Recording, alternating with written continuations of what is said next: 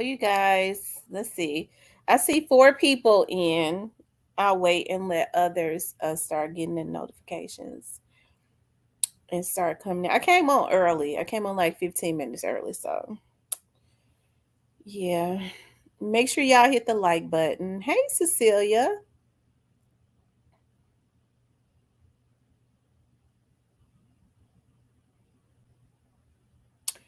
Yolanda. April. So witty. Holiday tracks. So witty. I think I said so witty. DJ Polo. Is that Polo? Positive vibes. TT baby. There go my girl. Too pretty Miss Kitty. Yam. Hey, Candy Yam. I ain't seen you in here in a minute. Mika baby. Kawana. Tim Jones. Art Mac. So witty. I've said so witty name about 5 times. Um, E23, Phyllis. Yep, Polo Corona Mama. Okay. Ashley, Renee, Positive Vibes Chat. I think I done said positive. Thank you for all the hard work praying for all. We are to pray for the enemies too. Oh, absolutely. Thank you, Felisa. Thank you so much. Rush. Um, New to you. Shout out to my moderators for doing a good job. We'll wait for like another minute or two and let others start coming into the room. Yeah, I made some baked chicken. Um I like flats. I like flats. And I baked them and I put some garlic cream of mushroom on them and they were so good. They were so good. They were fresh flats. I got from the market. That market in my neighborhood is so expensive, but at this point, because the weather is so bad, that's as far as I'll go right now. Um, I'm still writing this letter of recommendation from last night. See, oh, you still writing the letter of recommendation? What kind of recommendation, Ashley? Look at me being nosy. Hey, Sidron, Clarksville. Shout out to Clarksville. Shout out to Clarksville.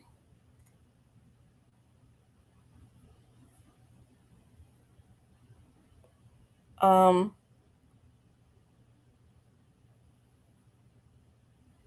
okay, for a board, for a friend. Okay. Miss Kitty, what you been up to? What's the word? Cause see, I thought I was gonna have to come way to Baltimore to see what was going on with you. I'm trying to make him sound good. Good. That's what we have to do. Help people. I want to talk about somebody just posted. I blocked them, so I was scared to say they might post in here in the chat. But because I'm mellowed out, I've been mellowed out all day. Thank God. You know, I've been saying I want to apologize because, like, I have triggers with certain things, and it takes me past like 100, and I lose my temper, and then like I could feel it when I lose my temper like that. And so today I've just been mellowed out, and I've been meditating and praying and stuff like that, and you know, and so there's some things that I'm going to have to. I was talking to my mother, and there's some things I'm just going to have to let go. And I kind of get emotional because the thing with my dad is that's one of those things when I feel like somebody has wish death upon my father and then try to kick me when I was down. sending your people to kick me when I was down. That's one of those things, just enjoying and celebrating because I thought so much about Father, celebrating his death. And so that's one of those things that I gotta let go, to the point where I don't let somebody make me so mad that it takes my pressure up. That's the second time that somebody on here has pissed me off. Steven did it. And then when they told me, about what happened yesterday, that did it. That's the last time I'm going to ever allow somebody to make me so mad that it takes my pressure up like that. There are some things that I just got to let go. But somebody came, somebody posted, um, and I think I've been a little melancholy because he's Francis and being around people trigger me. I think I've been a little melancholy because yesterday was my dad's birthday, and my dad normally didn't like anything for his birthday or whatever. But my sister and I would always take him to Red Lobster. And here's the thing: we would take him to Red Lobster for his birthday, and then he would always end up paying. And he was like, "Y'all pay, I'll pay. Y'all just leave the money I was gonna pay for my food with. Just leave a tip." He would always pay for everybody, and then he would just say, "Y'all leave the tip." Um, but somebody just posted in my comments that I've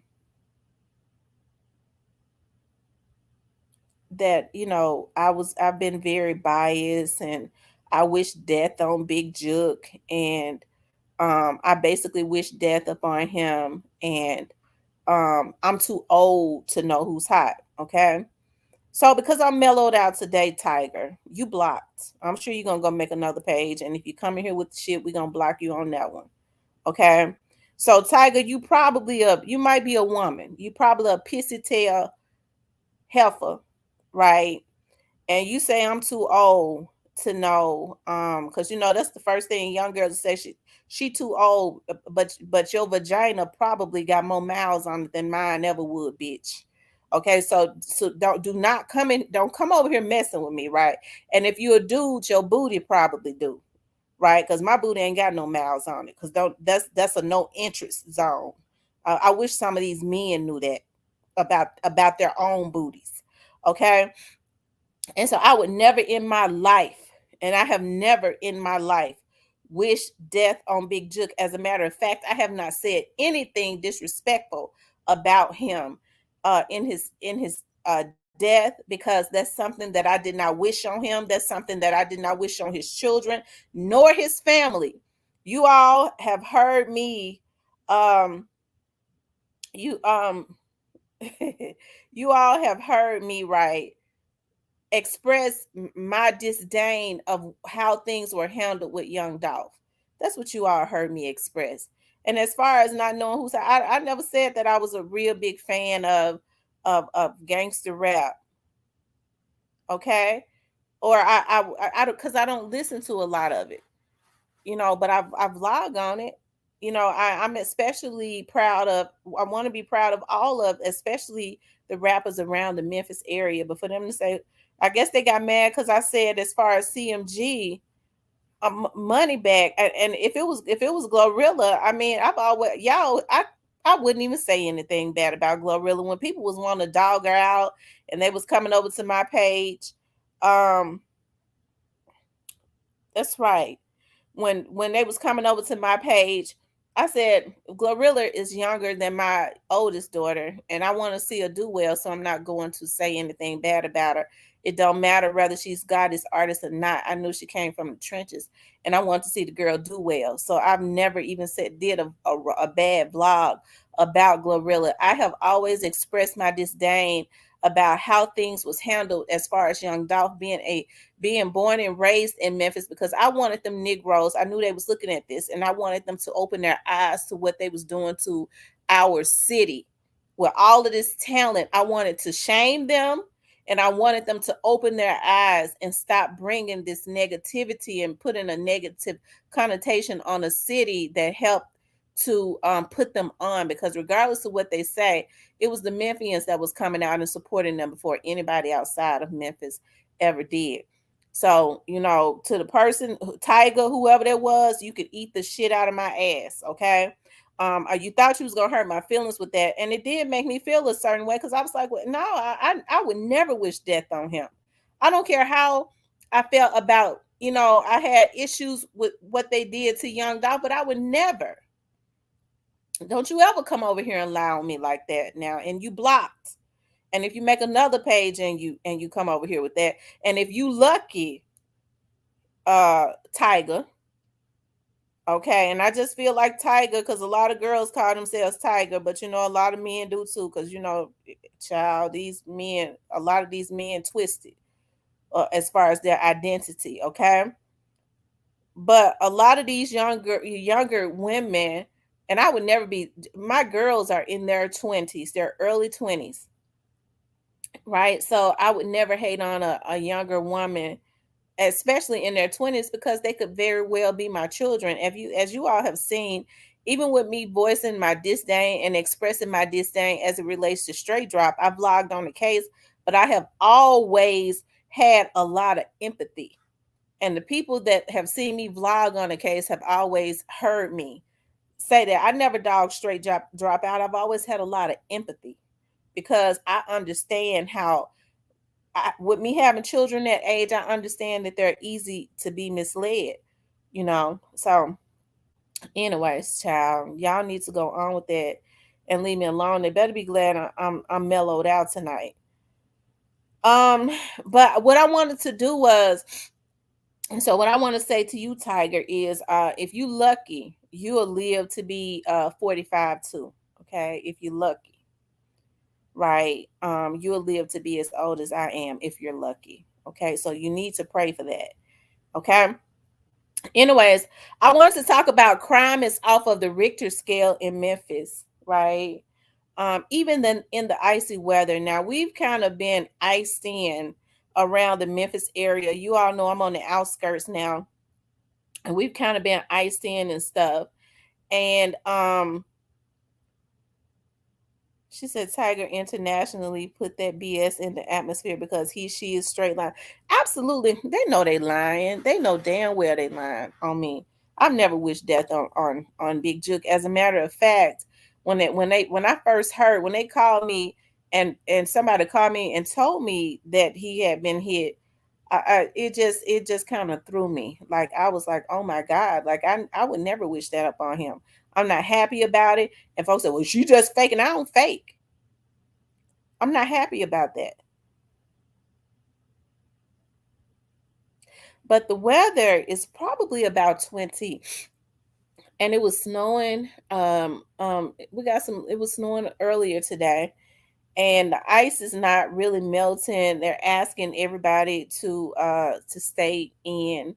If you don't have to get out. I do know, like, medical workers and stuff, they're having to get out. A lot of restaurants are closing early. Some of them ain't even opening up at all because of the streets and stuff like that. And even I had to get out yesterday and the day before, but I sure wasn't gonna get out today, and it's gonna be bad tomorrow. So I thought, with the weather being as cold as it is, with the weather being as bad as it is, I thought that the crime, would be it would be to a minimum, right? So I'm looking at, shout out to Blackwood News, and I'm seeing like there was a shootout last night. Um, where a lady was hit and two other people was hit. I'm thinking that there was a shootout at the Burger King. I'm getting ready to pull it up in Memphis, y'all. And that's the reason why I also put up there, it's time for a change, right? Um, Even though that person, Tiger, called themselves coming over here trying to troll me, I'm mellowed out tonight. But it also gave me a thought that it's just time for the thought process of our people to change. I always say that. But if we don't stop all of this killing, um, then our race is going to be extinct, especially with black men. Most of the black men are going to be dead. The other half of them are going to be in jail, let's see, 50% of them would be dead. The other 50% would be divided up. 25% will be in jail. The other 50% gonna be going with men, like they already is. And so, you know, they our race will be extinct. Memphis is going to need. Hey, listen, I've been saying that forever. That what they need to do is they need to bring in um the National Guard. And I don't know why they won't do it. Okay. I know why they won't do it. The governor, when the National Guard comes in, they have to be paid right by the state, right? They would have to be paid by the state of Tennessee. And so and so I just think that the governor, you have a lot of the black politicians around the Memphis area hollering and screaming to them, we don't need no National Guard because they gonna be mean to the black men's. So that makes me think that they have an agenda, because you see, like, black men are killing each other out. And that's why what I say about black politicians that really piss me off. Like, I don't be saying it just because he was my dad, but my dad was definitely the last of a dying breed. My dad was the only elected official that I've ever known.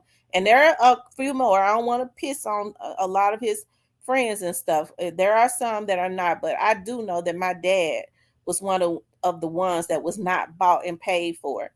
And he couldn't be bought and paid for. He was unbought and unbossed, right? So after they realized that they couldn't buy him and they couldn't run him off, they had to respect him. And so I can't understand why a lot of these black politicians, Memphis has majority black politicians. So you would think, with there being majority black as it relates to the leadership in Memphis, that that the black community, especially the urban communities, would not be suffering as much as they are. But what I've learned is, and I've been saying this, when a lot of these black politicians get in, um, when a lot of them get in, the white power structure, I'll say this, the white power structure, with the money, with that long money, right? When they want to control the black community and keep them impoverished, they have a strategy. They figured out a strategy that what they'll do is they'll start funding the right black politician and putting them in office, right? And when they start putting them in and putting them in place, um, hey, they're able to do anything and whatever they want to do. My dad used to always say that a black bought out, a black paid for Negro is way more dangerous than any white racist man could ever be, because a black paid for person that's in power can do stuff that a white man can't do and get away with it. And I think that's not everybody, but I think that's a lot of what we're seeing, because why wouldn't they want to start bringing in like the National Guard? Or because when they start hiring more police officers, it's not a whole lot they could do. People tend to forget that police officers are there to enforce the laws that are already in place. They don't make laws, and they are just responders. So after something happens, they respond to it, right? So they're just responders. They need to start being, see, police officers are hired to be reactive.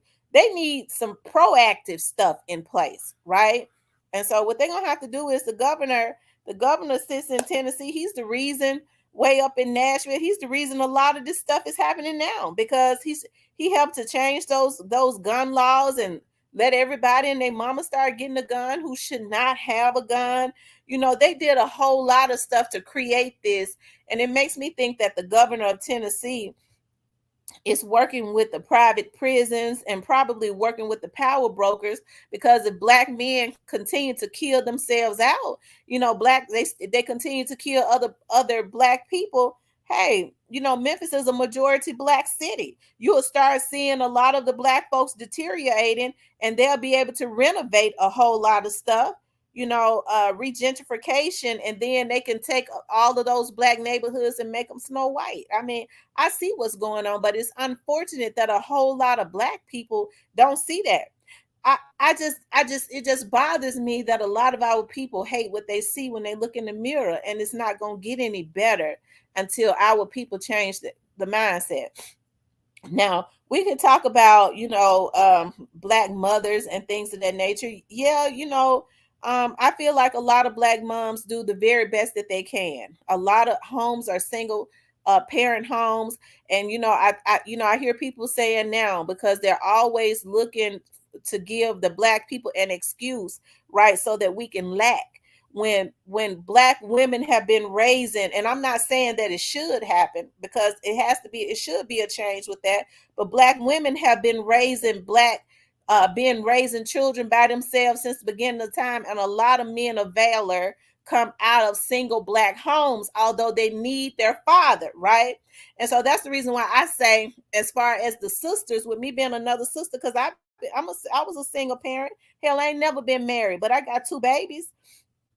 It don't hurt to start choosing better men, but the men are gonna have to start stepping up and being proactive in their sons' lives, regardless of whether they want to be with the mother or not. They got to be proactive in their sons' lives, because there is just no excuse for men not to be doing what they're supposed to do as it relates to helping to guide their sons in the right direction. I remember a time where parents would want it better for their children. Even if they were out in the street, they made sure that their sons and their daughters were not out in the street. But now everybody is glorifying, for some reason, crime and murder and all of that. And a lot of these people now look at it as an honor to have their children in the midst of crime. And women who are supposed to be the models of the household, who are supposed to be the more logical ones, I don't see them trying to stop it anymore, right? Because you have women now that are allowing men to do any and everything around their children, and to teach them bad habits, and is not objecting it, right?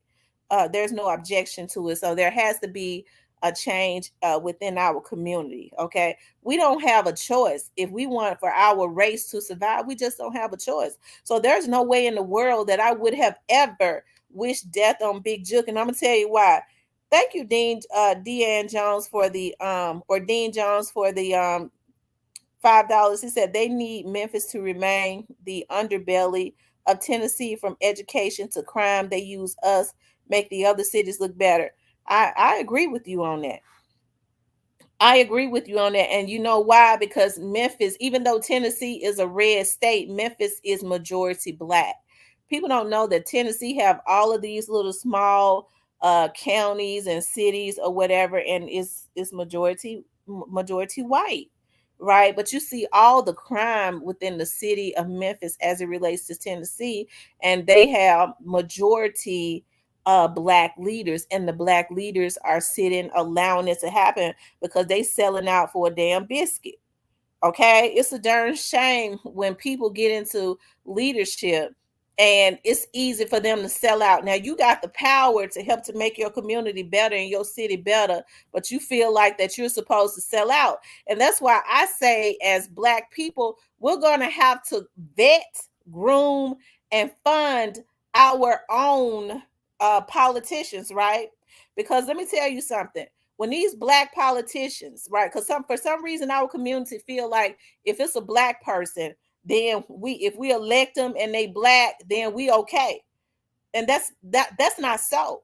Because if a black politician rises up and we don't vet them, we don't first of all, tell them what we want. We always let people come to our community and tell us what they're going to do. We know what we need in our community. We understand how our children are suffering, the educational system, and all of that. I noticed with other communities, they don't let politicians stand up in front of them and tell them what they're going to do. They tell them, this is what we need in our community. Can you do it? If you can't do it, then we don't need you. And so what they do is, the reason why other communities are so proactive, what they do is they say, well, look here, we vetted this person, we vetted Billy, John, or whoever, and he seemed like the better politician.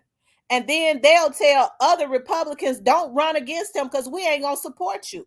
We've already decided that we're going to get behind this person. So unlike the Democrats and the black community, you're not going to see 15 or 20 people in a race, because the Republicans are more organized. White people in other communities are more organized. They dare not divide up a race, because they understand it's not about them. It's about the betterment of their community.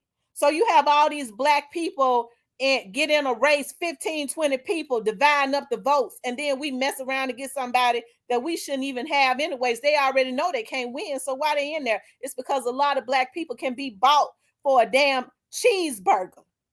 Okay, you better not put no mayo and onions or nothing like that. They'll sell out the future of their people.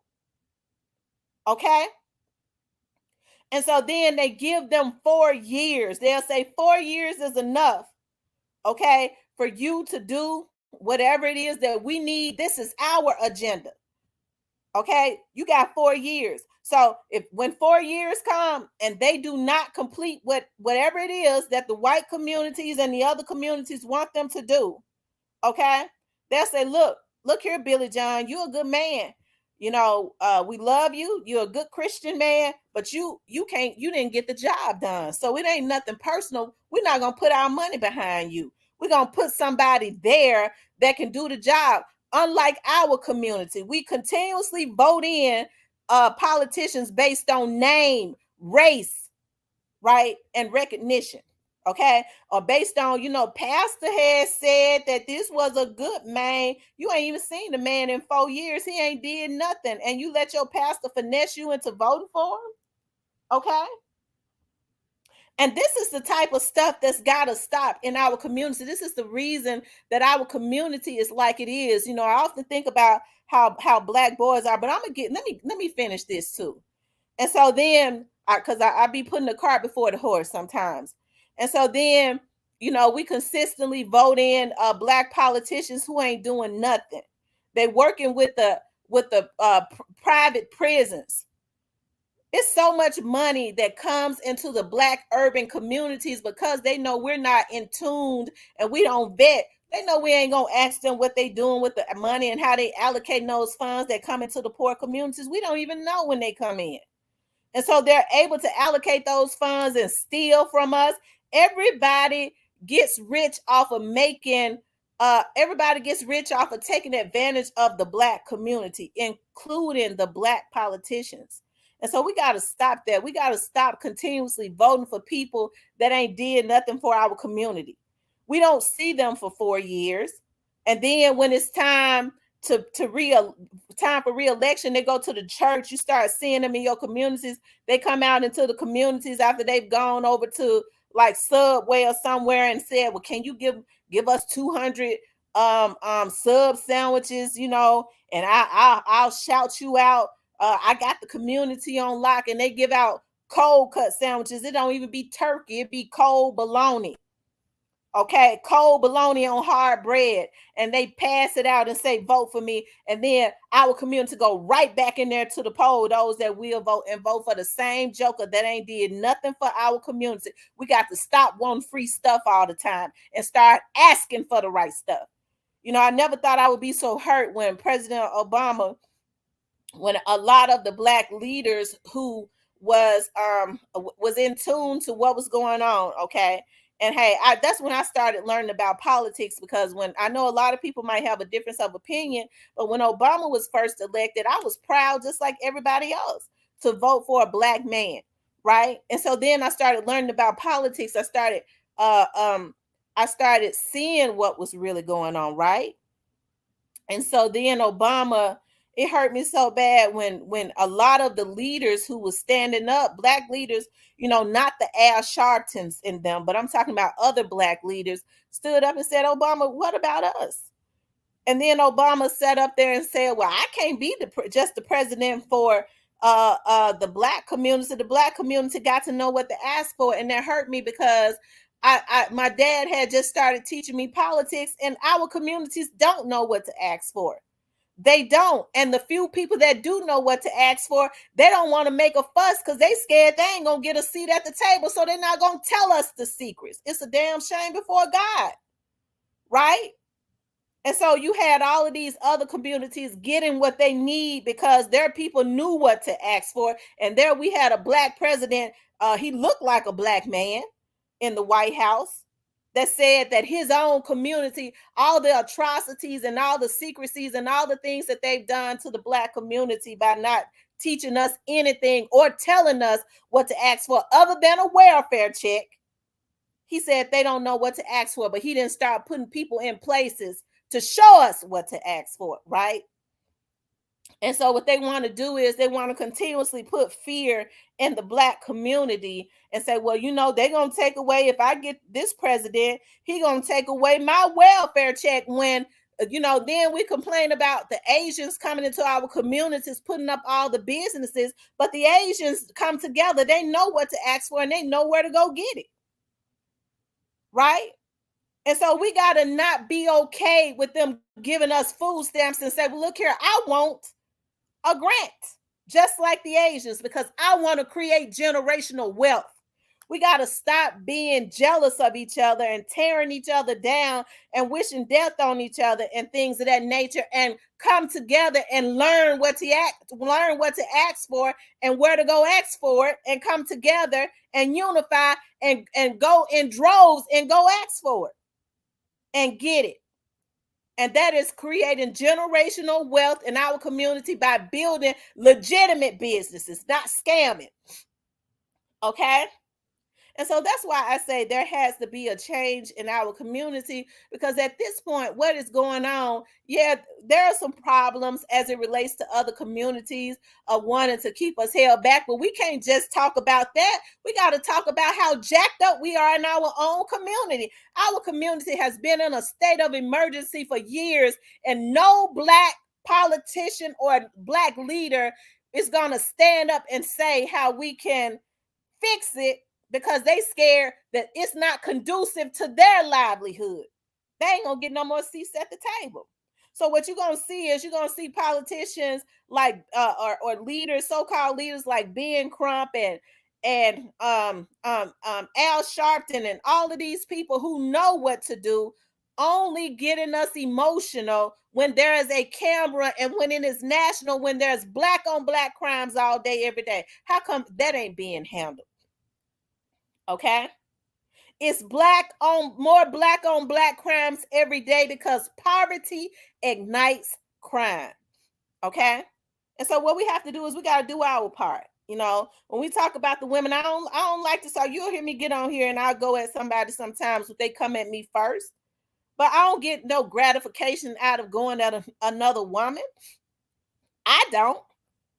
But as women, we do have to do better. When we see our young girls and our young teenage daughters and young adult daughters selling tail and shaking tail, and then we sitting up gloating and grinning, talking about our daughter's shaking what I gave her.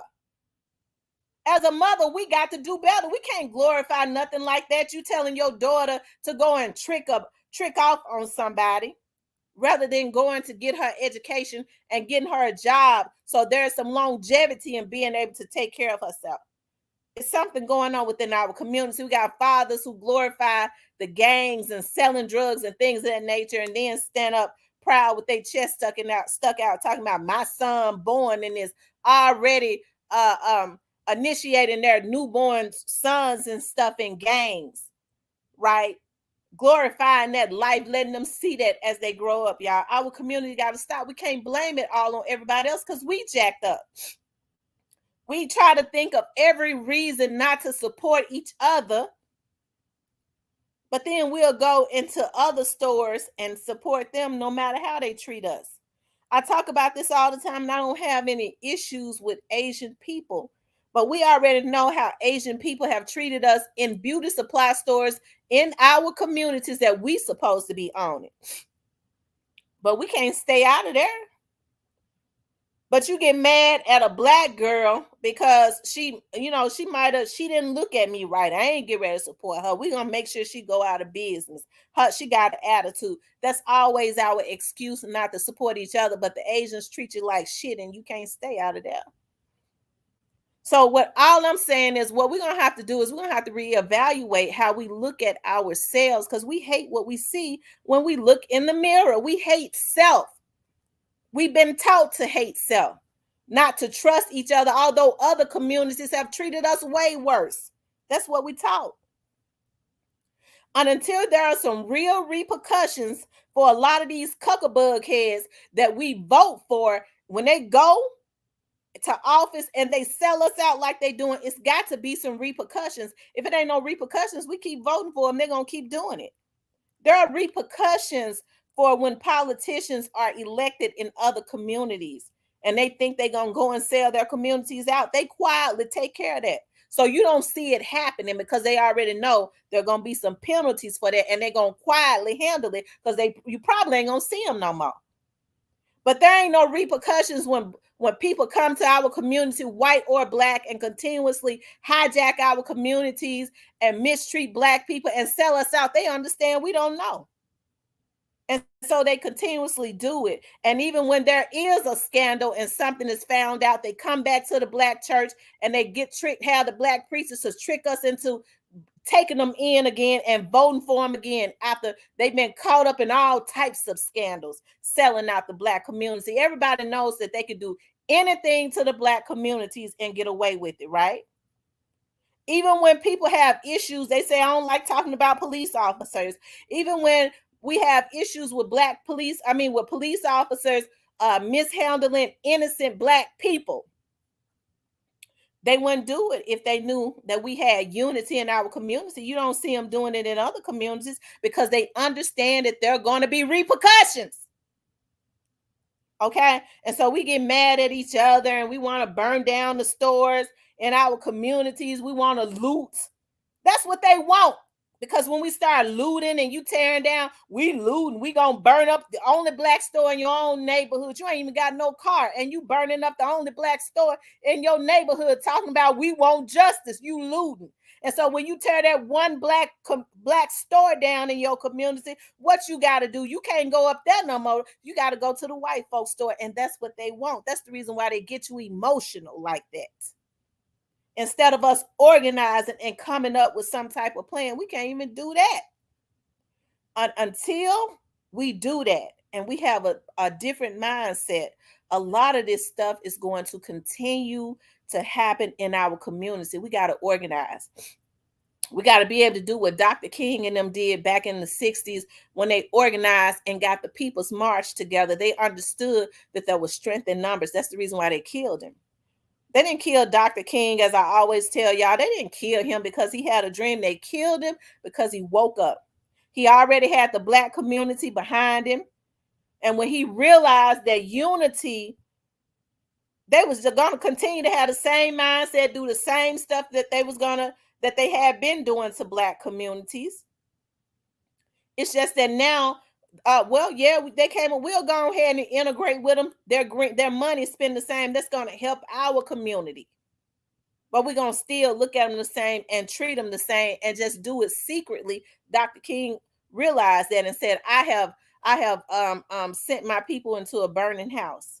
That's what I realized. And he was getting ready 3 weeks before he was assassinated to go back to the White House and demand that they give us reparations as they was giving the Jews in the United States, even though what happened to them happened over in Germany or somewhere with Hitler. They assassinated him because it's always meant for black people to be consumers, never have enterprises, right? Not a whole lot of us, and to be taken advantage of, right? And so we're so busy fighting with each other and stuff and killing out each other, we don't even realize we got a bigger problem. And so that's what they want. If they wanted to stop this crime, why do y'all think that they start stopping crime when it starts to spill over into the white communities? That's when they really start doing something. But as long as it stays in the black community, everybody try to talk about, we don't know what to do. They know what to do. They got the resources to stop it. They understand that poverty ignites crime. But we got to have a different mindset. You see Miss Lula May go get a car. It's not for you to break in. Well, I broke into it because I stole it because I had wanted it. No, Negro, you got to go to jail for that. And so nobody's going to take us seriously when we standing out protesting, when you know Junebug ass just went into a house and killed up everybody. And then you standing out protesting with a sign talking about they had treat black men as wrong. Yeah, I know Junebug had killed it in all them people's, but you know he's a black man. Ain't nobody going to take us seriously. They think we're a bunch of damn fools. So we got to be proactive and let Junebug and them understand when you violate the black community, nigga, you black, we gonna handle you before the police. You better worry about what we gonna do to you before the police even come into our community. It ain't no repercussions for doing wrong in our community. And so that's why I say we got to organize. And so that's why I say to a Negro, whether you was a woman or a man, I would never in my life wish death on somebody. It's a damn shame that people feel like you wishing death on somebody when you say, nigga, y'all wrong for killing young Dolph. They was wrong for doing it. I'm not going to back off of that. But I would never in my life wish death on somebody and wish that type of hurt on his mama and his children. Never, because I'm not evil. Never. And so that's why I say there has to be a change of mindset in our community. Because when you start calling out the wrong that these Negroes doing, you wishing death on me. Motherfucker, you just killed somebody and you was wrong for doing it. People think you doing them wrong in our community when you start calling them out, because ain't nobody calling out wrong no more. They doing everything they can to try to make wrong look right. And that's the reason why we can't come up out of poverty. Our community can't rise because you can't make wrong right. We're going to have to be righteous. We're going to have to come together and do it right. Because if you don't do it right, ain't nobody going to listen to you. And so that's why I say there has to be a change in our community. We don't have a choice if we want our communities to survive. We don't have a choice. I love black men. Black men are supposed to be leading the black community. They're supposed to be hearing from God, or some people call it the creator, who whatever they call it, they know their asses ain't here on their own accord. They're supposed to be hearing from that source, right? They're supposed to be in tune to that source because we're in the image of that source, right? The men are. And then they're supposed to be covering the women and the children, and everything is out of order in our community. That's what they're supposed to be doing. But instead, a black man can't even get a record deal, okay? Unless he is demeaning the black woman. And that is the reasons why a lot of them can't catch a break. All of that karma is coming to them because you want me to tell y'all the truth? A lot of you niggas don't want to hear this. The woman is the blessing. The woman is the blessing. She is not your whore, your bitch, your baby mama, your slut, whatever you call her. She ain't that. And that's the reason why you niggas can't catch a break. You came out of a woman. You hear a lot of the black woman against us. We give birth to black men. How could we be against them? Hell, if we was, we go over there to the center and abort them. They come out of us.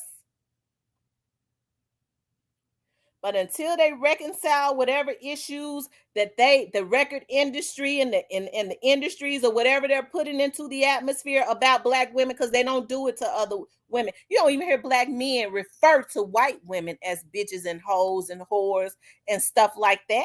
Why you think they on Diddy head? I don't know what Cassie is. She ain't black. Okay? They had to get the closest thing to white because Diddy knew not to do it to a white woman. He stopped short of getting a white woman. All that stuff he was doing and they was backing, he already knew they weren't going to back him doing it to a white woman. So Cassie is the closest thing to a white woman. That's the reason why they're on top of his head. So other black men know that they can't, in the industry, they know that they can't mistreat a white woman. They knows how to handle them. The industry ain't going to support them. It always has to be black women, and the black women are the blessings. That's the reason why these niggas can't catch a break. And every time they think they got a foothold, they slide back down to the bottom. Okay?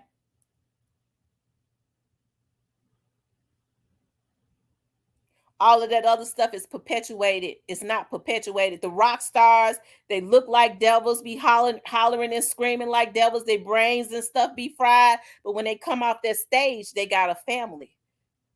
Black stuff drawn all over their face, but they got women and children. They got wives and children. They don't perpetuate that baby mama stuff. Even brain fried and all, they got wives. They only perpetuate that in the black community. Okay? And so you got black girls now and they mamas, even my age. Yeah, baby mama. Yeah, baby mama. Child, they've done everything that they can to destroy the family structure in the black community because they understand that we're stronger in numbers. If there is a strong man and a strong woman who ain't foolish in the household, they're gonna build up, they're gonna raise up strong children, right? If they raise up strong children, they're not going to go for what's being perpetuated in the atmosphere, and they can't take advantage of us. They won't be out there bang bang shooting them up. Okay? So they're gonna always promote baby mama, and they let the black people know you gonna promote that if you want to get rich. And we selling out for a damn dime, and then 5 years later they broke, busted, and disgusted. So you sold out the future of your people for nothing. That's the reason why they instantly started getting them on drugs, so they understand they just need them to promote an agenda for this time until they can raise up and raise up somebody else and groom somebody else. And then 5 years later, they broke, busted, and disgusted on drugs somewhere. You don't even know what they look like. They ain't even got the money no more. But what they have put into the atmosphere in their community remains. And that's what they understand. Continuously helping to destroy our generations, right? And so that's why I say we as people, we gotta stand up. You know, when people say, well, what us gonna do? What they gonna do about us? What they gonna do about little Junebug and little Rufus? You got more control. Little Junebug and little Rufus is growing up in your household. No police officer, no county commissioner, no mayor should ever have more control over your children than you. So we got to stop outsourcing all the responsibility and take care of our households, whether it's one parent or not. That's what we got to do. And ladies, start making better decisions. If Negro ain't doing right when you have the first one by him, you ain't got no business having 3, 4, 5, 6, 7 by him. You knew he wasn't no good the first time. So we got to start making better decisions. But don't nobody want to tell us that. They don't want me on here talking like this. It might wake some folks up. That's the reason why they try to monitor now what we put into the atmosphere on social media, because everybody gets rich off of the black community being in disarray. That's what they get rich off of. And they don't give a damn about a black man dying. I would never wish for a black man to die.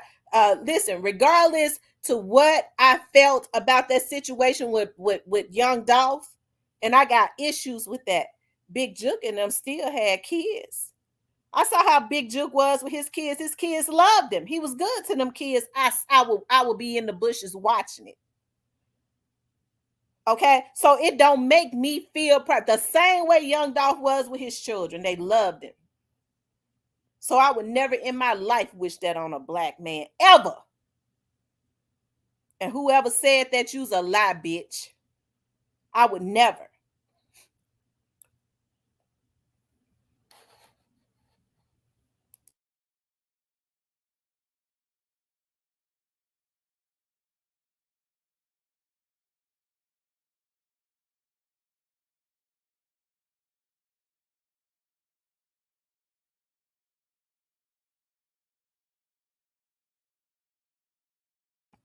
Can y'all hear me?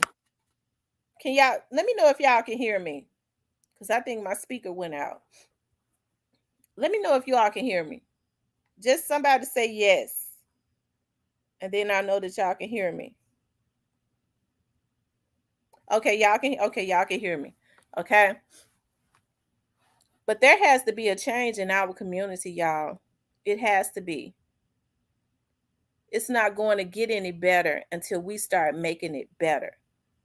We're always looking for somebody of another race to come in and make the Black community better. We got to start building our own wealth and demand it. See, they don't ever want us to deal with politics. You know why? My dad taught me this. When you hear Black folks, he says, let me tell you, my dad was an elected official. And so my dad said, let me tell you something. He used to call me Gal. My dad died. It'll be a year in March. He used to always call me Gal. He said, let me tell you something, Gal. I've been in politics now for over 30 years. He said, let me tell you something. Don't you ever in your life as a Black woman say that you leave the politics to the politicians. You know why, Gal? I said, why, Dad?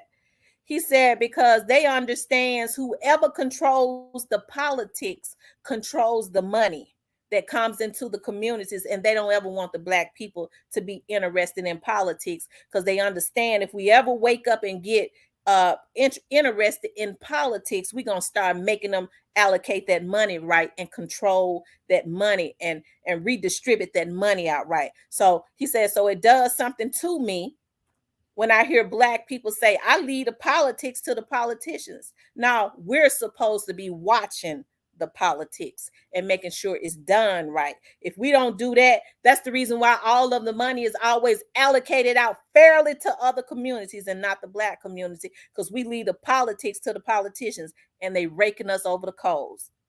Okay? And so that's why I said we have to have a mindset. Thank you, Nikki.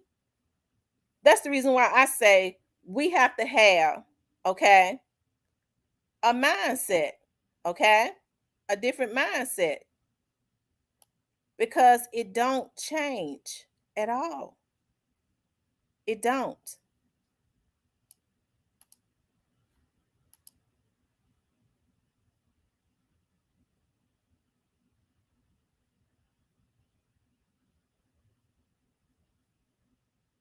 Until we change our mind,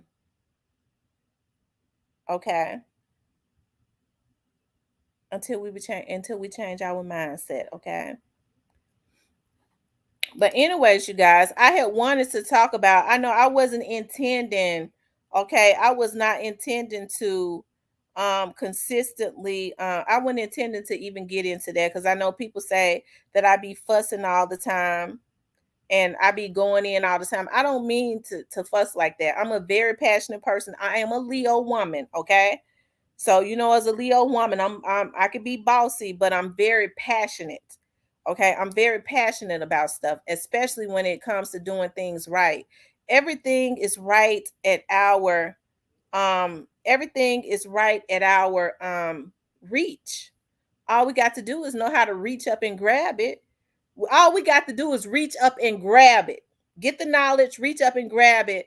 But instead, the fruit is always dangling over our head, and we want somebody from another community to take the fruit off of the tree that's dangling at our reach and hand it to us.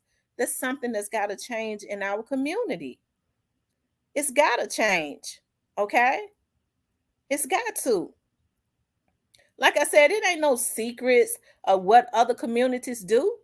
It's unity. That's something that we don't have. And so that's the reason why Willie Lynch said he had a formula to make sure that Black people would be divided that would work for years and years and years and years. And it was division. We can't do nothing. They don't intend for our people to ever get together and do what Dr. King did and get another People's March going. They understand that it's unity in numbers. And so that's why what they do is they always get a token Negro and put them in front of us to try to keep us in our place. And so that's why I say we got to stop being finessed by people. See, folks don't like people like me. If I sit up and I tell you how it is, but I'm going to make sure that you eat, I'm going to make sure that I teach you how to get some generational wealth. I teach you how to get it. I show you how to get it. But I'm going to tell you when you're wrong. I don't like her. Our people want our egos stroked, and we want to be finessed, and everybody want a titty in their mouth. Okay. And as I always say, if you 40, 50 years old and you still sucking on a pacifier, you retarded. We got to come up off the milk and start eating meat. You got to start eating meat and getting the knowledge so you can start eating steaks on a regular. It won't be nothing you brag about. It'll be something that's constant in your life. I likes to eat the best. It's a whole lot of money out there. And the money ain't just for a certain community. It ain't no way we should be robbing and stealing and killing with all the talent that's in our community. We let the industry, the music industry and stuff hijack our kids' talents and our talents and then distribute to us what we want. And then you get a lot of Black people who start getting these labels and stuff. And instead of joining with Young Dolph to start a movement to overthrow the record company that has been the industries that have been financially raping the Black boys who got all the talent, rap bringing in all this money, and women, we kill him. And this is something that has been a consistent pattern in our community. Any leader that starts to rise up, we get jealous and kill him out and shoot ourselves in the foot and wonder why we ain't moving forward in our community. We let somebody on the outside infiltrate our community and trick us because of our jealousy, or trick us into giving us crumbs to take out another leader that's going to help to bring our community out of bondage. Everybody wasn't born with it. We get jealous of the people that are out front. That's like a Malcolm X that has the knowledge or has the verbiage to know how to speak. And I don't like him. We need to kill him. He getting all that attention. Nigga, you ain't got that. But everybody has a role. And everybody need to play their role. Everybody can't be out front. Everybody can't be a Malcolm X. But they sure can work in the background and do it well. Because it ain't about you and yours. It's about the future of your lineage. What we do ain't about us. We supposed to be creating generational wealth for our children and grandchildren and their children. That's what everybody else did. Oh, it's about me and mine. I had just want to party until I can't party no more. You 60 years old and still talking about you partying because you ain't had no childhood. You should have done went and got you some help. We gotta change our mindset. And I'm serious. We gotta change our mindset.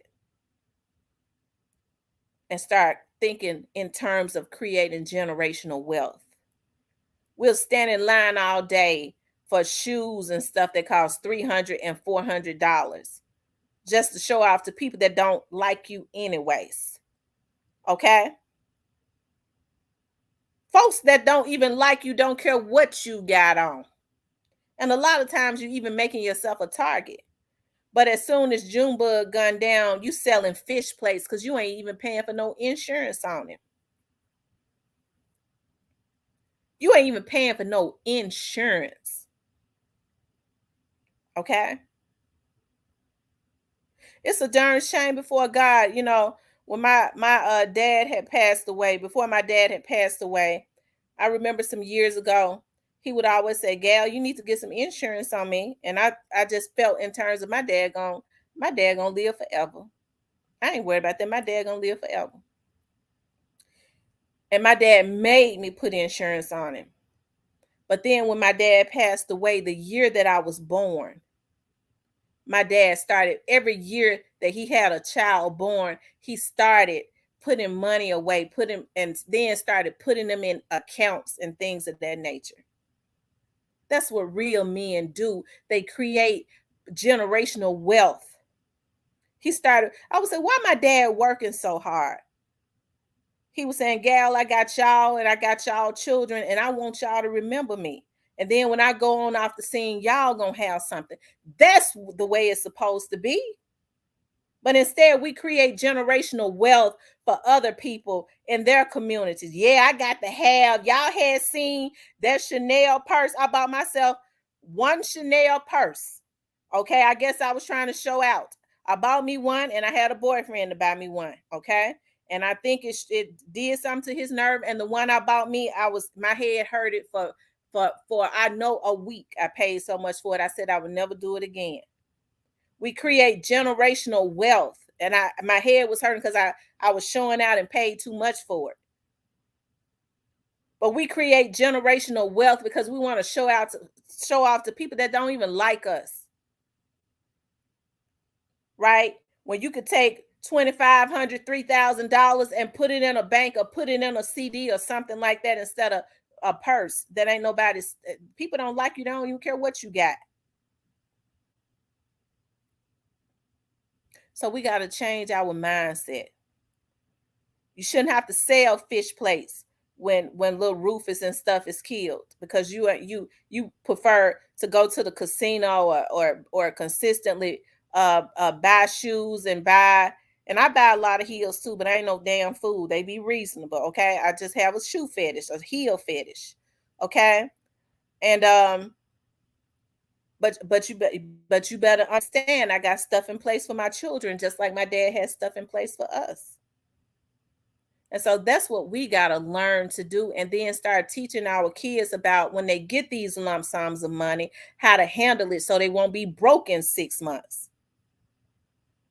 That's the difference in us and other communities. Our minds are in the wrong places. Our minds are on how we going to get over on each other, how we going to make this person life miserable. I'm going to try to get them any way that I can. And then what happens is you start creating that bad karma. Because I'm going to tell you something. When you start going after somebody, you think you're going to go take somebody out, you have started a war. Okay, you can't say, well, I done mess with you as long as I want to, and I made your life hell. I want to wave the white flag. No, you have sparked something inside of that person, and they ain't gonna stop until they get revenge on you. So why not just leave people alone? You ain't gonna be able to go kill nobody and then say, well, I didn't kill them. I didn't had a epiphany. I don't want to fight no more. The person, they people ain't gonna feel that. So you can't start talking about I have a dream after you have taken somebody loved one out just because you satisfied now that you did it. The war goes on. So that's why I say we got to start thinking, y'all. We got to. And that's why the men got to start stepping up. I love it when I start tuning in to like different people's vlogs when I secretly do it because I don't even be wanting nobody to know who I look at now. Okay. So when I quietly start tuning in to people's vlogs and stuff, and they're kicking knowledge about stuff within our community. We don't have that in our community. And that's something we got to start doing. It's too many Black people. It ain't but a few, that sits at the table that's scared to tell Black people the secret of how to create generational wealth for real because they scared that they won't have a seat at the table no more. But in other communities, it is expected for them to spread the word on how to create generational wealth in their communities. They just can't do it at the Black communities because they're going to snatch that chair away from up under them. And so with us spending over $3 billion a year, we should have the power. Money is power. We spend more money than anybody. We could demand a whole lot of stuff if we came together. Because if we stop spending money, other communities wouldn't have no damn generational wealth. So that's why I say we got to get our minds together. We got to. Okay? We got to. We don't have a choice. Women are going to have to start acting like women. They are. Women are going to have to start acting like women, acting like ladies, building their households up. We're going to have to start back promoting marriage in the Black communities, the family unit. I love looking at like pictures and stuff from the 60s and 70s where you listen to like the dictation of Black people, even if they lived in the hoods, their dictation, their verbiage was different. They pronounced their words right. They really started working on our communities in the 80s and 90s, and look at the result of it. And we let them. That's what I'm talking about. We let them do this to us. And so that's why I say we got to change our mindset. And any leader that we send up there,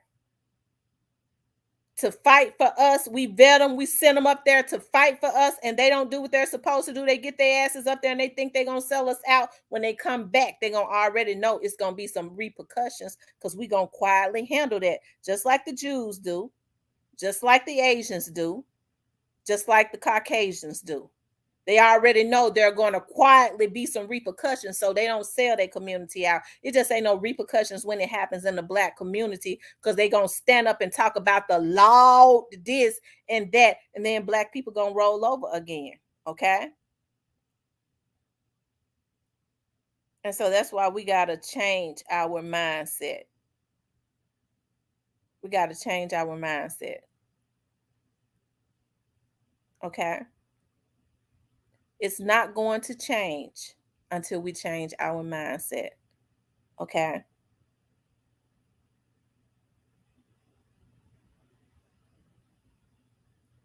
Y'all make sure y'all hit the like button, okay? I didn't come in here to do this. I did come in here to talk about we gotta change. But it's gonna have to be some reconciliation with the Black man and the Black woman. I've been saying that for over a year.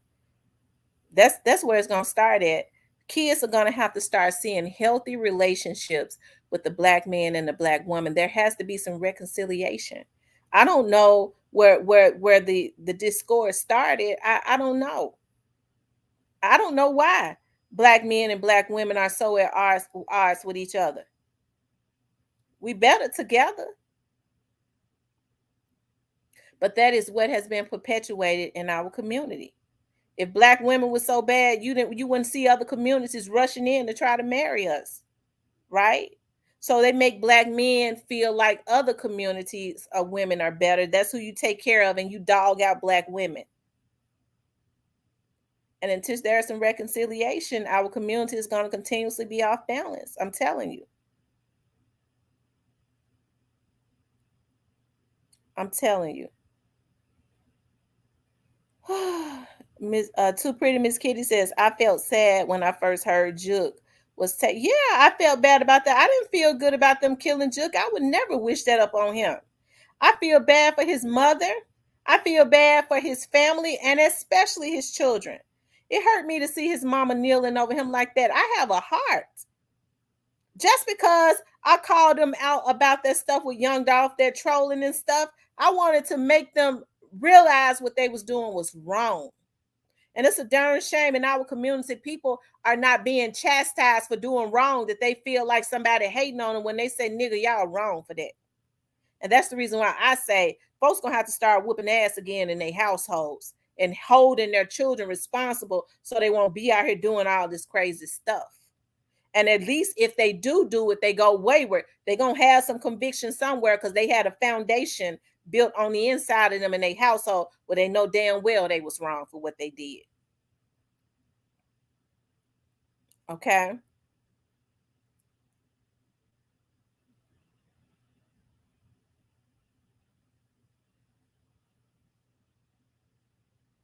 It says, and stay out of the streets, old and young. Right. And stay out of the streets.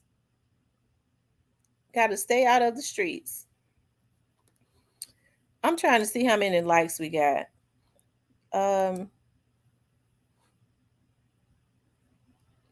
We only got 164 likes. We need to get the likes up. Okay. We need to make sure we get the likes up.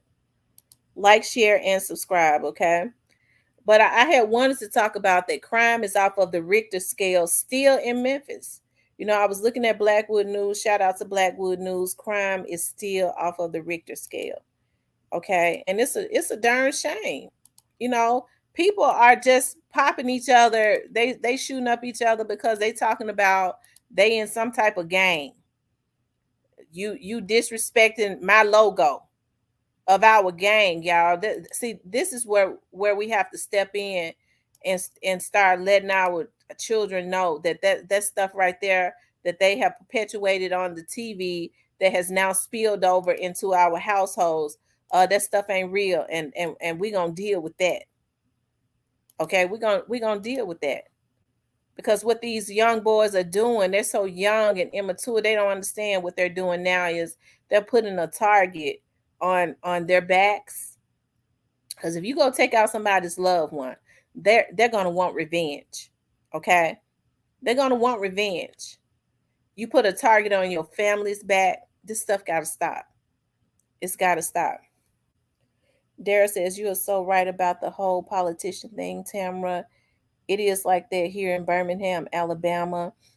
All we do, all we have is black figureheads and no real leaderships. They are just there for the money and status. Lord have mercy. It's sad.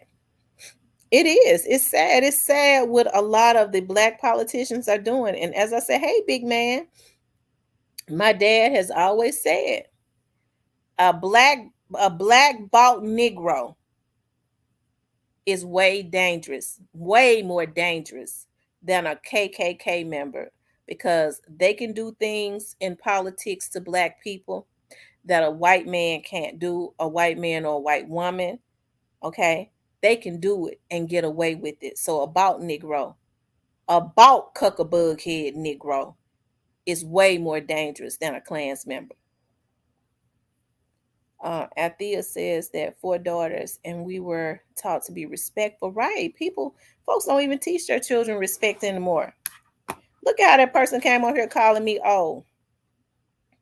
You too old. Don't get me started. Don't get me started, child. South Memphis says I buried my little brother here in Memphis because due to a gun violence, and I watch my mama cry every day. Lord knows what Gotti and his mama is going through. I don't wish that pain on nobody. I don't either. It hurt me to see a Juk's mother kneeling over him like that. As a mother, as I always say, we're the protectors of our children. So can you imagine when we're the protectors of our children, we stand in front of our kids, we always got answers as it relates to helping our kids or keeping them out of harm's way or whatever it is. And seeing her kneel over him like that, that picture that was circulating, when you looked at him, you knew he was no longer here. You knew he was gone. Can you imagine the desperation of not being as a mother, not being able to do anything to help your child? Big man says, I think God has set his brother up because his Fed case was coming up. I don't think God, I don't. I think it's just like the streets of Memphis is saying it has something, it didn't have anything to do with Young Dolph situation. It had something to do with something else he had going on, whatever that was.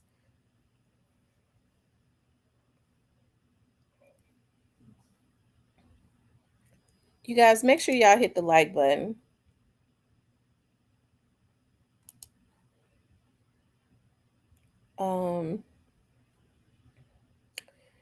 James says, was Dolph shot inside or outside of the cookie shop? He was in the cookie shop.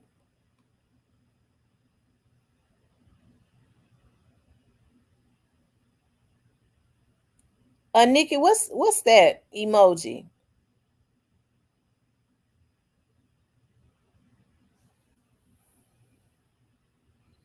South Memphis Nuke says, I walked up on my mama smelling my little brother clothes, and then she just broke down crying.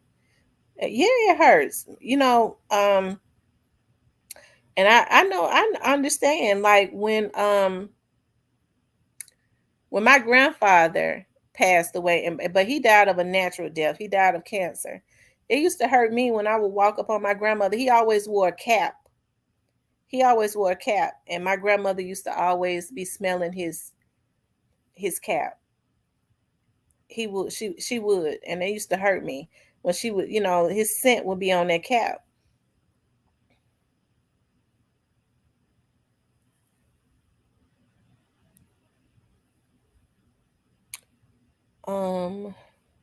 Some of these, they don't know when to stay out of the streets. Yeah, they're gonna have to get the streets up. It ain't nothing good happening in the streets. It ain't nothing in the streets but funerals and caskets,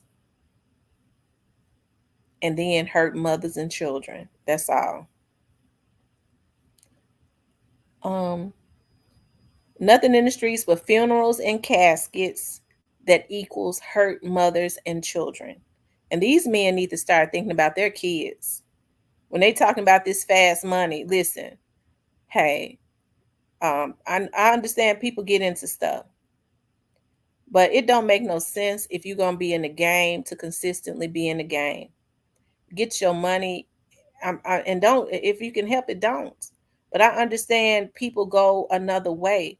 But you've been in the game since you was 15 years old. You still talking about you slanging something.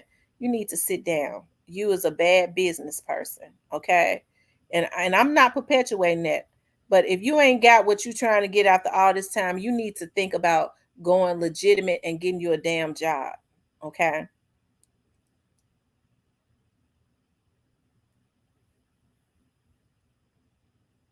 Um,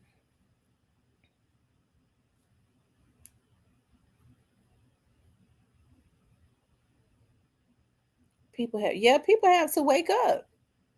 They do. People got to wake up. And then black people got to stop trying to piss on each other all the time. Our community stay at war with each other, and it's all about jealousy. We're always at war about jealousy.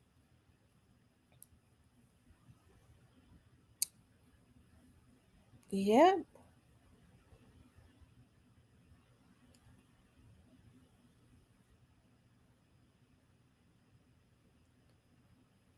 Anyways, you guys, hit the like button for me. Let me see how many likes we got. We still only got 164 likes. We got 181 now. We should have at least 200. So we need like 19 more likes. So if you have not hit the like button, please do hit the like button. And if you want to support the channel, you can hit the Cash App, or you can hit the super chat or super thanks. Okay. Absolutely. Black men deserve to grow old.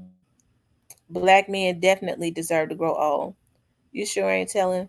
You sure ain't lying. They've been selling drugs all their life and ain't got right. Been selling drugs their whole life and ain't got nothing. Standing on the corner, it does something to me. And I'm getting ready to make a whole lot of people mad, but I'm getting ready to speak the truth. We have our priorities mixed up. I think about, like, in the neighborhood that I live in, I see people, like, people who definitely got way more money than me. Um, but because a lot of them, they have very, very successful businesses. A lot of them are, they are in the medical field, doctors and stuff. And I see the types of cars that they pull up in their driveway. Their houses are huge, but they might pull up in a Toyota Corolla. No, yeah, a Toyota Corolla, not even a Camry, a Toyota Corolla, and they are a doctor, right? They understand. They just want to get them something nice that they can get to and fro from. It ain't a lot of gas. They ain't got to spend a lot of gas money. Is it, the car might be, the parts might be easy to get fixed or something like that. But that house is gonna be off the Richter scale. Okay. But then in our community, you might ride through South Memphis and you see a house, and I ain't shitting on South Memphis. I love South Memphis. I grew up in South Memphis.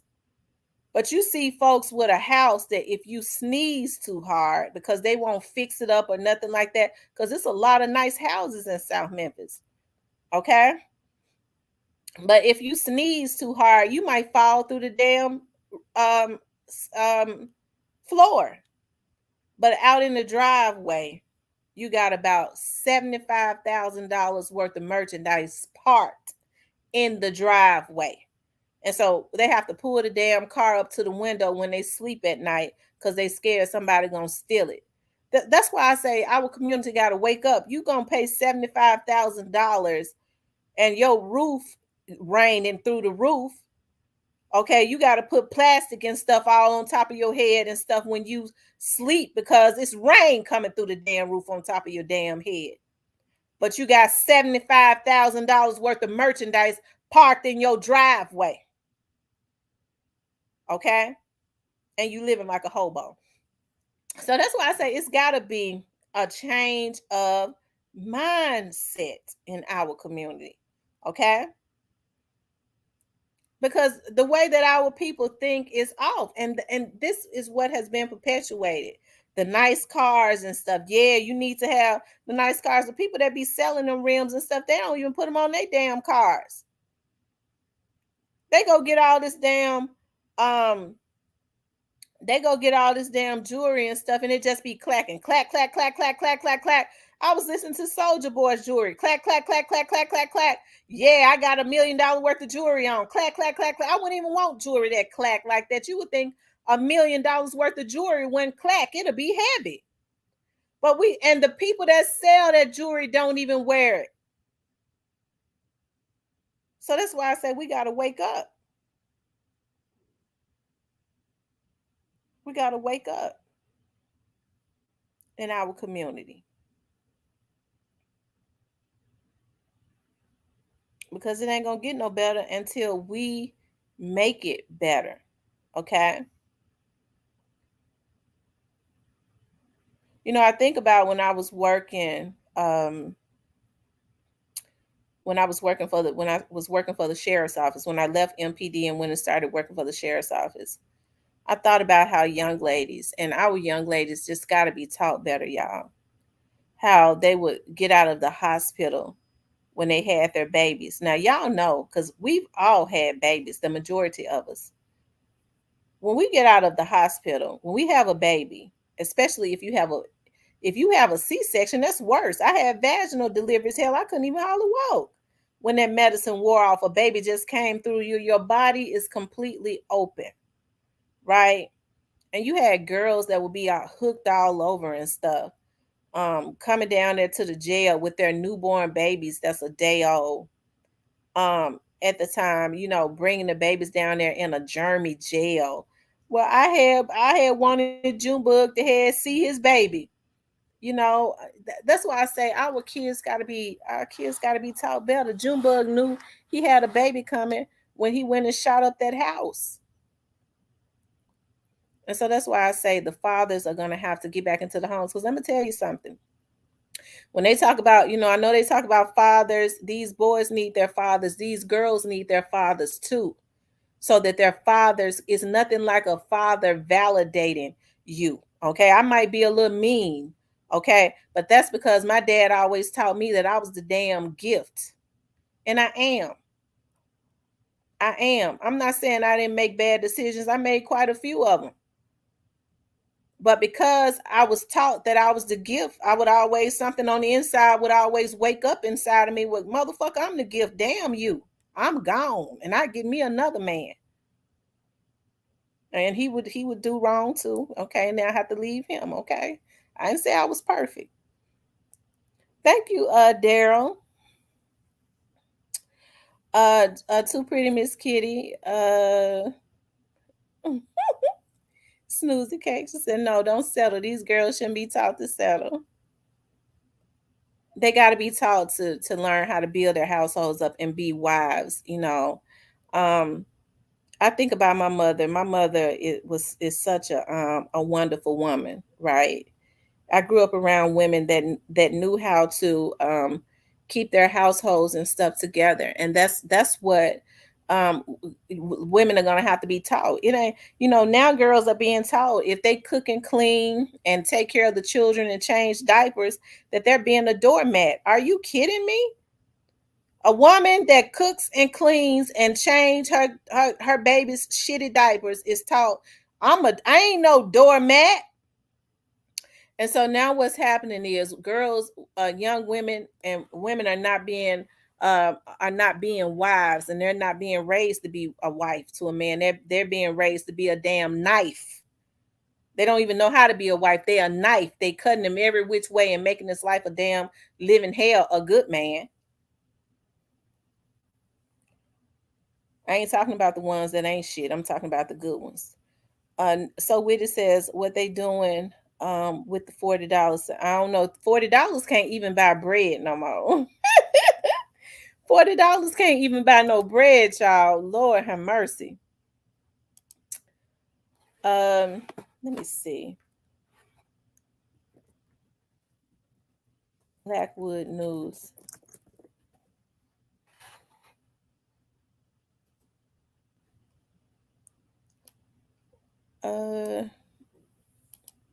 And shout out to Blackwood News for everything that he does as far as the city of Memphis and stuff. He be out there on the scene for real, okay? He be out there. I'm a daddy's girl. My father, grandfather, uncles, brothers, and male cousins spoil me. Right? My cousins were my cousins are, you know, when I was growing up, they were out in the street, but you know what? They pretty much had the girls spoiled. They had us spoiled too. Uh, let me see. Let's see what Blackwood News got going on.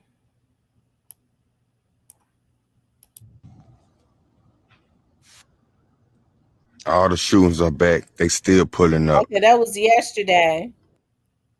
The, okay, this is today. He says there's a shooting at a Burger King in the medical district. Blackwood News. That's where the rich white people Man, stay. Paul had a shootout.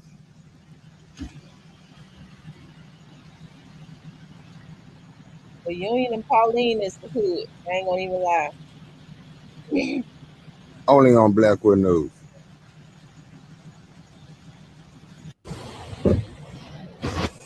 And shout out to Blackwood News because he does that brother out there doing it. He's truly the voice of the city. Now that's the voice of the city. Um,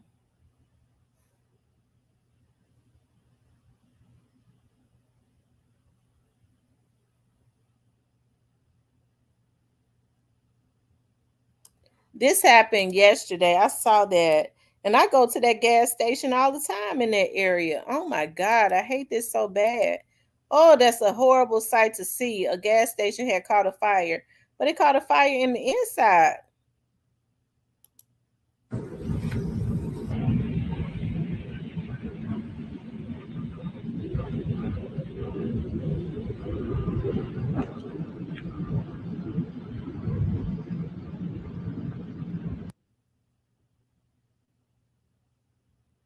Whew,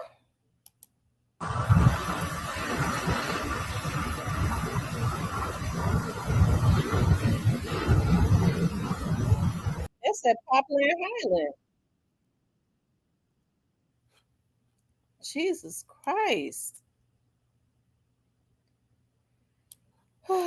Yeah, this is how it's looking in Memphis, even and the surrounding areas that's close to Memphis, like Mississippi and Arkansas. This is how it's looking with the in the city and the surrounding areas. It's definitely a blizzard, and folks still out there acting the fool. I thought it would be too cold for them to be out there, but I guess when you're drunk and you getting high and stuff, your body be hot because they be sweating.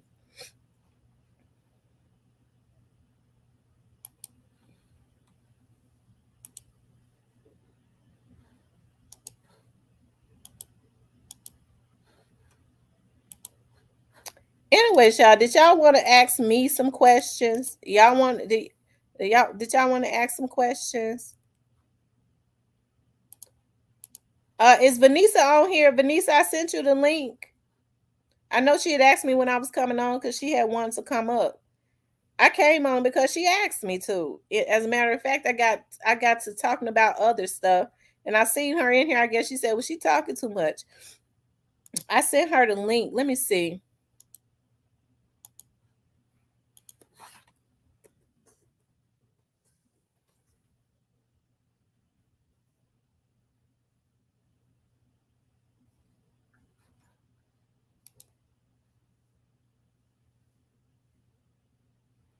Says criminals are like the postmen. Oh, for sure.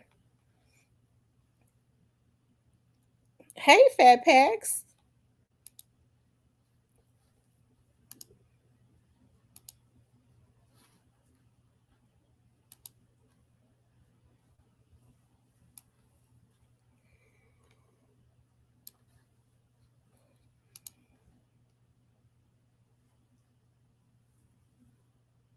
Um, they are only stored in auctions, not rolled in.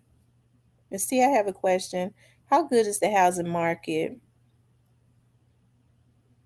in your area? It's not good at all. All of the houses are 3 to 4 times what they used to be. It's terrible. Do you think Chief Davis is doing a good job? Do I think that she's doing a good job? I don't think that Chief Davis is doing a job at all. Honestly, I don't think that she's doing a job at all. I think Chief Davis is doing what she's told to do. I've always voiced that. She's never had a say.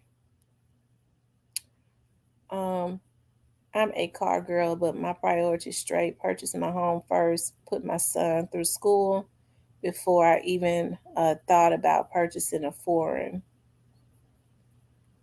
That's right. The prices are coming down, but not enough. Interest rates are high. Yeah, I was going to say interest rates are through the roof.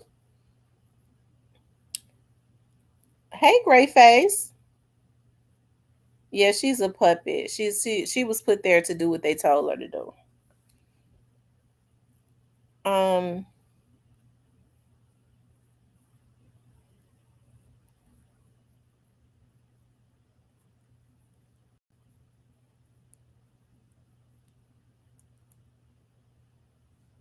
yeah, I keep seeing high prices and tax rates down here.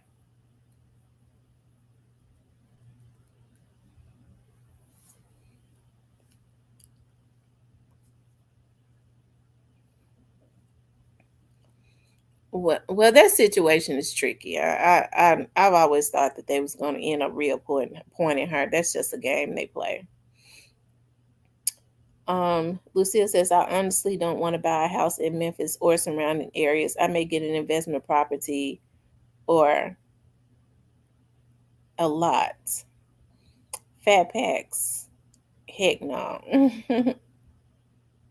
Lucille, right? I wouldn't. Yeah.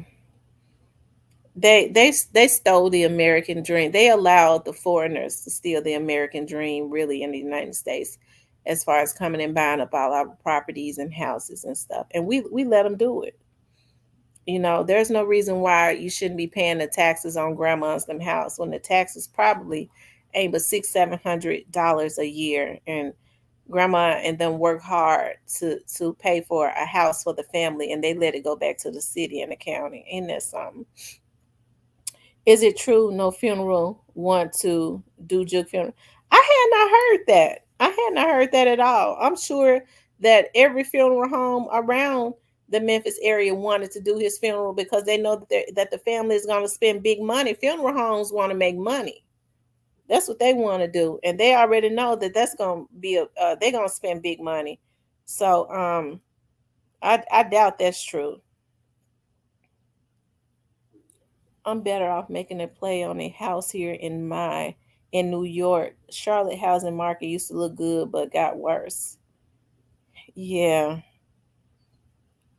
New York housing market has always been very expensive. Ooh.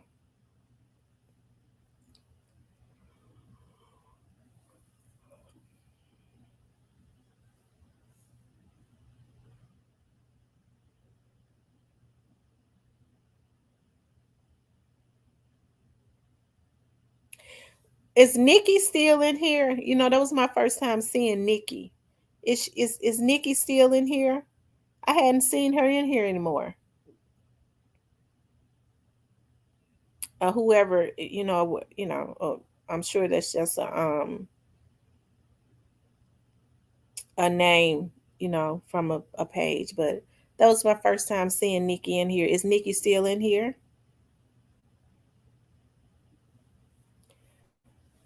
Um, Fatback says 1 bedroom condo in New York, 5,000 a month. Oh my God.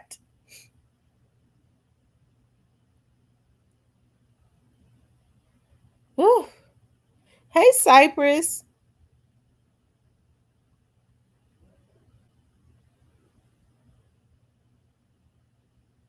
Yeah, long live young Dolph. Long live young Dolph. Neo says, The Buffalo area housing market isn't bad for buyers, but Arabs and slumlords buy many of them here. Y'all done woke Cypress up. Yes, Cypress done woke up. Dolph was a sent out for Gucci Mane. Tiger, are you the person that came and that I had to block before? Are you gonna make me block you again? Cause I just blocked the Tiger. I'm pretty sure that is you. Are you gonna be civilized, or you gonna make me cuss you out and block you? Just let me know what the energy is, so I'll know. Are you gonna be civilized, or you gonna make me cuss you out and block you? That's all I want to know. Althea says, I live in a small town, but we have a college here. Them folks' parents are buying everything, making Airbnbs. That's what's destroying these neighborhoods. People work hard to live in beautiful neighborhoods and stuff, and then these sharky investment companies are buying them, making them into Airbnbs, and folks partying every night. And oof, oof, oof. They're gonna have to do something about that. Um, that sounds about right. For property in New York, that's probably why 50 Cent purchasing half of Houston. Mm. They need to put laws on there. Yeah, they need to put laws on them that they should the Airbnbs can only be in certain areas, like where the hotels and stuff at. Shit. Um, their name seems to be Moorish, but whoever he is sounds like an a-hole.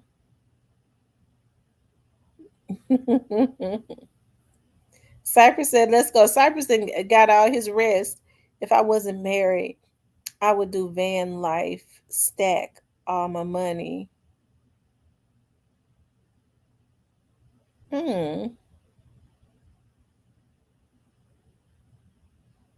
Cypress Double Tap TV took over the show last night. You went to bed. I like hotel accommodations. Airbnbs are for people that do not, that do things they have no business. I know, right? Yeah, I don't like Airbnbs. I always, if I go out of town, it's gonna always be a resort or a hotel.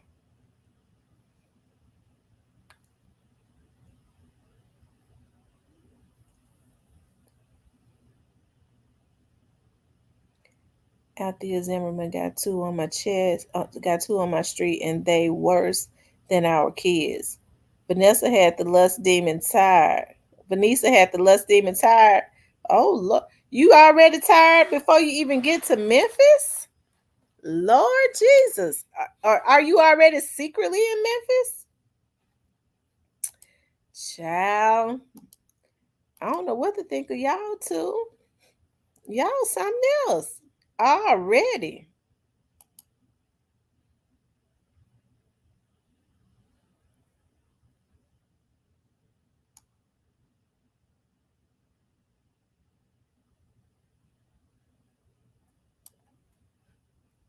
Yep, y'all something else already.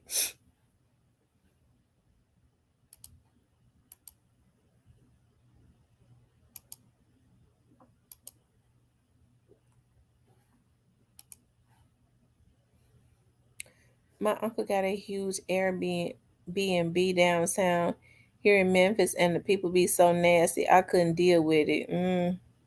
I know that's right. Cypress, when you get to Memphis, I want to come get your autograph.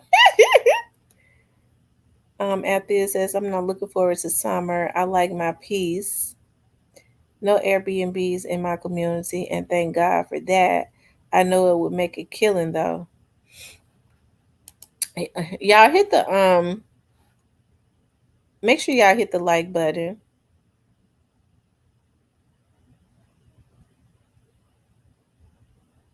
Hit the like button, you guys.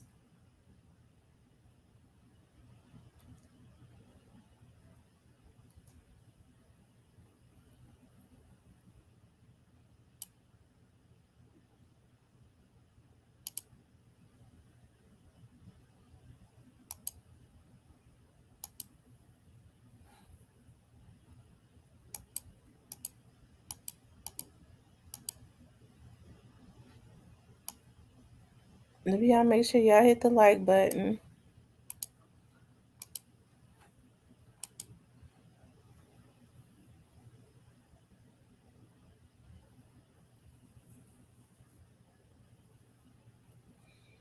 I think I'm getting too caught up on this comfort food. I was like, what I'm gonna cook tomorrow?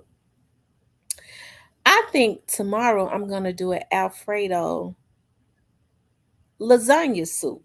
That's what I'm gonna do, an Alfredo lasagna soup. See, it be them creamy soups and stuff that get my butt back fat. Tay says I'm going to stay at an Airbnb in Mexico soon, and it's our first time. It's beautiful. I live in a nice area. My boyfriend in the cleaning business too, and I've been with him to some Airbnb homes to clean and sanitize everything. I had a terrible experience. Miss T, what you think about Texas cutting off certain parts of the border and arrested immigrants? Um, I don't know. I don't know what to think about that. Um, I don't know. Is why they doing? I'm trying to figure out what is the difference in them letting immigrants come from Mexico? Aren't they bringing immigrant? In Biden having a lot of immigrants coming over from somewhere in the bus loads? How long should I stay in Memphis? How long should you stay in Memphis for? You know how long you want to stay in Memphis? Cypress, when you gonna come to Memphis, Vanessa gonna have your nose wide open. You ain't gonna want to leave. See, Cypress, I believe in karma. Now I done sat and I listened to you talk about how you treated them good girls and stuff, all bad and stuff. Vanessa done already told you what it's gonna be now. You ain't gonna be able to treat her like you treated those other girls. You mess around and your nose will be wide open, and that might end up being your karma. Yes, we get a lot of snow here, so it's tough for me to do automobile detail right now with this snowstorm. But DoorDash is hidden for real, I'm sure. He gonna ride. Vanessa already told you she from the heart of South Memphis now. When the men don't act right, she tie him up and put him in the trunk. She tie him up and put him in the trunk.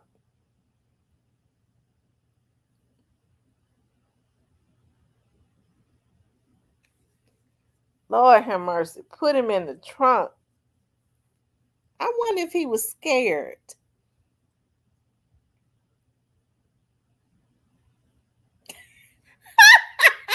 They call her godmother. Oh, there she go. She said he seen that live today. He read it. Vanessa, I sent you the link. Click the link, Vanessa. Click the link. I sent it to you.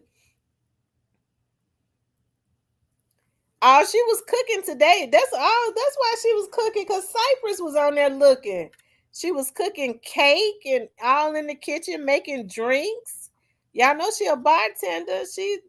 Cypress was looking. That's the reason why he got on here late. She been on the live just about all day. He was looking. He was in the bushes and he done flipped. He trying to catch the first thing smoking to Memphis.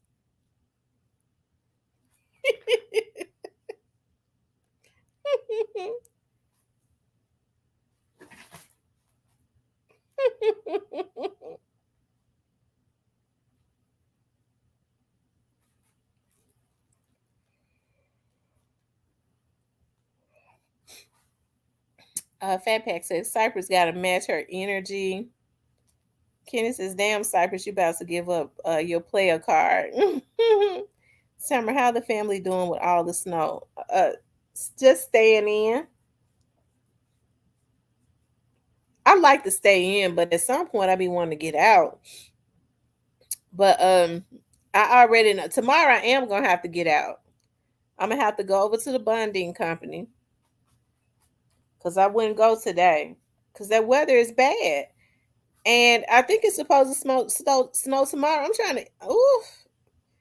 Ooh, Lord, I don't even want to think about it because they really need to stay in jail until Monday. Snoozy Cake says she gonna put Cypress in place. He gonna get right or get left.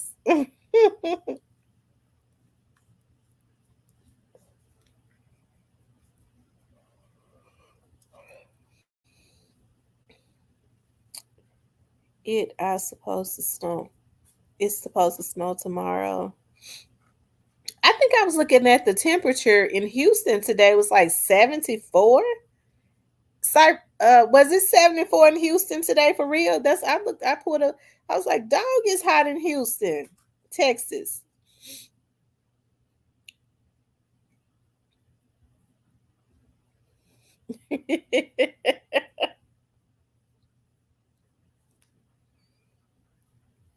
A lust demon is something else.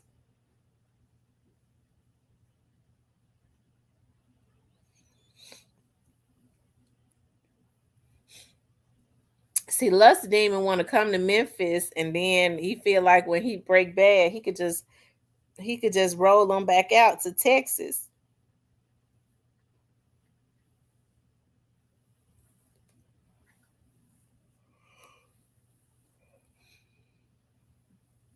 Say, I feel you on that. Our resorts was nice. I love to stay at Blue Green Resorts.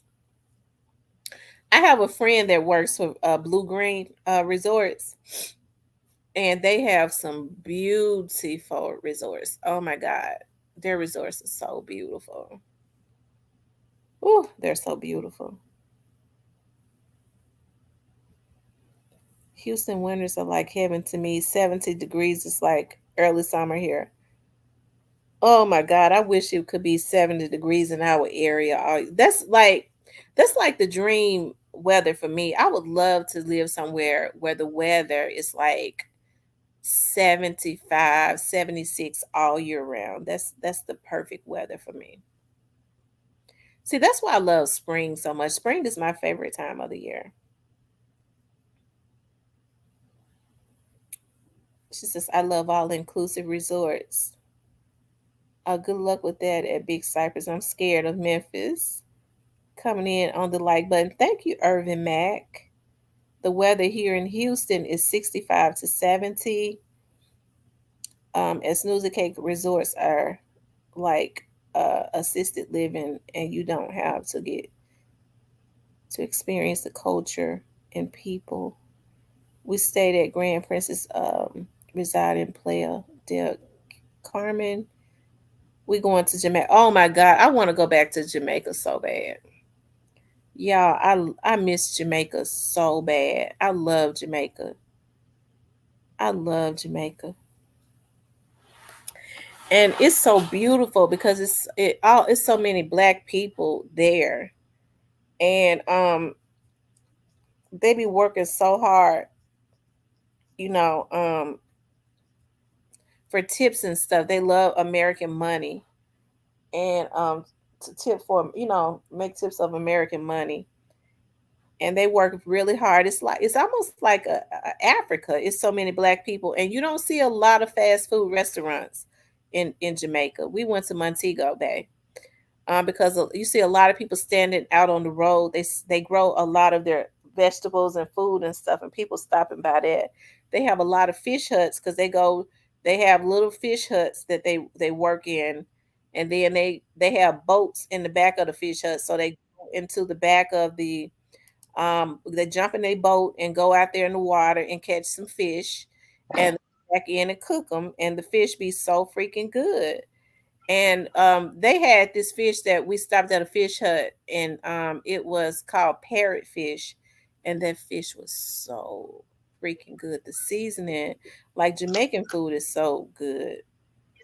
And that resort that we was at, I could live there. I gotta go back to Jamaica. I gotta go back. I do. Vanessa, Hey y'all. what's the word? You what? So what was that you was fixing on today? What kind of drink was that you was fixing? I made a strawberry I made a strawberry lemonade Hennessy drink.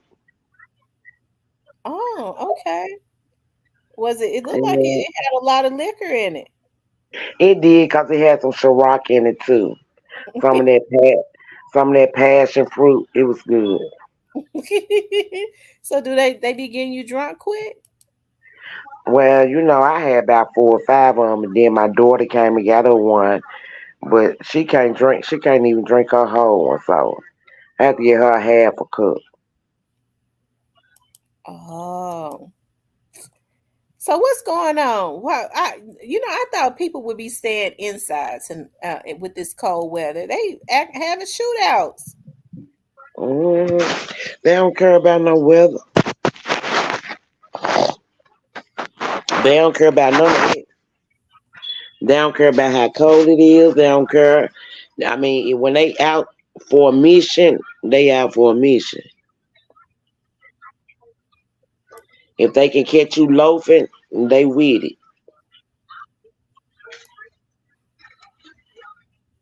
Mm. Lord have mercy.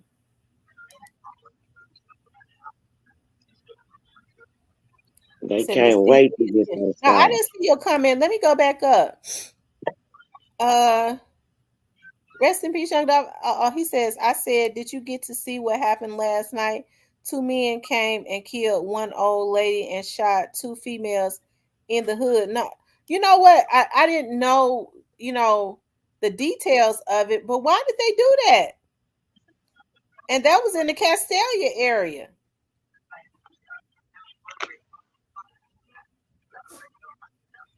What was that? What was that about? You know, this right, it's getting sickening because I remember the real gangsters didn't they didn't tolerate um their soldiers going out and harming women and children, and especially not old people. They take them out themselves. Their soldiers when they did stuff like that because it made their organization look bad. Baby, these folks is a different breed now.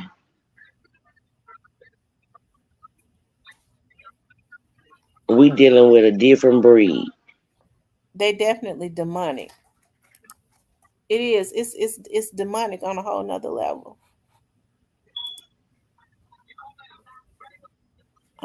New to you says, I mean, come on, they're tripping for real, for real.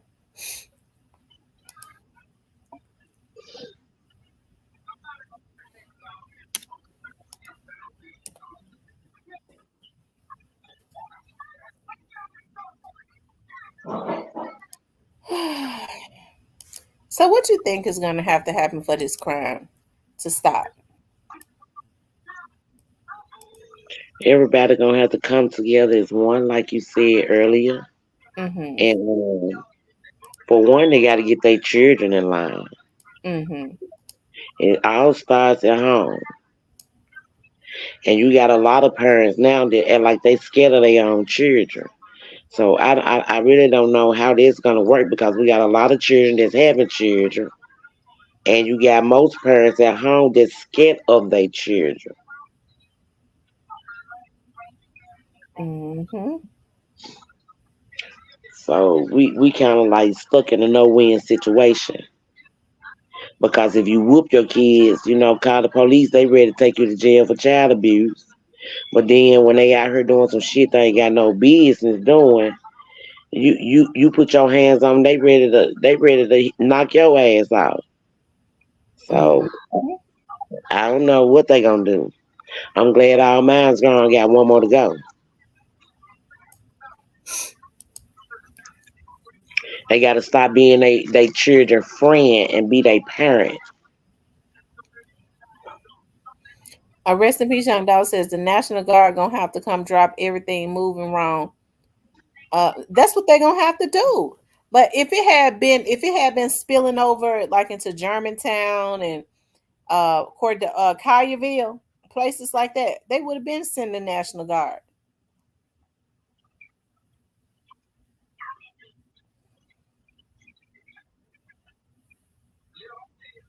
But like I said, when I talk about strength in numbers, we the citizens are going to have to demand that they send the National Guard.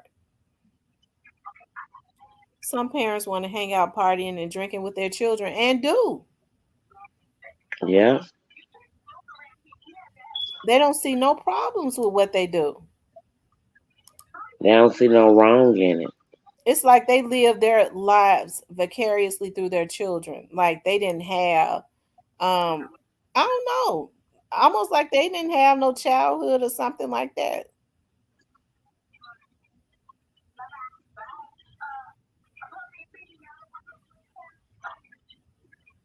And shit, they had to have a childhood. They got kids.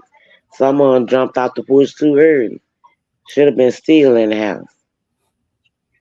I'm telling you.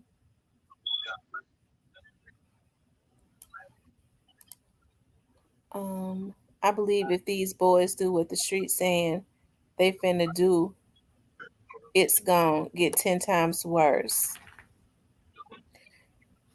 Yeah, I really hope that the OGs demand that these, that the young dudes around them act right. And I'm serious. I'm definitely serious. Mhm. They're gonna have to demand it.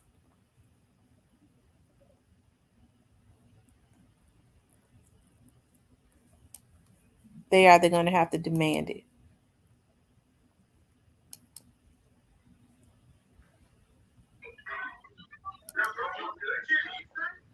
Um, Another thing, she says another thing I see too is when I was growing up, our grandparents damn near raised us. These grandparents now say, "Child, they finna live their life." Right. They be partying not only with their kids, but with their grandkids.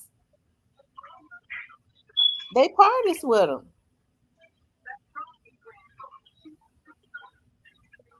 There are no more grandmas. No, it's not. But I think the National Guard needs to come in. That governor that governor that couldn't care less as long as it's black people killing black people. Hmm. I tell you,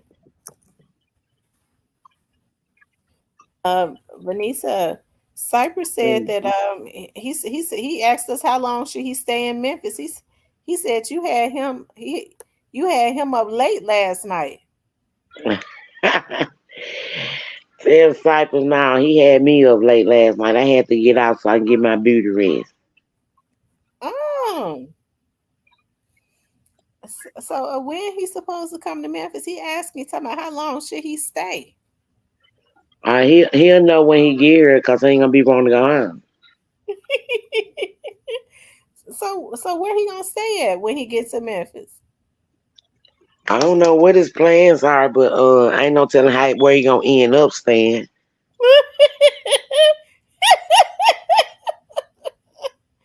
I tell you, um, He might be trying to come over here to the Tate Street. I asked him, is he gonna be scared to come on Tate Street? Can't be scared, baby.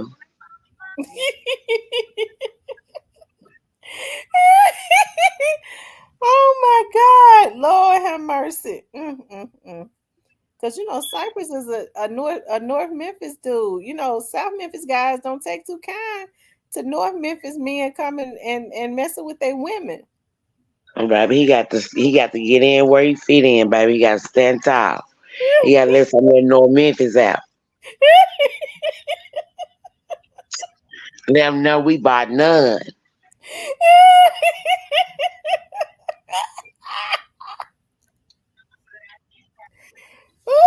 Mm-mm-mm. So Cypress gonna have to stand tall and walk on Tate Street, huh? I'm Trembling trying to and all, he see. gonna have to go ahead and walk. Can't do no trembling, Cypress. No trembling. You got to walk like you know you belong there, baby. And you ain't going nowhere. Because they'll run him off on it. Nah, they'll run you out so quick.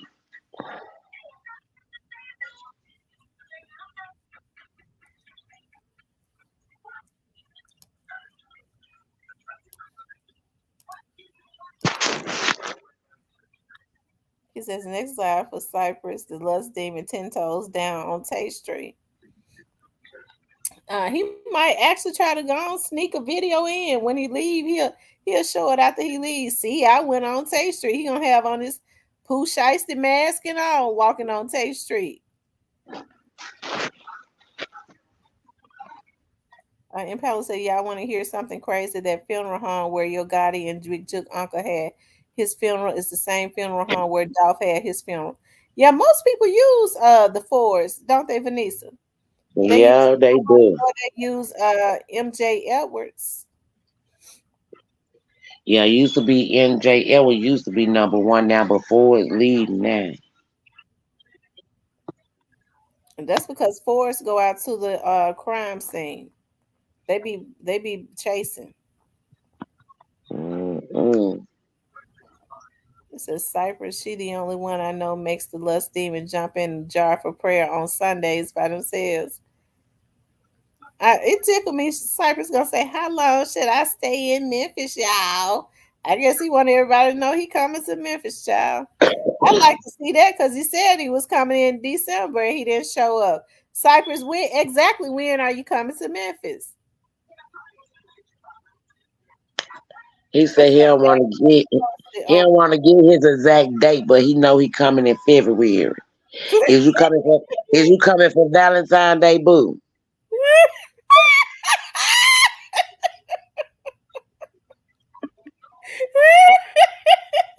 Well, he already know he can't come empty-handed for Valentine's Day. And he most definitely can't, cause baby, he most definitely Cypress. You come empty handed, baby. I'm gone.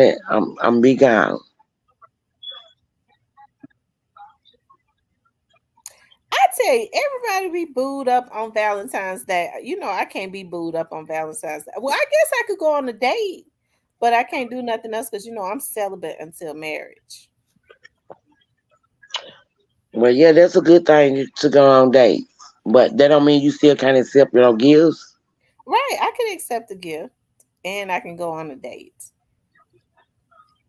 I just can't go home. They can't come home with me. Most definitely. Cypress don't have no gift. You sure can't come home.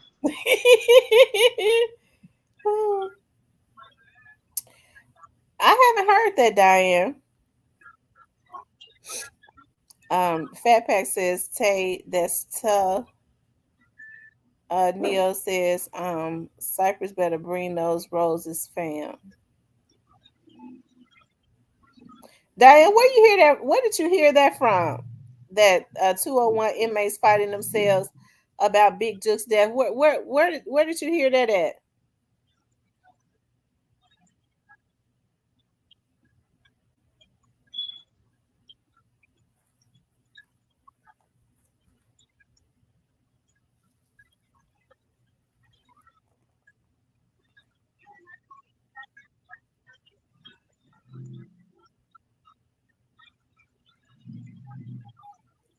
Felisa says, I'm old fashioned. I believe in one man, one woman. Me too, Felisa. That's what I believe in. I don't know why people don't like monogamous relationships anymore. um, Bet straight drop knocking dudes out in that fight. In what fight?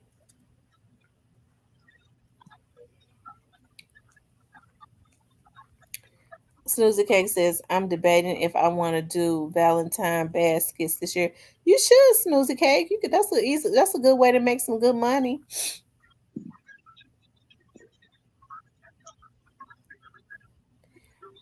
Um,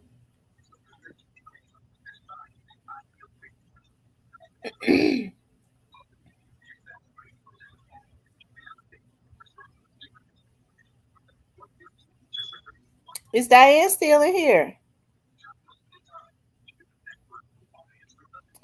Snoozy Cake says, I'm debating if I want to. Oh, okay.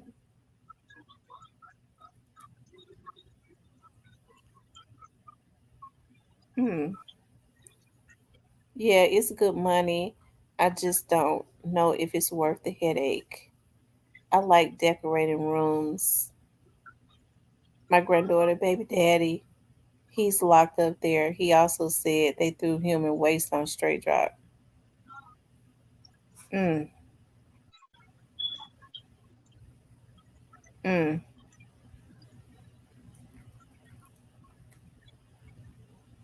mm.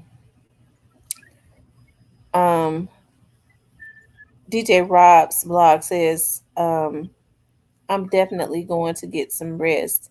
I'm just glad that I made it back to Virginia before the possibility of a snowstorm. It's supposed to start snowing in the next couple of hours.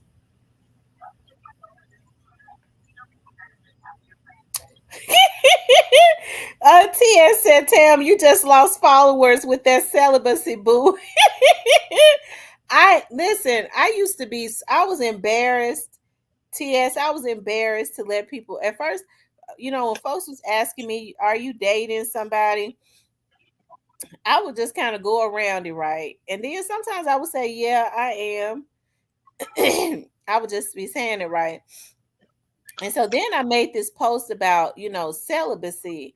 And so many women started commenting on it, talking about they were celibate and how, they was content with being celibate. They was happy. And I really, it made me start feeling better. Because at first I was ashamed. I was like, dog, everybody getting some but me. But I mean, it ain't like I can't get none. It's a decision that I've made that I don't want to exchange energies with another man that's not for me at all. I'm tired of these damn blood suckers sucking my energy, my good energy, and that's what they do. They suck my good energy. I'm tired of it. I just don't want a man violating me no more. I want it to be the man that I'm gonna be with for forever. Well, I wouldn't say they were violating me because I was enjoying it when we was doing it.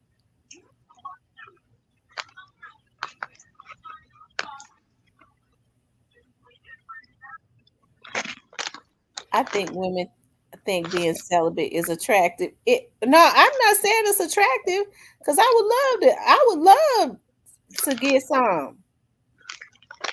I would love to have a I'm trying to think of the word to say. I would love to have without being too vulgar. I would love to have a wangy thing to bounce on. But I'm just not doing it anymore until I get married. That's being secure in yourself. Men gotta know what it's like before marriage, Miss T. Well, they know that I'm a woman because I've had 2 children. Thank you, AZ King. They know what it's like because I've had 2 children. Um, yeah, so they don't know what it's like. They know that I'm a woman. I've had 2 children. And they just got to take my word for it that it's good. And I mean, but here's the thing: I said this before we get married. Now I only have one recommendation. I am gonna ask him to pull it out and let me look at it because I gotta make sure it ain't the size of a nub. Oh my God. I ain't mean to laugh, Bessie, but damn.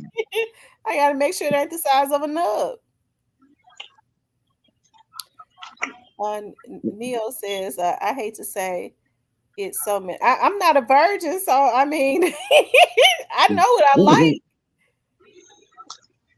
I don't know about all that because before we get married, I got to test it out to make sure you can work and you know what you're doing. I ain't got to try to train you. I don't want to do. I have to do all that. I'm gonna need you to know what you're doing. Well, that's when you start asking questions. You know, you start. Well, okay. What do you like? Okay, he started telling me the truth. What do you like? Okay, if he say, well, you know, I like for a woman to eat my booty. I want a woman to put on a strap on. I already know that's a bitch. I can't. I don't want. Period. He need to go ahead and get him a man and be happy. Okay. Oh, girl, no. I hope you don't say that. If he get to talking about, well, you know, it's certain things that I don't do, you know, I don't believe, I don't, you know, because you know some of these men get beside themselves. I don't eat no coochie. Well, he ain't the man for me. Okay. What you said, see, that's why you got to test them out before you get married. I got to test mine out before you get married. It's just like going to the grocery store when you shopping for your best friend, your fruit. You gonna test them out, look at them, make sure it ain't bruised before you put it in your basket. So that's how I'm gonna do this nigga. I'm gonna do him the same way. But I just believe though, like when a person is for you, especially when you pray and you meditate and stuff, everything that you want in that person, everything that's supposed to that you like that person, especially if you all were made for each other, that person is going to possess. He'll know what I like. I like to cuddle. I it's a lot. He gonna know what I like. Like I'm very touchy feely and all of that. That's just how I am. I like to be real. I like to that's how I am. I like You very I compassionate. You like very compassionate. Yeah. I'm very, very passionate. That's how I am. I am very passionate.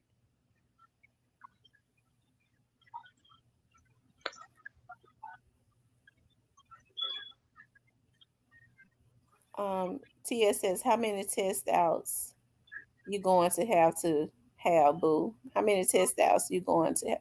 Listen, in my whole life, in my whole life, I've talked to a lot of guys, but in my whole life, I've only had sex with 7 guys. I know exactly what I like and what I don't like. Number 8 gonna be my husband. I don't want to, you know, be having sex with 10 and 15 guys. I don't want that.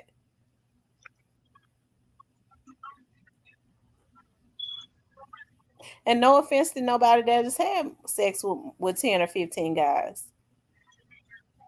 Anissa, don't you say nothing. I ain't gonna say 2 words. Oh wait. Being women says for sure he's a hoe if he lets you lick his. I'm telling you. And I feel like that about a man who wanna, have sex with you in your boot hole. If you going out there, baby, you gay. It's something wrong with you.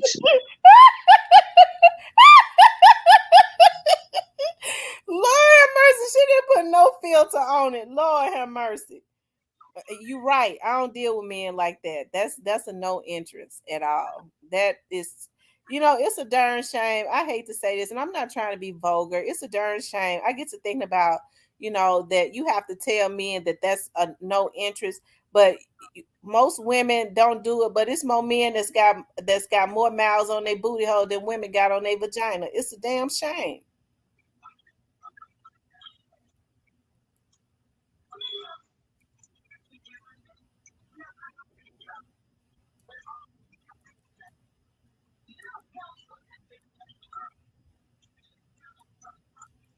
Backpack said nobody want no Buddha undercover. Yeah, that's some undercover stuff. I don't get down like that, and I don't like men that like to sample that. So you wait till you washed up to hold back that thing. Willie, he said. So you wait until. So you calling me washed up, Willie Reed? Willie Reed, you calling me washed up? Y'all don't block him. Willie Reed, you calling me washed up? I want you to answer. Tell him, please answer. Yeah, Willie Reed, please answer. Willie Reed, please answer. Are you calling me washed up?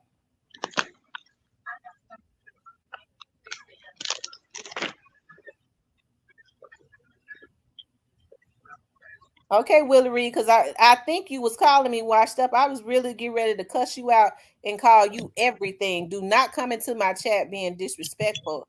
Because I was really getting ready to go in on you real bad. You really was calling me washed up. I don't appreciate that.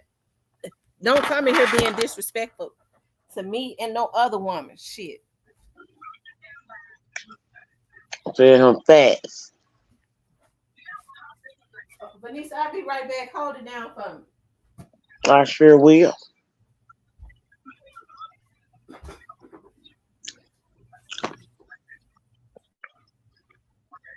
Tell Willie we don't play like that.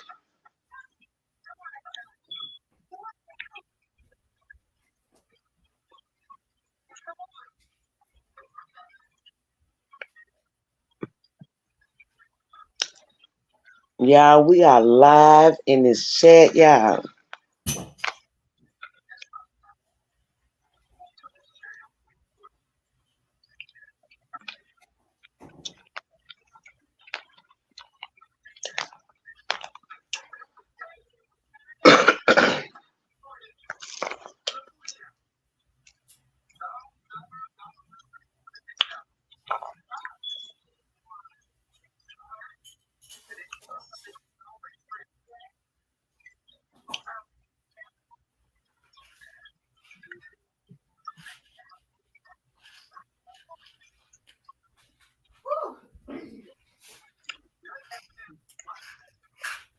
I'm back. My head a little stopped up. Oh, I have to take some so that it won't get too stopped up.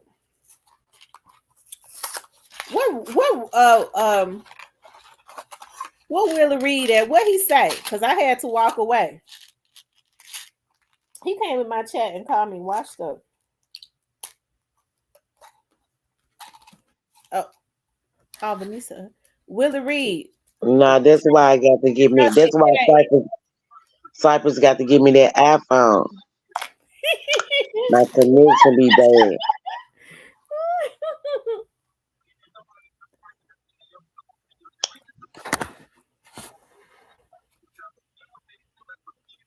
I know that's what my Valentine's gift gonna be.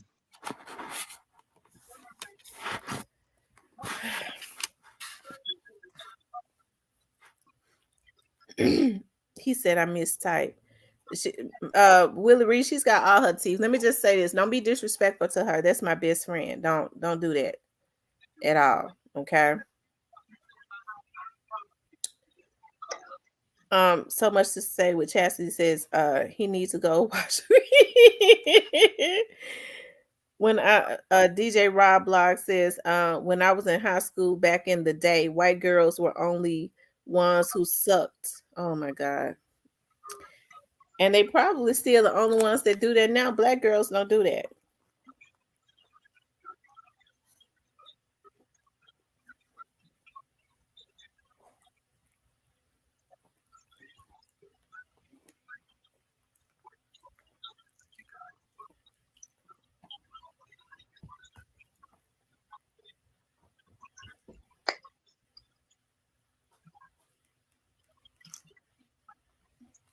You want something? Ben says, what about women that try and spell men inking the color of red? And some men like that. What? What about women You that said try that. to spell men inking the color of red? Tay said, speak for yourself. Okay, Tay, I'm gonna speak for myself.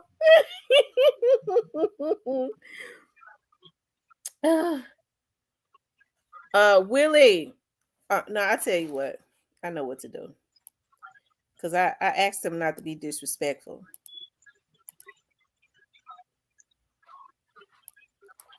Let me tell you men something. Do not come into my chat being disrespectful to no woman in here. Period. I'm not going for it. Period. Period. Okay. He came in here and he called me washed up, and he did that on purpose. Okay, I don't know who sent him, but he needs to go on back. And see, that's what I'm talking about when I get to talking about men that make it a habit of trying to be disrespectful to women. We don't even play with men being disrespectful to us. It's obvious he got an issue with women. Okay, he probably got more miles on his booty than I got on my vajayjay, and he said I'm washed up. Don't come in here playing like that. But so what I did was, since you couldn't stop being disrespectful, see, men like that cannot stop being disrespectful, it is because they have a pattern of being disrespectful to women. They have a hate for women, and so it just spills over. They can't stop because of their hate for women. And we're not going to have that abusive stuff in here. We don't let men come in here and be abusive to women. You have to go somewhere else and violate and be abusive. That's one of my pet peeves, men feeling like they can invade a woman's privacy, violate them, stalk them, and be abusive. That's one of my triggers. Hey, Fox. She said, Willie a old head with a Willie a old head with a name like that. Yeah, definitely.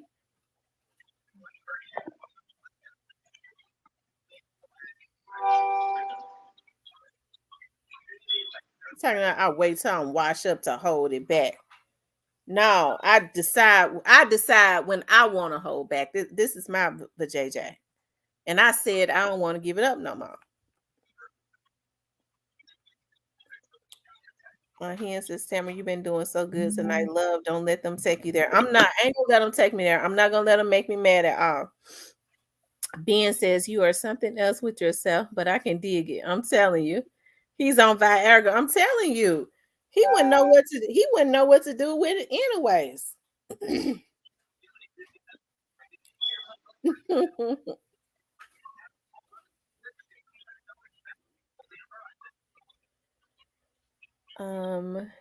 Duke Main says, and he fix on cars.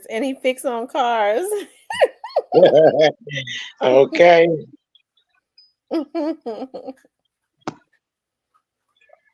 I don't like men that be disrespectful to women. That's not cool at all. He came in here insulting me immediately, talking about I'm washed up.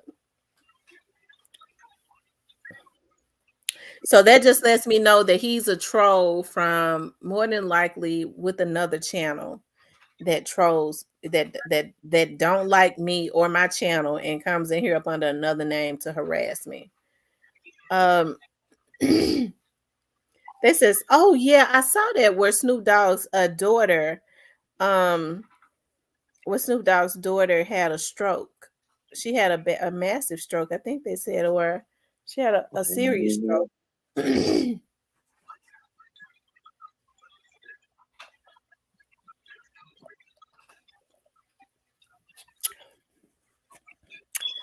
don't know why men get mad when women say they want to be celibate. I've already had a marriage proposal. I had a marriage proposal back in like November.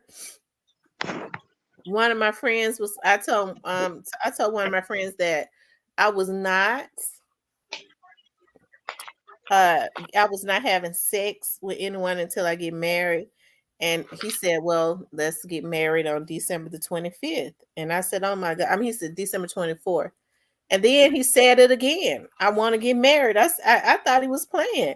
I said, you kidding me? You would marry me just to have sex with me? That is so evil. Yeah, that's crazy. That's crazy. You want to marry me just to have sex with me? I can't believe it. So it just let me know that it's a lot of men that do not take marriage seriously. It's a lot of men Marriage. married They serious. say marriage is a contract. That's what they saying. Hmm.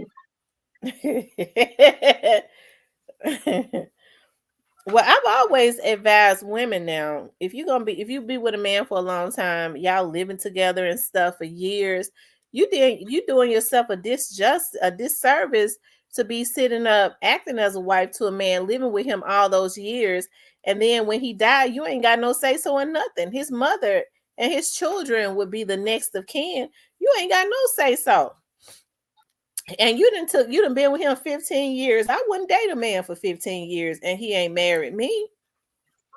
I ain't gonna date one for 5 years and he don't marry me. Okay, nigga, you in the way. You haven't decided that you wanted me for the rest of your okay, well you in the way.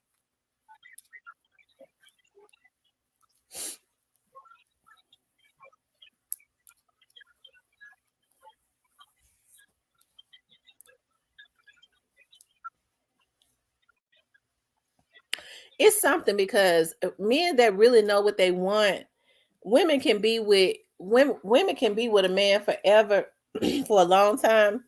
And then she could have an epiphany and just decide, you know what? This Negro want me to be his lifetime girlfriend. He don't want to be he ain't thought enough of me to be his wife. Because the first thing they'll say is, well, we ain't getting along. So why should we get married? Okay, if we ain't getting along, why are you still here? You need to move. You need to go on with your life. I don't want to get married because things ain't what it's supposed to be. Well, why are you here? If things ain't what it's supposed to be, why are you here? You need to go on with your life. You in the way. You in the way of my future. That's what you are. And when women or men, they wake up and decide that they're gonna move on, they end up meeting somebody else because a man that knows what he wants, he'll marry you with he already know this is what I want. I don't need to date no more. This is it right here. You'll mess around and be married in a year. He's not going to give another man the opportunity to have you. He ain't. He gonna hurry up and take you off of the market.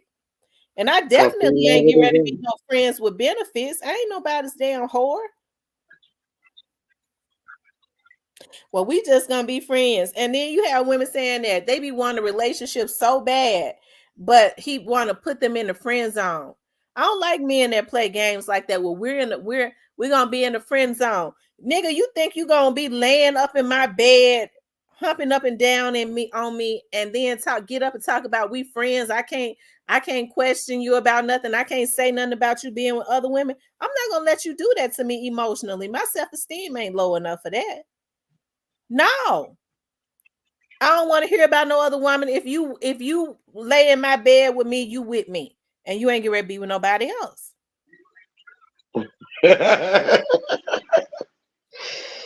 Ooh, we baby.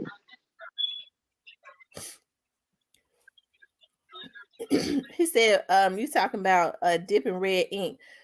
I had a boyfriend, I had an ex-boyfriend like that, and he was so scared. He was so scared that I wanted to. He always said, I don't eat no better red gravy. I said, Lord have mercy. I don't eat no better red gravy. I said, what are you talking about? I don't want none of your spaghetti because you probably I don't eat no women's spaghetti. I was saying to myself, nigga, I wish you would leave. I don't even want you. And he think I was trying to put something in his food to keep him. I didn't even want. I wanted him to leave. Yeah. If you got to put something in I a put man something food in to his try to food. keep him, that mean you don't need him no way. That's If you right. got to put I put something in something their in his food food, to run him mm-mm. off. I don't know. Yeah, that's right. If I gotta put a spell on somebody to keep them around, I would feel less than a woman. I don't What know you how say? women do it. I wonder how do they deal with themselves knowing that this man is only around because she got some kind of juju on him. I would feel less than a woman knowing that this man really don't want me. He's up. He's only here because I got him up under a spell, and that's the reasons why when they come away from up under those spells, because more and more women are doing it. These men better be careful. More and more women are doing it, and then when they come away from up under those spells, they don't even want them no more.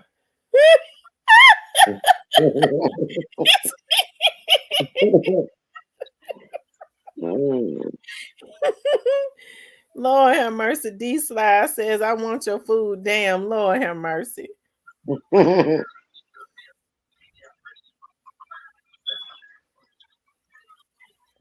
Men always talk about they want a good woman, but they wouldn't want a woman like me that's gonna hold them accountable. I hold men accountable for their actions. And a lot of them, because they're narcissists, they can't handle that. TT Baby says, or they would do something bad to them. He said, yeah, so, it's more and more women that are like that. Like, I had a cousin, I kid you not. I think I spoke about this. I had a cousin that used to go down to Tupelo, Mississippi. She said there's this like witch village or voodoo village or something where the women make love potions and stuff, supposedly. And she used to go to Tupelo, which is like 2.5 hours from Memphis, and get there for this married man that she was messing with. And he could not treat his wife right for nothing. She had kids with him and everything. He was married. And then when after his wife finally got tired of catching him with her and divorced him. And I don't know what happened. I think, she was with him, but then I think she's, that I guess she stopped going down there getting the voodoo or couldn't afford to go get it because I hear it's expensive. And he ended up hating her, and just about every person has said that. Like, I had a cousin, bless his little heart. I think his sisters and them swear that a woman had a spell on him. They said that because her brother shot him. Her brother shot him. Another one, her brother stabbed him. And they said he couldn't stay away from the house. But her mother was like a voodoo priest. And so that my auntie swear that they was mixing up stuff on her. And I do believe it, because anytime we would drive by, they live like on the other end of Tulane. On the other end, not on the end my family lives on, around Tulane, but the other end of Tulane. And he would just be, I remember as a teenager, he'd be standing out there at their house after they done stabbed him and shot him and beat the shit out of him with his crazy ass. And he'd have the water hose. He'd always be having the water hose spraying the house, just standing in one spot spraying the house. They had a damn spell on it. Damn.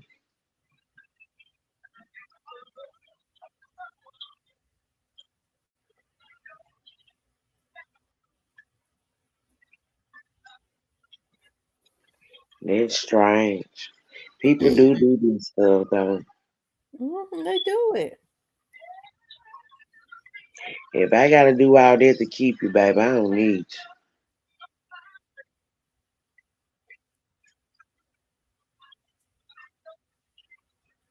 They stay with the ring though. Sierra got too much damn work done. I don't know. These men need to be careful, because I hear one of the things they do, and they say when they have panties and stuff all over their beds and stuff, or something.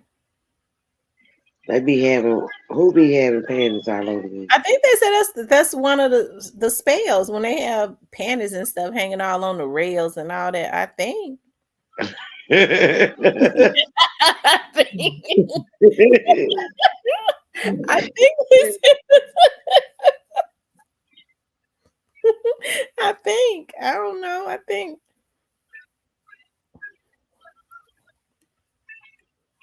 But I would tell you something. I think that stuff is real. I think a man did it to me one time, Vanessa, and I'm serious.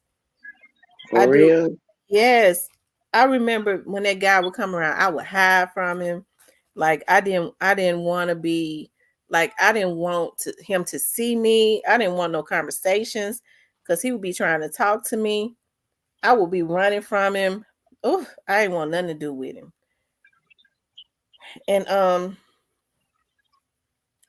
And I think he put a spell on me. You gotta be careful now. I ain't Because gonna say it.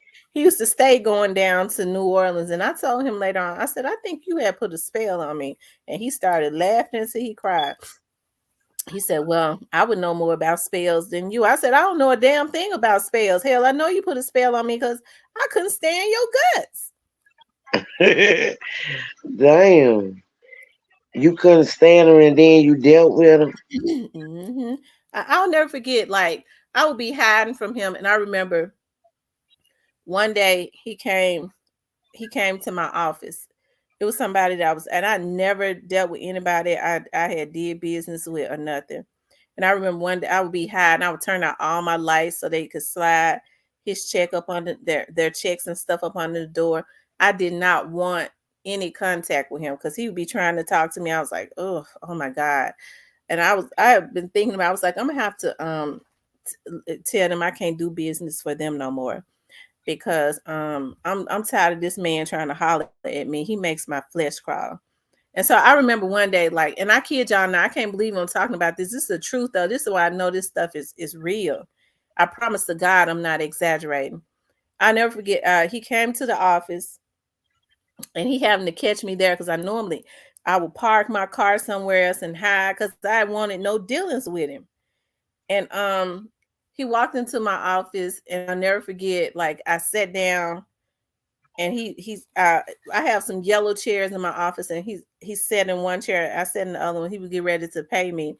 I'll never forget, he grabbed my arm and looked me straight in my eye. And my mom told me, she said, I bet that voodoo was in that money he gave you. And he said, go out of town with me. I said, okay. It was just really weird. I never could understand. I mean, it was a spell that he had put me up under because I couldn't stand him. So that's why I say you have to be really careful with people like that. And I'm serious. I am not exaggerating. This is the God's truth. People that work in like spell work and stuff like that, they say all the time, when folks, they say, well, we love it when people say they don't believe in that because we're always conjuring up stuff on folks. And they are. That's why you have to consistently pray and know the Bible says that we wrestle not against flesh and blood. Like, people conjure up. I don't think that you should try and will somebody to you. And I think that's what he did. He did some spell work so he could have his way with me.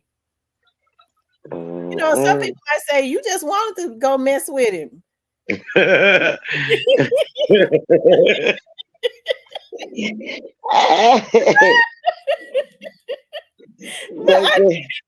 I didn't.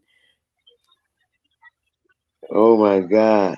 I don't know. I ain't never experienced dealing with anybody like that. And had a 3-year relationship with him.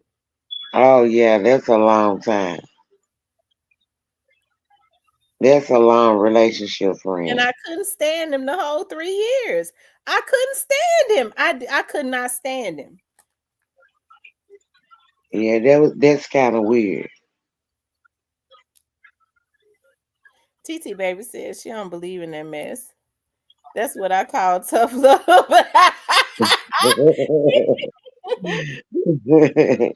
And that's why now I don't like, I have phobias about people touching me. I don't like for people to be putting their hands and stuff all on me that I don't really know. I just, it's certain things that I do differently now.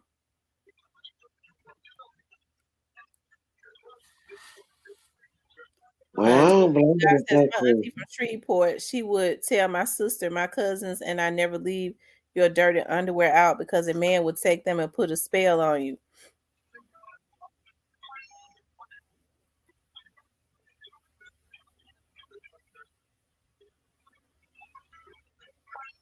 You know what? That man, he used to, oh God. See, I didn't know that. That's the reason why he used to always ask me, let me keep your panties. Oh yeah, he was weird. I would have to.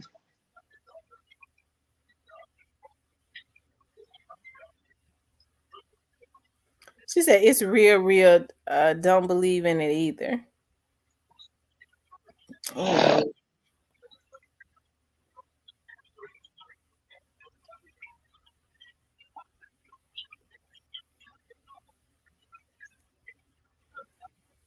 And guess where? And y'all guess where we went to? And he said, "Go out of town with me." I said, "Okay." It was like I was up under a spell, a man that I couldn't stand. Guess where we went to? New Orleans. New Orleans, and I bet he really got him some more voodoo then. He really did, cause I used to always be scared to go there. I didn't like to deal with the people there. And then, when you get there, you got to really be cautious, cause they'll be trying to get you when you get there. You'll come up missing in And New see, Orleans. he had lived in New Orleans for a couple years, working there. So Oh he yeah, he knew already knew the all the spots spots to to go. go to. He already knew all Mm, the spots. He ought to be he ashamed of himself knew to me like that. he knew exactly where to go. Snoozy Cake said my ex will ride around with mine. That's why I'm serious. That's why you really have to stay prayed up. You do. You have to stay prayed up. What, Miss Sam? Your parents? I'm telling y'all, I am telling the God's truth. I know people think it's crazy, but it's the truth. Like that stuff, you have to be very careful. That stuff is real, and people will try and will that. Like I said, I see more and more women are getting into that. I be hearing them. It's more and more women going to get love spells, and if you start looking at like some of these channels, y'all start seeing more and more of these channels pop up. I clicked on a channel the other day, and I kid you not, like the person was live and they was talking about spells, and I was like, well, let me click on it. And I forgot the title, but they had so many people on that channel. That guy had so many people on that channel, and he was talking about to cash app him or DM him to get love spells and things of that nature. And they were sending him cash apps. They were sending him super chats. I mean, his chat was loaded with women asking him questions. And then he turned around and said to the women, I'm going to give y'all a freebie because they were sending him so many cash apps. To the way to keep your man from stepping out on you is to go get a plant and put one of his socks in the bottom of the plant. Go get a plant and put his sock in the bottom of the plant. And then he started telling them what to say over the plant. Y'all, I'm telling y'all better stay prayed up because these folks is on a mission. I'm gonna say it right now. If you gotta put a spell on somebody to keep them with you, it's something wrong with you. It's something wrong with you. I wouldn't even want to put no damn spell on no man to keep him there. I want him to do whatever he want to do. I like for a person to do what they want to do so I'll know what it is that they would prefer to do.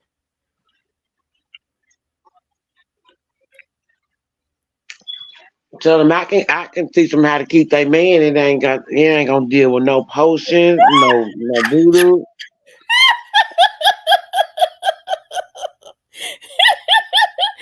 Oh my God, Vanessa, you said you know how to teach them how to keep them without a spell, huh? Without a spell, baby, ain't gonna take none of that. A couple of lessons, maybe little pole dancing. You know what I'm saying? Get your little pole in your room. We'll keep some excitement for them, baby.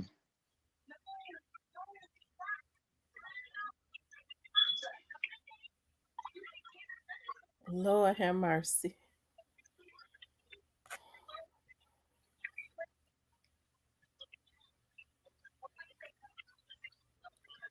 If these 14 inches ain't enough, y'all, women just as and Nakia Baker, I don't mean no harm, but I wouldn't mess with a man that had 14 inches. I'm So not know the gonna thing, deal with no man that's gonna give me no hysterectomy. cause that show what he gonna give you, baby. Yeah, he was with the shit. That's what we went for dealing with wizards and sorcerers. He was definitely with the shit. My ex-husband put a spell on me, love potion number 9. He made me hate him. but made other men come at me, but crack eggs and some more enough in it. You know, people go to people now to try and do bad things to folks. And so that's why, you know, they try to put death spells on you and your family and stuff. That's why you have to stay prayed up.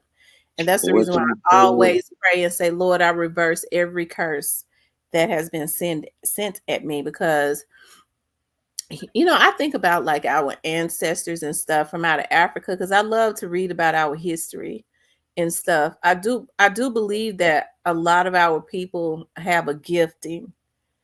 They have a gift, because like even me, when I go to sleep at night, I can dream stuff and it happens.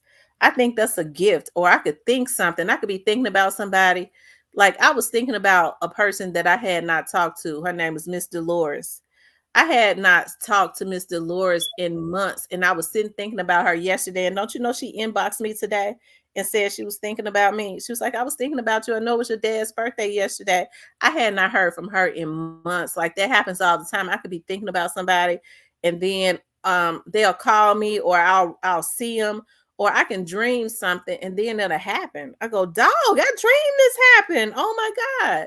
So I do believe that comes from those giftings and stuff, come from like our ancestors and stuff, because I think about like when they were going and the slave masters were going and getting when they was kidnapping the slaves over in Africa, and they um they would dare the women to they would dare the slave masters started the slave catchers started killing the women. They would dare them to speak in their language, because a lot of the slave women would start chanting when they knew that the slave masters would, you know, when they had them in, you know, chains and stuff. They would start chanting, and the slave masters would have and slave catchers would have a heart attack and they would have a heart attack and die instantly. So that's why they started cutting the tongues out of the slaves and stuff. Our people have always been powerful people, but I do believe that people started using it for evil, because anytime you're trying to will somebody to you, you ought not to want to keep somebody that don't want to be kept. I would never want to put a spell on somebody. I would never want to go and consult with the dead, or try and get together and chant spells that could cause harm to somebody just because I'm mad at them. Because the good thing about it is the laws of the earth is whatever a man soweth, that's just what they're gonna reap. So you've sown a seed when you do that. You've already sown a bad seed. So people better start thinking about what they do in their anger.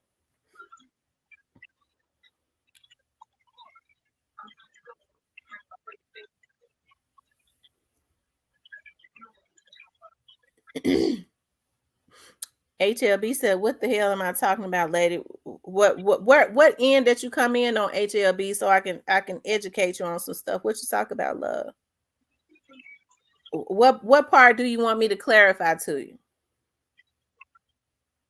Because I don't have no issues with doing that.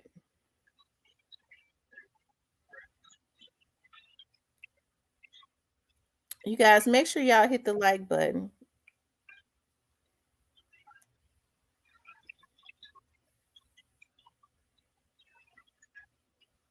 about the slave. Okay, so I was reading that when the slave masters would when they would went over to Africa to kidnap the slaves, right? When they would be putting them, have them in chains to put them on boats and things of that nature to kidnap and bring them back to America. Because our people, because black people are so powerful, right? The women would start chanting in their language. They would start chanting together in their language, right? And the slave masters and the slave catchers would have heart attacks and start dying instantly, right? And so once they caught on to that, the African women had some type of power where they could start chanting, right? And I believe they was just praying, but whatever it was powerful. and they would start having heart attacks and dying instantly. That's when they stopped them from talking in their language. They stopped them from talking. They would start cutting their tongues out. Well, it don't matter if it don't make sense to you. That's history. You need to learn it. That's history. You need to learn it. And I'm telling you respectfully, learn your damn history. If you're a black man, if you ain't, and you want to learn some black history, because you know, on YouTube, people can be all they can be. They be white as chalk, and then be having a picture of a black man on their profile. If you is white and you want to learn something about African American history, I suggest you go to the library and do that. If you ain't, if you is black, you need to get you some damn knowledge on your history. Okay, it don't have to sound right for it to be right. Respectfully.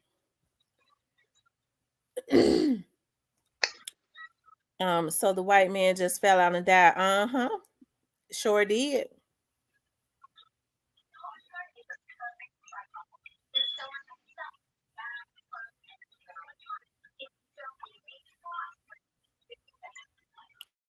And I'm gonna say something to you, HLB. I'm not gonna put no spell on you, because you know I would cuss you out, but I said I wasn't going. I said I was not going to let anybody make me mad anymore. So I'm not gonna cuss you out. I'm gonna just pray about you, and being on my. So with me saying that, being on my live trolling is not even healthy for you. That could be very dangerous, because them prayers that I could put on you could be very dangerous. So I suggest you get off my live. I'm gonna give you the opportunity to be grown and get off my live. If you're a grown man for real, I ain't gotta block you. You'll just exit. But if you some type of freak, okay, you some type of freak of nature, then I probably have to block you. You probably got stalkerish type mentality, and you will make me block you. But if you're a real man, you will just exit stage left. Respectfully, you won't make me have to put you out. Okay, I'm gonna block you then. He said, "No, I'm here." Okay, you a stalker. We don't have stalkers here. He gonna go make another page. He already had 3 pages. He commented on my shit earlier. I know his verbiage where he made me tell me, "You a liar." I don't think I even blocked him on it. Yes, I did. I blocked him on. That's his like his 3rd page, because I know his he used the same verbiage. So what he I gonna don't do? I don't understand why would they spend so much energy? Why would you waste so much energy? I mean, on some shit that you know you can't change or control. It is because of their obsession with me. They go and they get on they crack and they meth and they fentanyl, and then they stumbles out of the meth house and they mind be on me. I don't know what's going on with these damn fools on here. Like I said, they act like I'm Beyonce or some damn body. It ain't but 192 people on here. Leave. I shouldn't, but what he doing now is he fumbling with his damn phone on that meth, trying to log into his other account so he can come back up in here, up under another name. If you find yourself doing that, you need to seek help. You mentally ill.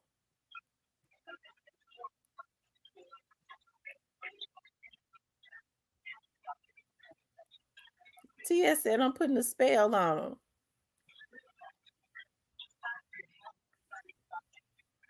Well, I wish I could put a spell to keep him away.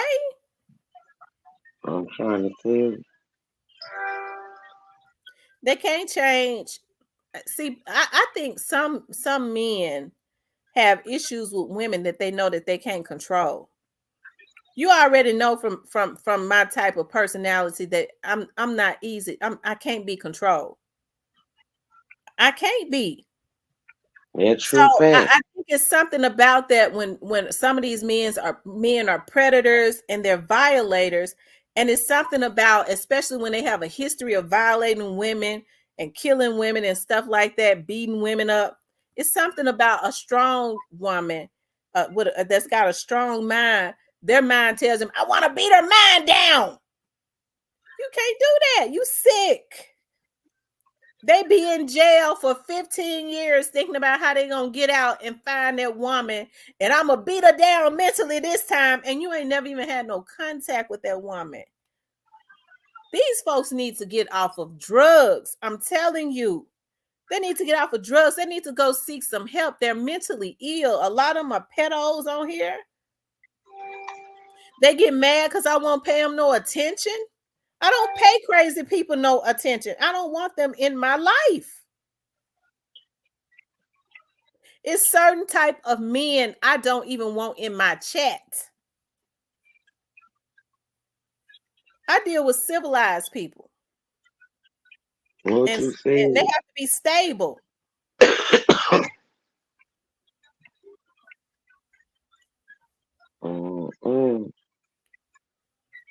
And then they'll say she dramatic. She dramatic or she crying. I shouldn't have to cry to say, nigga, leave me alone. I don't want nothing to do with you. You can't sit with us. We are only the mentally stable is allowed in my chat.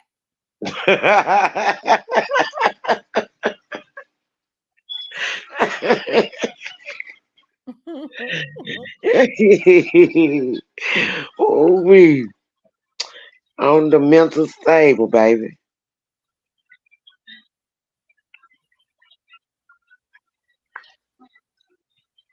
Well, we sure got a lot of mental health people. They crazy for real.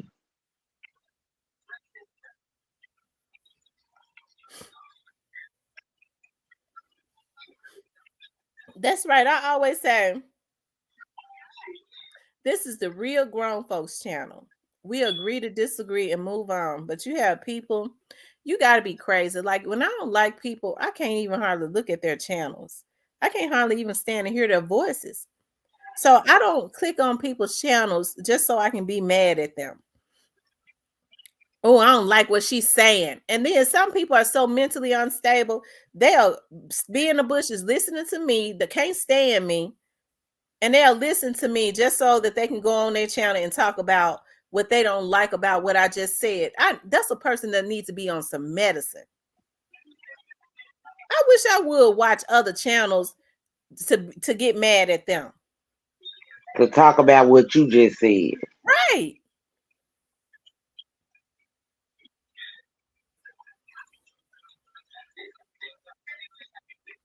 So it's crazy. Like I said, these people need to get them some help. They do. They need to get some help, child. He sit up and want to dispute with me. You can't dispute with me about what I've read about our ancestors and stuff. I love reading about African American history. It's very intriguing to me. I love it. And he's sitting up talking about that don't even sound right. Well, maybe it don't sound right. Okay. But just because it don't sound right to you, we vibrate on a different frequency. So your vibration is low for you to be trolling in my chat. We already know you got a basement mentality, so I wouldn't expect for it to sound right to you. Exactly. But see, I vibrate on a different frequency where to the point where I'm open to learning everything about our ancestors and stuff. I eat and feast on that. It gives me life. So we are not the same. I don't expect for it to make sense to you.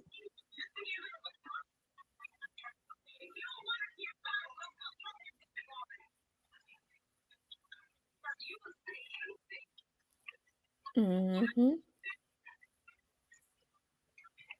He said, "Gonna break my laptop." Yo, he sound like he's from New York. D slide. That's right. We don't have a first floor mentality on this channel. We top tier. We take the elevator to the top. We reside at the top on the top floor.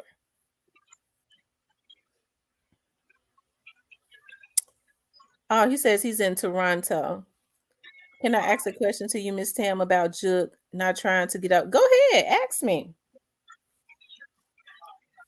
We at this point now, we just having like open discussion now. Go ahead, ask me whatever question y'all want to.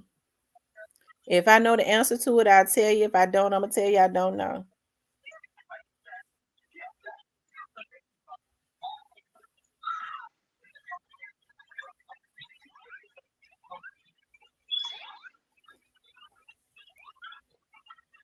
Corona, what y'all talk about in here? Because I be wanting to know what kind of conversation you and D Slide having. He said what that man was thinking, and that's facts. What you talking about?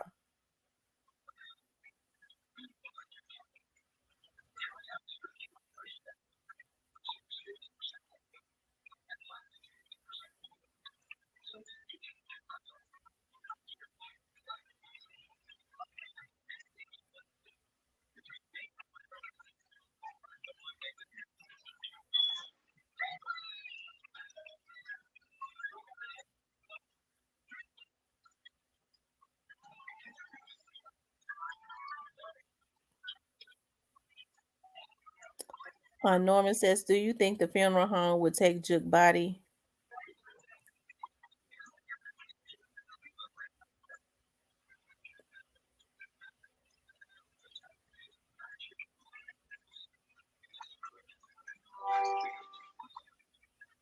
Okay, well, y'all need to talk where we can understand y'all, because when y'all get to talking where only y'all two can understand it, it makes me think y'all trolling.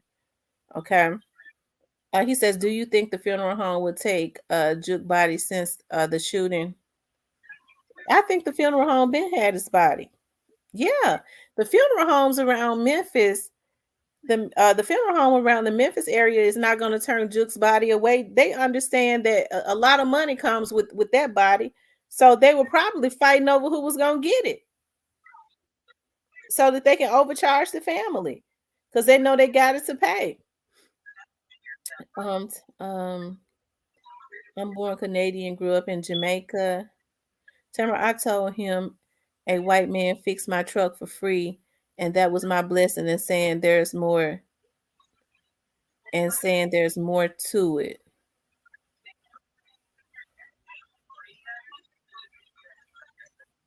I'm not talking to D side. I'm talking to Tay. Oh, okay. Whatever it was, I think he knew too much on something and got. Well, let me just say this. I tend to believe what some. I had like a 30 something thousand people on that live when I first broke that story, right?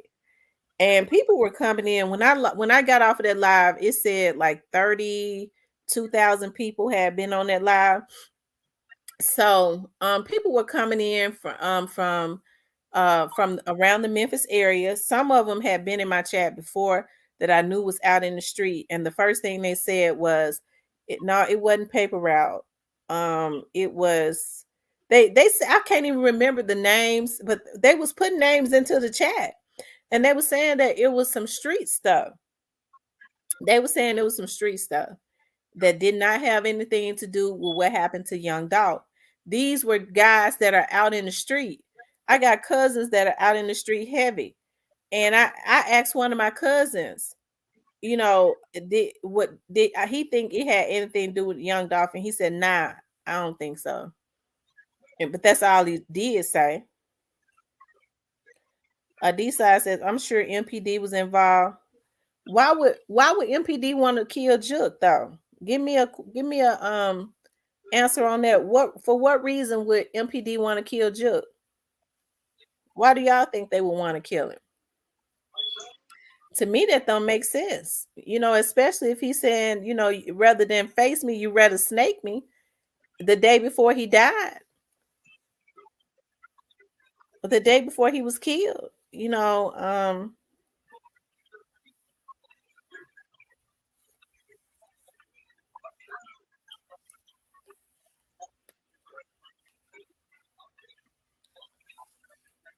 It's all love with me though, for the whole city, man. Yeah, I hate this happen. I do.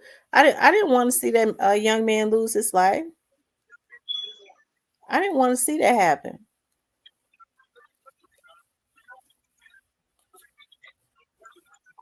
He is the cash man. I mean, but if you listen to people like Player Conan, they said that Juk met.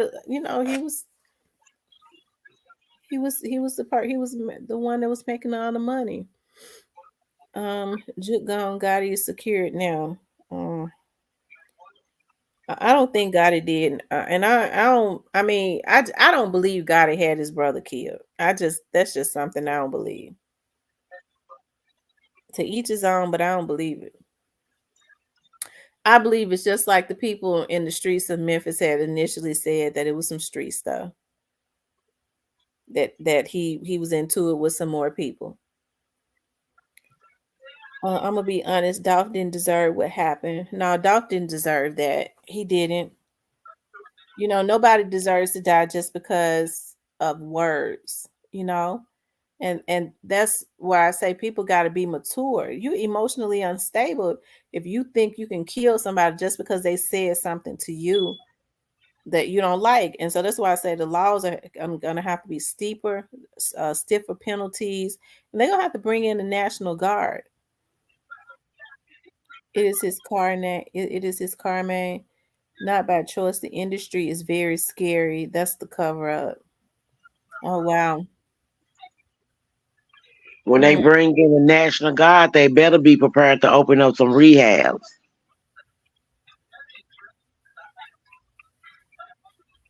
Why you say that, Venice? Because it's a lot of these folks that's on drugs. The reason Mm. why a lot of things that's going on. So when they bring in a National Guard, they need to open up some rehab because you're gonna have a lot of people on withdrawal, and it's gonna be out of control. So they better be prepared to open up some rehab because these folks gonna need it. They said if Dolph was still alive, Juke would be alive. That's what TS said. Well, people were saying it was some more street stuff. You know, you have to think about somebody like Juke. He was doing business with some of everybody.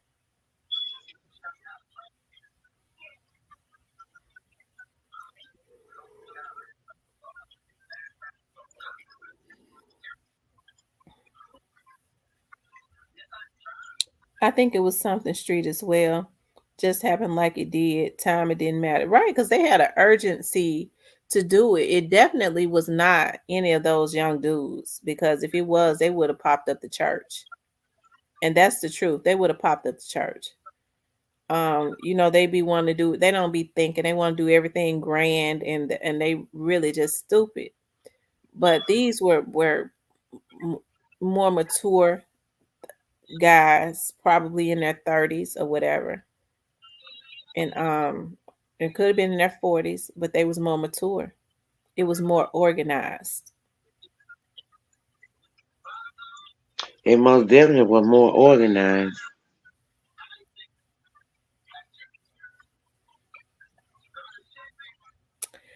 I don't know, you know. I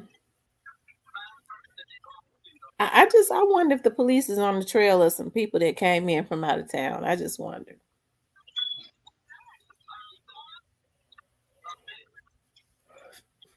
You never know.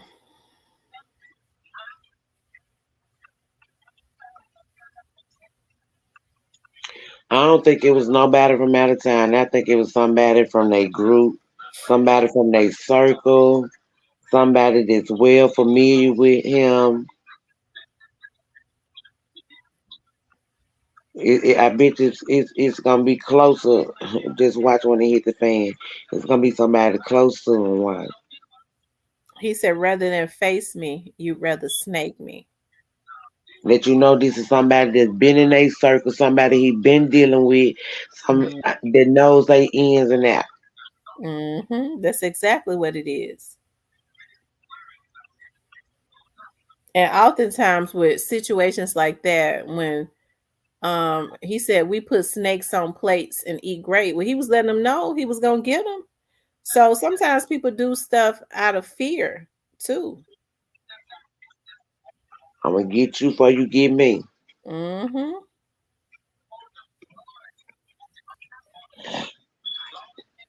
Somebody in the circle he was beefing with that he ain't kicked on to the curb.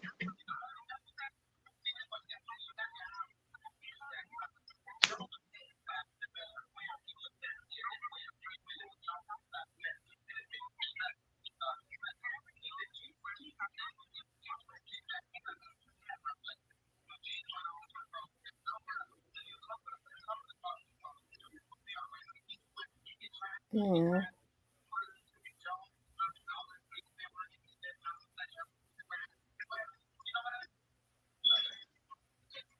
The other attempts probably were from young boys. That's why those attempts failed. After those failed missions, the mature hitter stepped in and got him on their one and only try. Ramona says Tamara Juke might been in something way over his head too. Probably.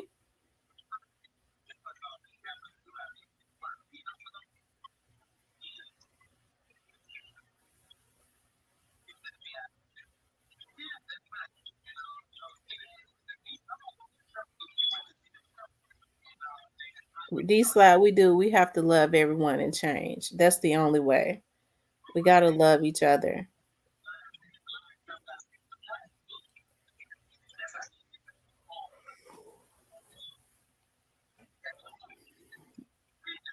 TS says go Van. I don't know. I don't know. You gotta go CMG. Anyone want to bet? He probably already don't own the greater percentage of CMG. He might just be the face of it. You never know at this point. Because when they start getting loans and stuff and they start getting people to invest in their company, sometimes they sell off the percentages where they no longer own the majority.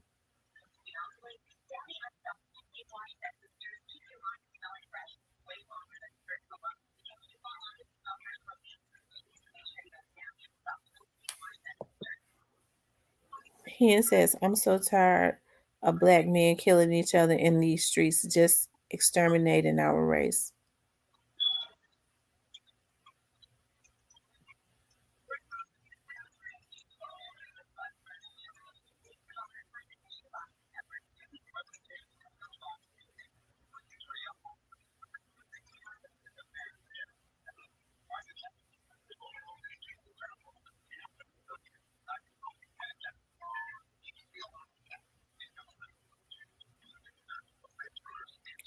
Tacitus says the crazy thing is ultimately all this was about music and money, two things readily available to any and everybody. I'm telling you, that's all it was. It's sad. And I really I hate it happen. That's all I know to say. I hate it happen.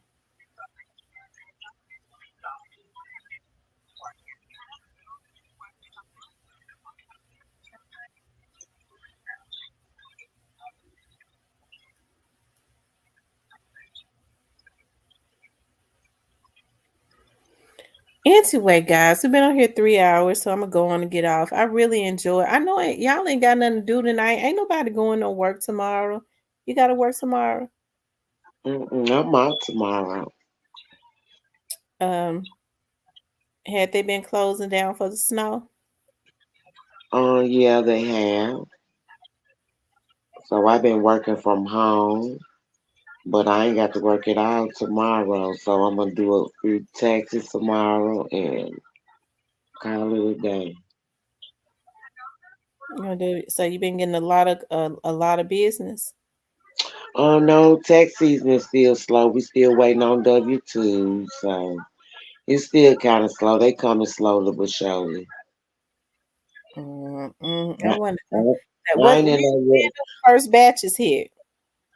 The first batch is gonna hit sometime in February, but it's gonna be after Valentine's Day. So don't be looking for your income tax check to buy your man nothing for Valentine's Day or your woman, cause you ain't gonna get it. Well, he Not, gonna. unless- not unless you don't have a dependent, you might get it. Well, some of these men gonna be mad because they be gone. They be gone before Valentine's Day, but I would, they gonna have to that, stick around. Now they gonna have to go buy a teddy bear. They gonna have to go to uh, Walgreens and buy a little $3 teddy bear because they gotta try to stay in good and stick around until that them taxes hit. yeah, cause them they ain't going out of town this year. She ain't gonna be able to take you on no trip. Well, she probably gonna take him on a trip. Baby, they get their tax and take these men on trip and don't even take the kids nowhere. But you want to get on Facebook and post all these pictures of you and the man on the trip though. I ain't gonna take the kids nowhere. Well, they be going to Florida, don't it? Down to Miami, Well, bragging about n- they in nah, Miami. well, Last year they went to Las Vegas. They went to Las Vegas. 'Cause you know it was a lot of cheap trips, cheap flights. You know, but yeah, I wonder where they they going went. this year. They This probably year gonna buy the men cars this year, ain't it? yeah, and then probably they'll probably go on a trip to Miami somewhere not that far, Atlanta or something like that. And then he could come back. He gonna come back and go back home. I'm gonna tell you something. They think I be lying. Like a lot of these girls, especially when they some of these girls be getting what $15,000 in taxes, don't it? I don't know how they Yes, do ma'am. it. They be Yes, ma'am. these girls don't even know that these guys. I know that they do it. I know guys that do it. They have wives and they be in on it. These girls know that these men be married. They be living with chicks already, and they come back and get chummy with them for income tax. They women that they main chicks and their wives be in on it. These girls be getting 12 and 13 and 14, $15,000 worth of tax. He'll go and stay with her for a little while. His woman don't care because she a scammer. She probably got a side man. Okay, and to get that girl taxes and get all of her tax, she dumb enough to give him all those taxes. So about he gonna flip it, and then he go right back to his woman, and they spend the money. Most This definitely. girl I got know. 5, 6 kids, and she trying to satisfy a man. I wouldn't even want no temporary love from no man that only came around and got chummy. They start coming back being nicer right before Christmas. That's so that they can get a Christmas gift. They already know after Christmas it's gonna be tax season. After Yep. that, they don't really see him no more until next November. Until the next November, you sure right.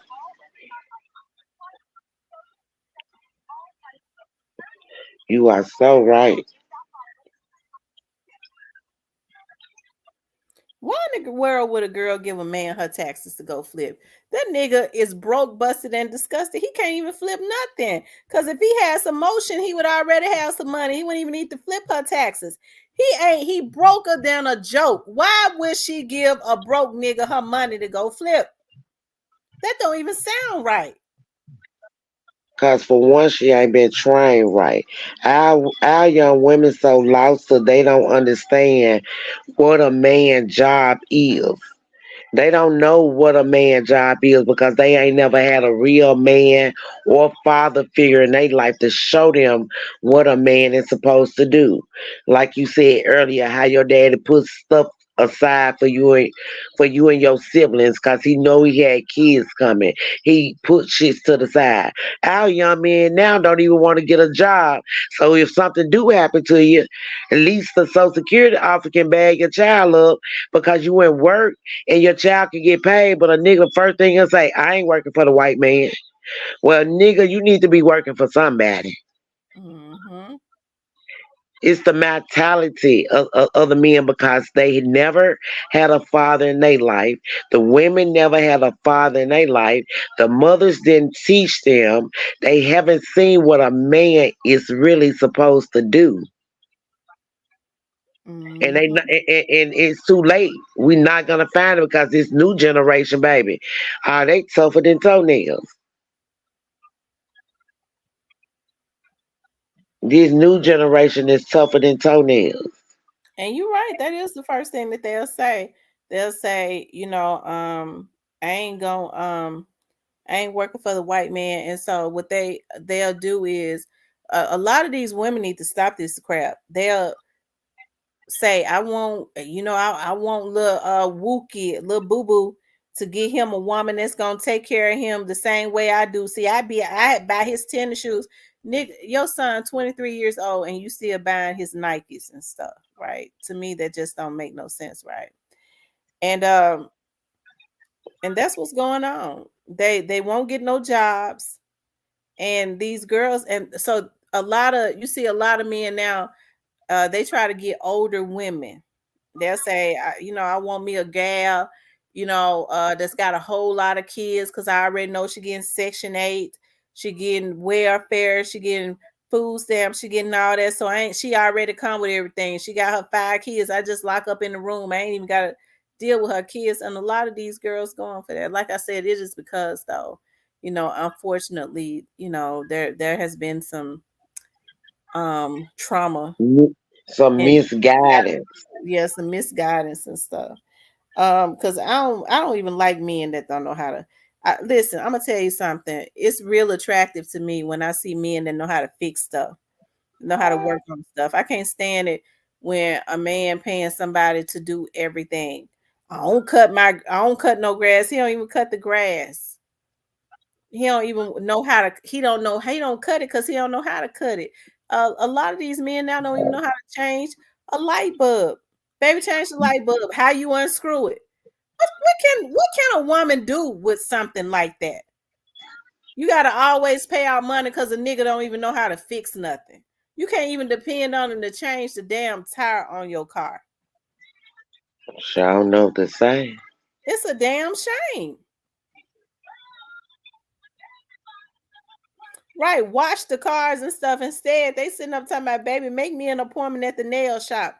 He don't even want to wash the car. He's scared. He's scared he's gonna break his nail. I don't And even like men with you fingernails. know that's a new trend now. Men going to get their nails and toes done. Getting them a pedicure. Hey, it's okay to keep yourself up. But if you in there more than I'm in there, baby, I got a problem with it. It's so sexy to me to see men working on stuff.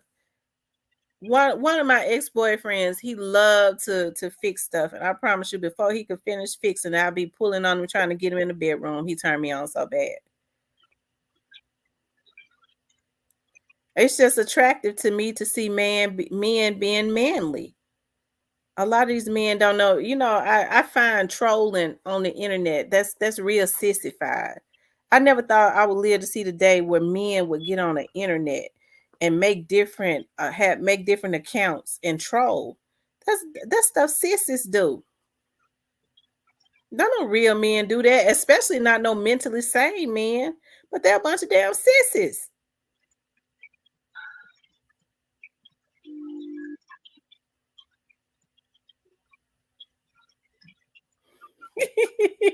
Roberta. Oh my God.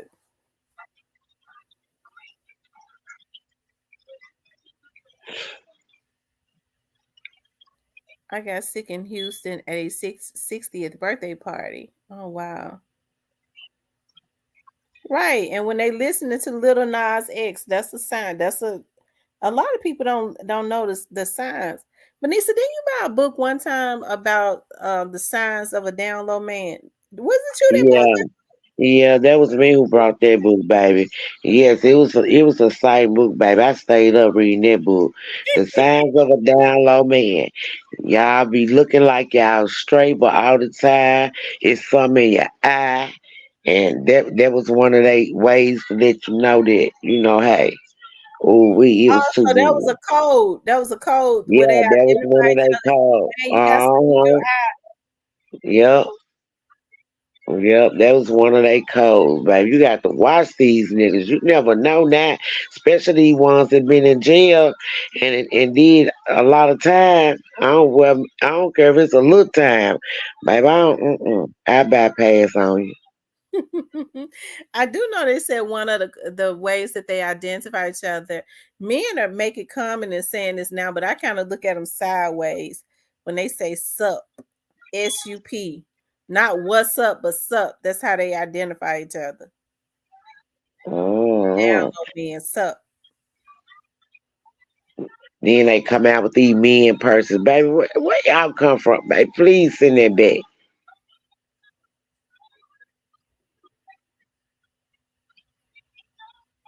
If you like to talk, I'd like to listen, especially if there's something that gets good attention. He said, Yoi? I don't know what that is. YOI? See, I don't have no issues with gay men. I have issues with down low men. What they would like to do is use women as beards. When all they got to do is just Yeah, the truth. I don't date gay men. yeah, cause that's not fair to her, and that's not fair. That's a decision that you need to give her a chance to make. Who wants to? I mean, that's them bisexual. They prefer either or. So you have to be very careful because he used a woman for a cover up all the time. You prefer a man from time to time. If you prefer a man time to time, you just need to be with a man, baby. Really, they be preferring a man all the damn time. They just can't get to one all the time because they got to try to put on a facade to their homies. That's the reason why the woman that they live with, they be about to beat her damn eyeballs out of her head because he mad because he got to lay next to her and he be wanting to lay next to a damn man. And some women be knowing it too because you know when your man is too feminine. You know when your man is too feminine. How can you be laying up here not knowing that your man is feminine?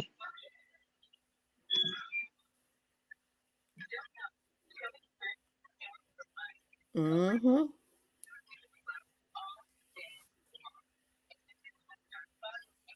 And you there, and it's always signs. It's always signs of it. A lot of people choose to ignore it.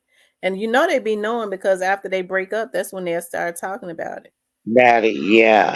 Mm. Well, I kind of knew, but I didn't know. No, you knew. I got a cousin that is gay, and he doesn't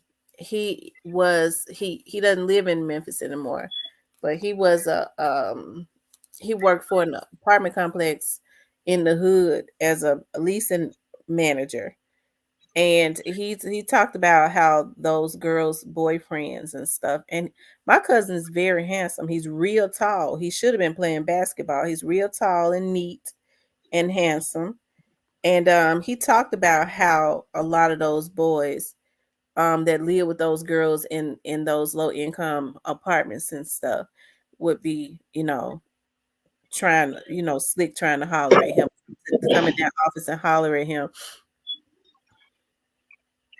Because they just using the ladies just for a cover up.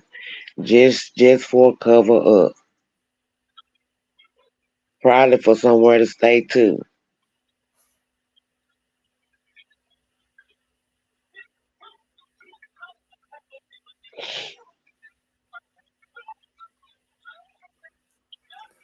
I don't have nothing against gay people neither, cause you remember one of my best friends, they was gay from Nebraska, Hmm. and we used to come to Memphis and have a ball. It's the white guy. He was black. His mom owned a flower shop in West Memphis, Arkansas, but he ended up moving to Nebraska. So he left me and went to Nebraska. But before he left me his car. Left me almost everything he had. Made So him move to Nebraska. what made him move to Nebraska? Because he had some family and friends up there. So they moved up there. He stayed up there for about a year. Then he came down and visit me. And yeah, they was cool. I had nothing against them. Mm. Hey, I made some wings and some MF and Rotel, man. Come get a plate. You hear me? DJ Polo, are you white or are you black? Cause you and D Slide seem to be having conversations, and I've been paying attention. I need to make sure you all are not trying to mimic black people. Cause see, I really don't believe that you all are black. That you are not trying to make fun of black folks.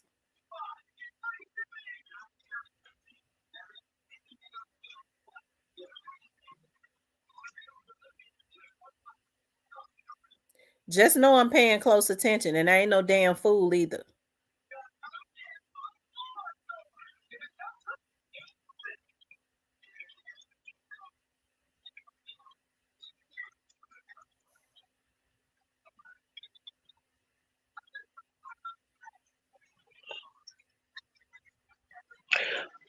Crease and me and our age, we don't have a chance though. Why you say that? Because you got too many young girls that's out here that's willing to do any and everything. For $40, and they claim they do. They claim they be wanting good women, but then they'll miss over a good woman for a woman that's going for $40 or a whore that be perpetrating and flogging that's been a porn star. Yeah. That's the reason why I don't forgive no nigga because they'll mess over they'll mess around they'll mess up and mess over you and step out and mess over you, and then when they realize that what they messed over you for it ain't better, or they get tired of it, they want to come back, and that's the reason why the door is always closed. No, we can't be Mhm. friends, we can't get back together, I don't want nothing to do with you, kiss my ass, nigga. You don't ever step out on me because you think something better for me, the better than me, and then think you gonna double back after you figure out it ain't. Fuck you. No, I don't let up off of them. That's the reason why I don't go back to ex-boyfriends. Hell no. So I don't know what to say. Just pay attention to the men that's our age, the late 40s, early 50s. They dumb. They Mostly, stupid as hell. They be claiming they want good women. They be the ones. I don't want no young girls. They be going crazy over these young girls that do anything and mhm, falls in love with them. They be trying to be with us. So because our heads are more level to maintain a lifestyle so that they can be more appealing to young girls. They be wanting us to help them to come up, women with the winner's mind so that they can be appealing to the young whores. Damn, fuck them too. I don't know what to say. And I'm not jealous of no young women. I don't have nothing against no young women. They doing what they do. I've always had issues with the dudes. That's why I be hard on them. That woman ain't got no loyalty to me. You don't ever make another woman feel like that she is equivalent to your woman. You don't ever do that. You don't ever speak about your woman or speak ill about your woman if you stepping out on her to another woman. You don't do that, but it's unfortunate that men do that. That's the reason why they Gonna tell, gonna tell the other woman everything about his mate, and she won't know nothing. Know where y'all stay at, lay your head at, and some more.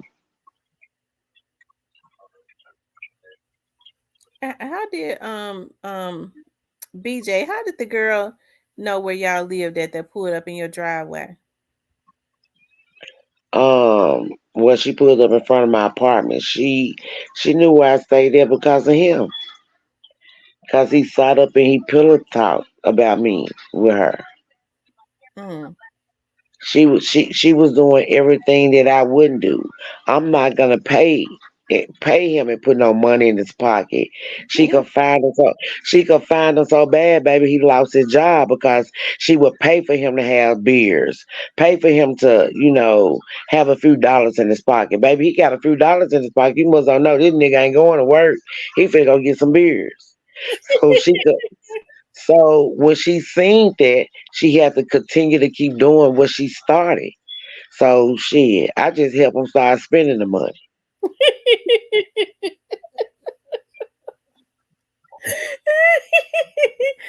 Oh my God. Mm-mm. You was spending her money, huh? I sure was, baby.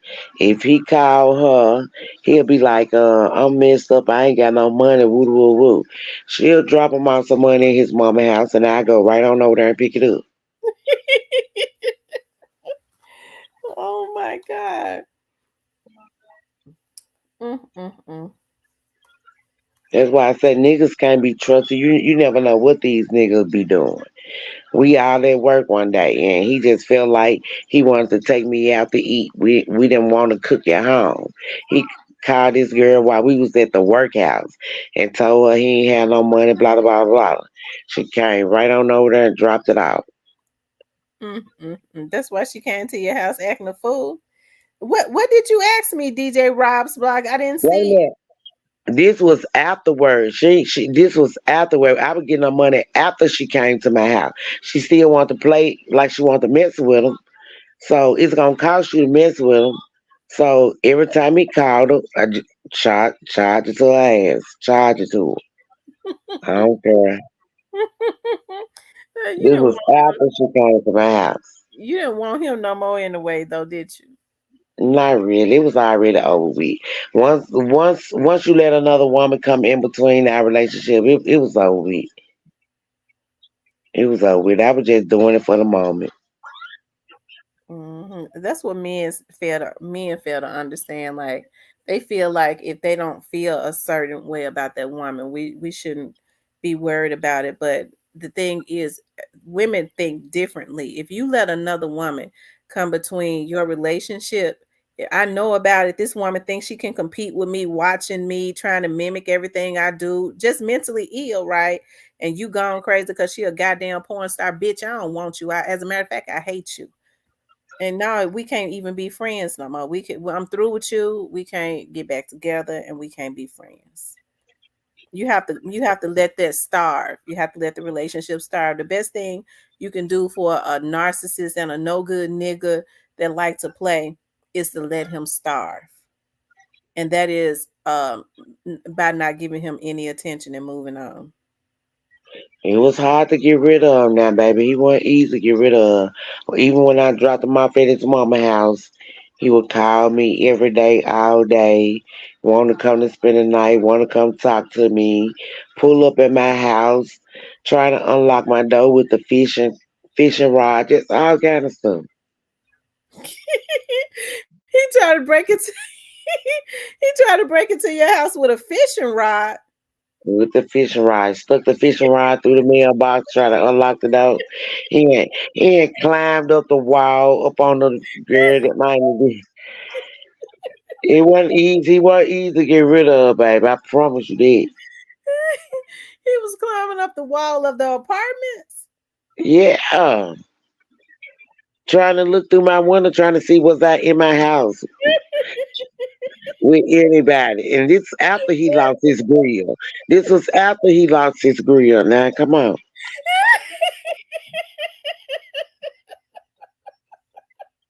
Oh my god. He was doing the most with his drunk ass. I'm saying them ice house will have him going, babe. That nigga climb the wall. That nigga, man, look, sit out there all night long to the next day. What if he doing? Sitting up there in the car drinking his ice houses? Was he drinking his All, beer? all night long. When the store started selling beer at 3 o'clock, he got about 6, 7 of them on the back seat.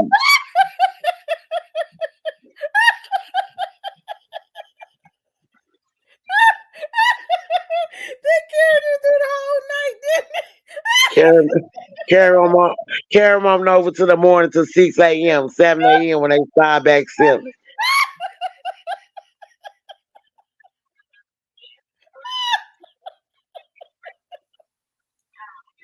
Oh my god. What he be doing when he's sitting in the car all night in front of your house? Playing the music, rapping, trying to sing to me up at the window, all kind of weird shit. When I say he should have been institutionalized, he should have been institutionalized for real. Oh my god. Oh my god. Lord have mercy, Jesus. That's a crying. Then, yeah, some night he a hard gangster. That's when his GD come out. I just realized girl, that man was so many different peoples. He had so many different personalities. Oh, so some nights he'll get drunk and be a GD. That's when he in his gangster mode. Girl, I ain't never seen nothing like it. But you better choose wisely. I'm gonna tell you later. If I'm 48, you better choose wisely, baby. Oh my God. He would get drunk sometimes, and he would think about he was a GD, huh? Baby, you could hear it all down the walkway. He's so hard. Boy, if I come out this door right now, you gonna fall over. So stop playing. Oh my God.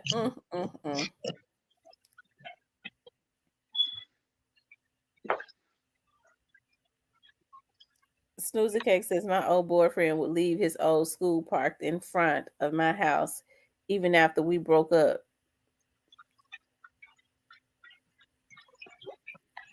That because he ain't want nobody else to come. He ain't want nobody else to come there. He wanted to always make it look like he was there.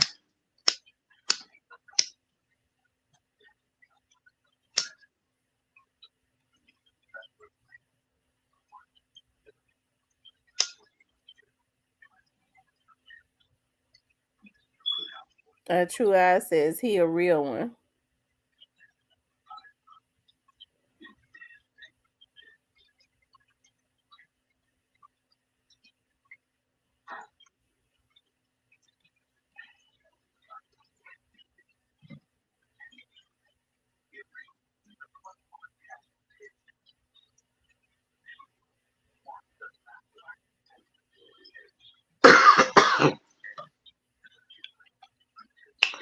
That don't make no sense, baby.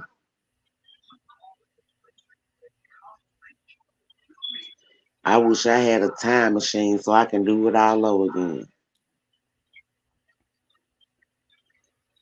Mm. Where BJ? Where he at now? Still doing the same old thing. He got him Being somebody busy. else. And yeah, somebody that's on his level. But he's still at home with his mama though, so he ain't went too far. Lord have He mercy. ain't still too far. He's still at home with his mama. And it's been what, 12, 13 years, 15 years after the fact. My baby 13. Mm. And he's still at home with his mom. He's still a drunk. You're and dude, he still drink. He couldn't even get his dad a kidney when his dad was in the hospital. His shit so bad. Oh, that's so sad. I remember when you met him though. He was good to you. He was a truck driver. That was just a hidden agenda. He was running from them demons then. He was running from them demons. He was a truck driver. He was a good provider. I moved out of one place. He paid for another one. And when they said that could no kids stay there, we had to move again. So we had to go get us a room for a minute until we got another place. But one day I got out work. He had the apartment fully furnished from the living room to the bedroom. He was a good provider, but he was running from demons though. He was running from demons that he couldn't shake. And I just got caught in the mess. Them demons he couldn't shake was them drunk demons, huh? Mm, yes, ma'am. Them drunk demons, drug demons, and them lust demons. Mm. He used to love to get on the phone and try to, when we get mad at each other, and like to try to call his ex. Baby, I won't give a damn about your ex because she probably don't want you back no more anyway. If she know what I know and see what I see, I'm quite sure she don't want your ass back. But he would try to make me jealous by calling his ex, but no. Maybe I better not get mad. Ask her, do she want you back? Ask her, can I mail you to her? Poor old BJ. He took that hard when you. He finally gave it up though. Yeah, he finally did. It took a minute. It took almost a year for him to get the picture, baby. It ain't gonna work. It'll never be again. And I fucked up, and I take accountability for that. But you ain't for me. Mm-mm.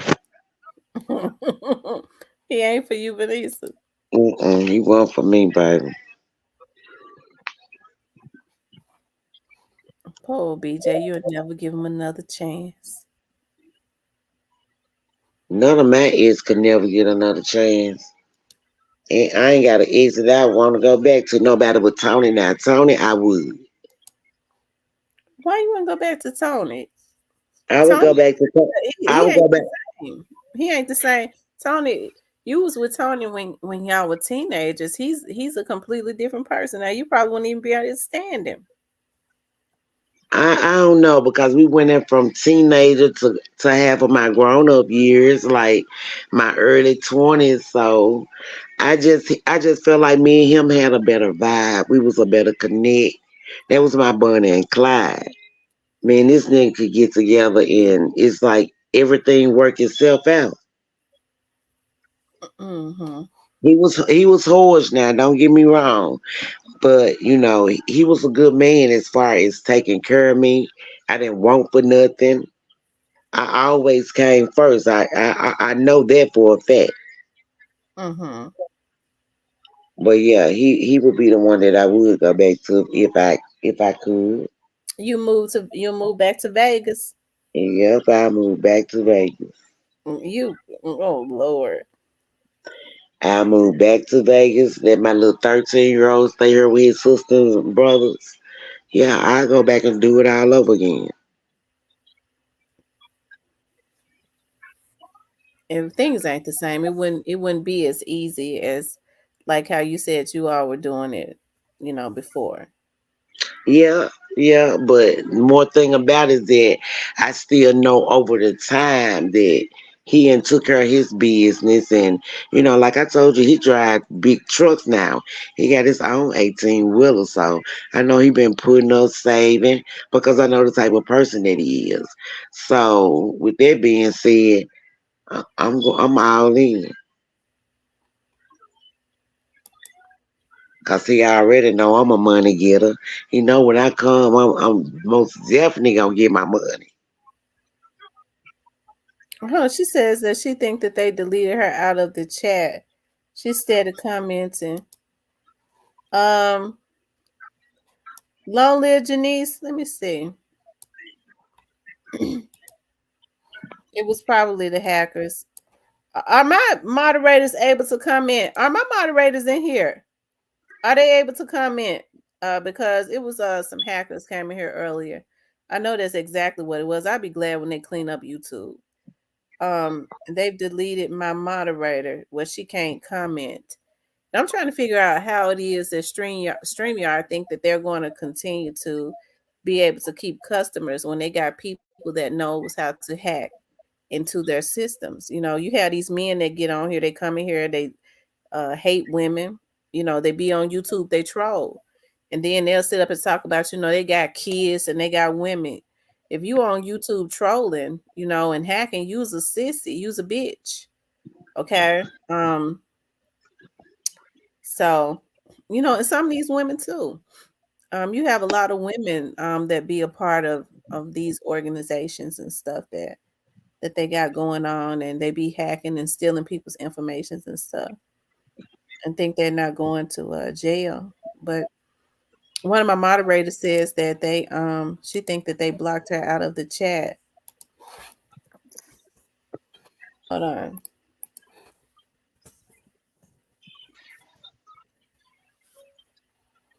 'Cause I'm just looking at her comment.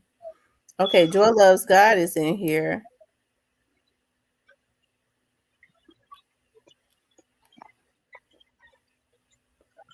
I don't see her in here at all. So I got people that's in my I got people that's in my chat that are hackers. That's blocking people out of my chat.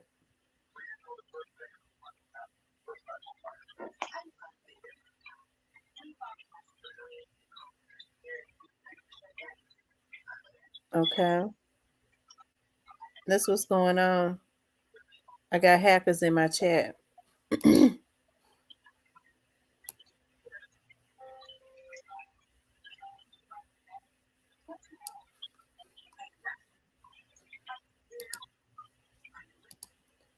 Hold on for a second.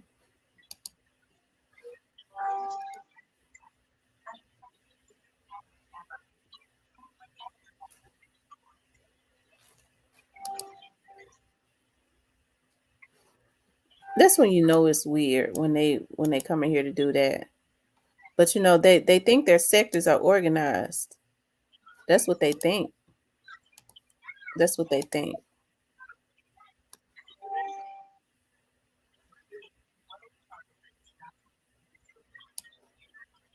Hold on for 1 second.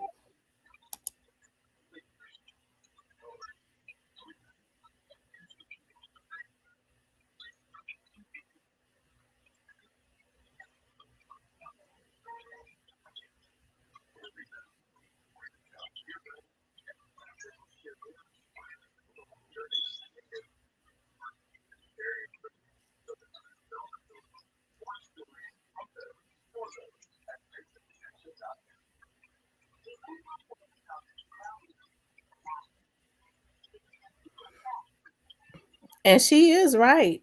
She's not even showing as one of my moderators.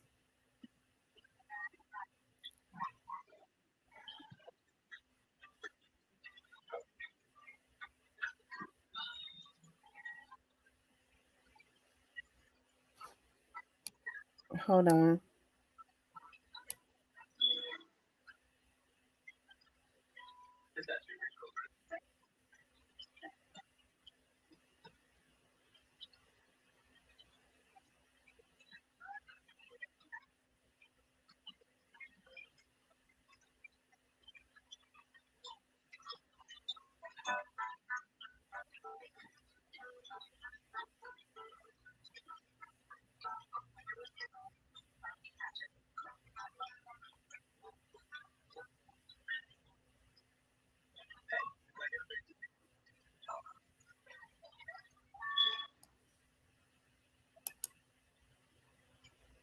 Hold on, y'all.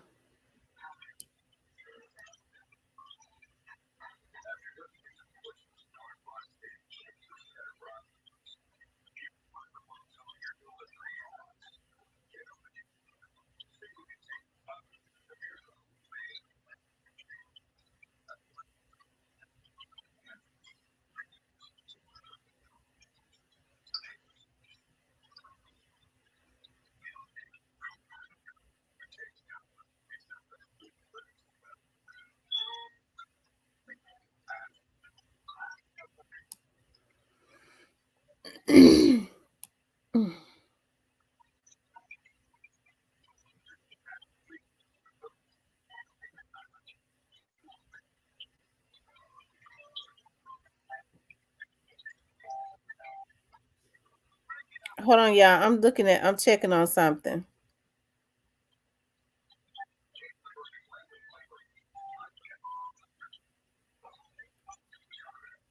So that means that they've been hacking my since she's not as one of my moderators, that means that they have been hacking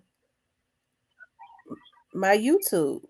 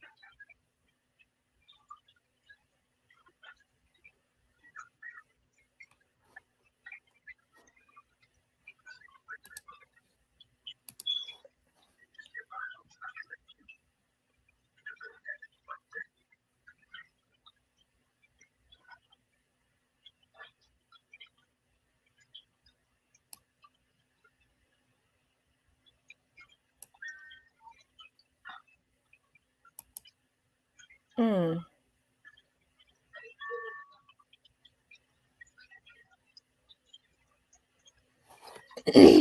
Hold on, y'all.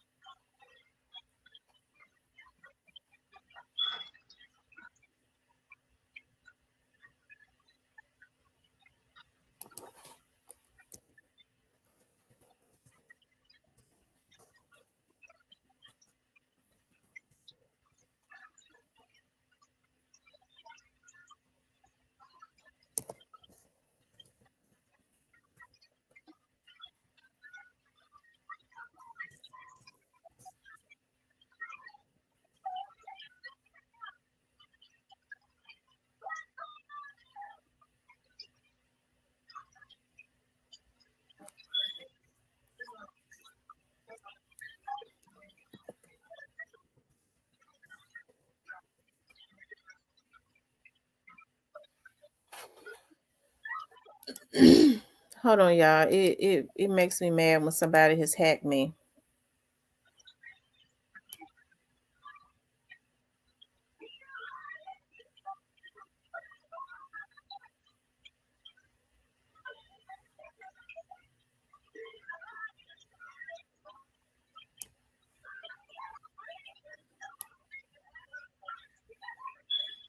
And that's exactly what they did.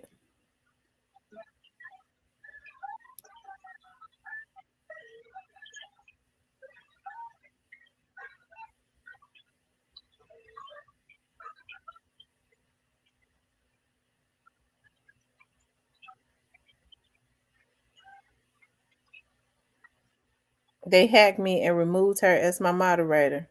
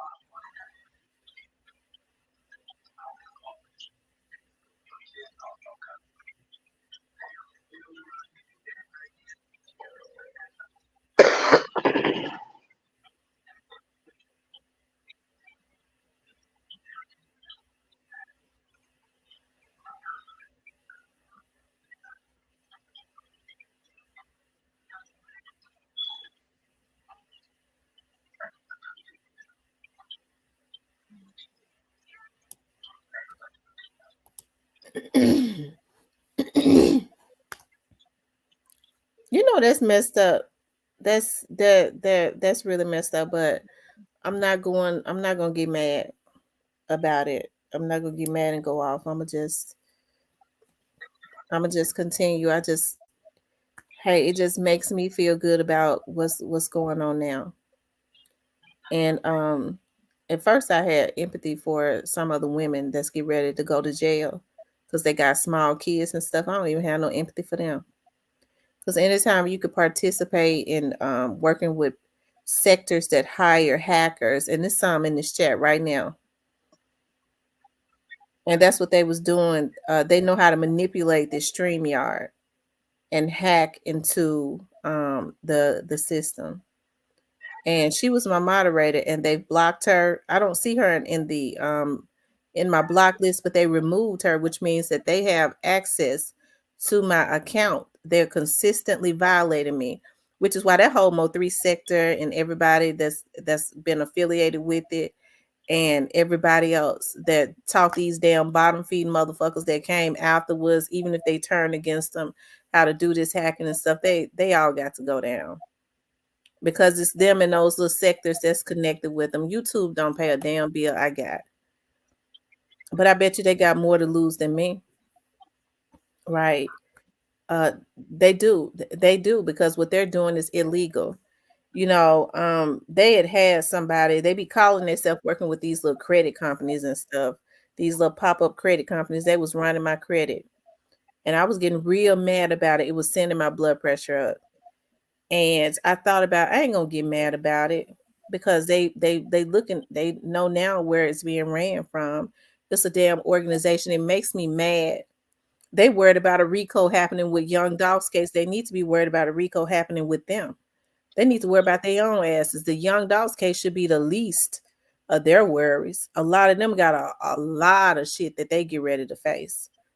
Them and all them damn crackheads that they taught and they thought was going to come into their sectors, and they taught about the hacking and all of that, and they turned out to be a bunch of damn fools, right? they got better fish to fry. Somebody had already told me the one they main hackers was from out of New York, and then told me who he was. That bitch don't even know he up under he don't even know what he facing. And then came into my damn chat one day, and yeah, and traffickers.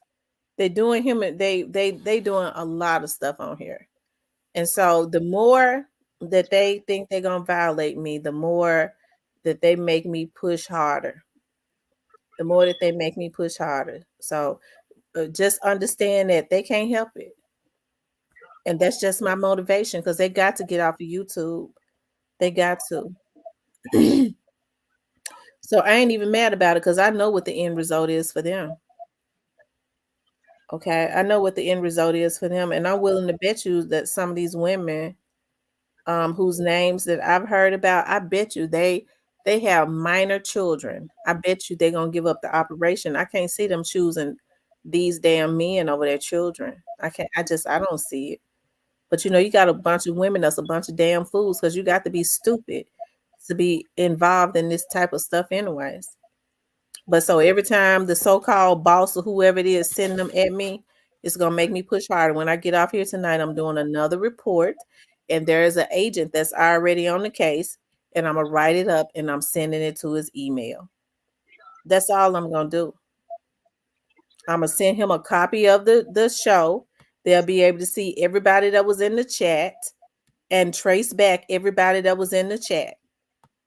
That's just how I'm gonna do it. I'm not gonna get on here and scream and holler no more.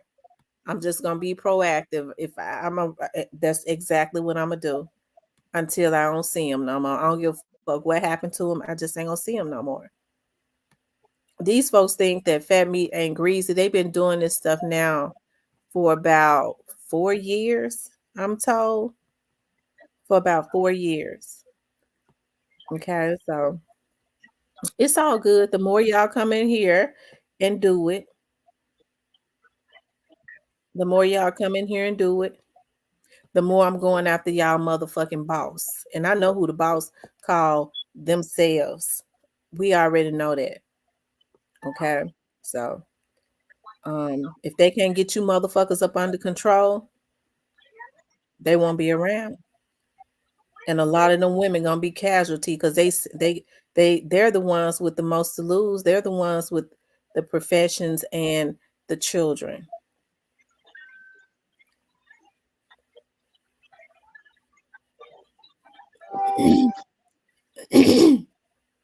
But she definitely blocked out of the chat. And what they did was they removed her from my moderators list, which means they're still violating me. They're still consistently violating me. And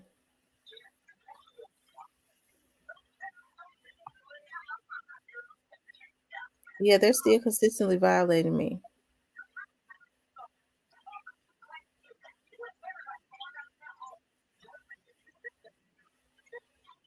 It's almost it's they can't resist it. They can't. Now we've been over here all night. You ain't seen me mess with no other vlogger. But see, I've been told that with certain vloggers, if they think that you're getting traction and your numbers are going up, it's a group of them that work together, and it's mainly ran by the men. That's the reason why I said a bunch of dick in the booty motherfuckers. And so they have a lot of women around them that are already troubled and tortured and jealous hearted that they send out. And they have a bunch of dick in the booty ass niggas that come into the chats and hang around because they're predators. Anytime you start hanging around in a chat, in a woman's chat that has expressed that I'm gonna get y'all for fucking with me. Let me tell y'all something. As far as that Mo3 sector, everybody around them, Onan and all of them, I would never forgive them for what they did to me. They fucked with me. They felt like I was gonna put it all on Onan. He wasn't the only one doing it. It was that Mo3 sector too. They were the ones that taught him how to do a lot of that stuff. And they thought that I was going to, they started sending me emails, and I got all of them. And they started putting it all on him. They started putting it all on him, telling me everything that he was doing.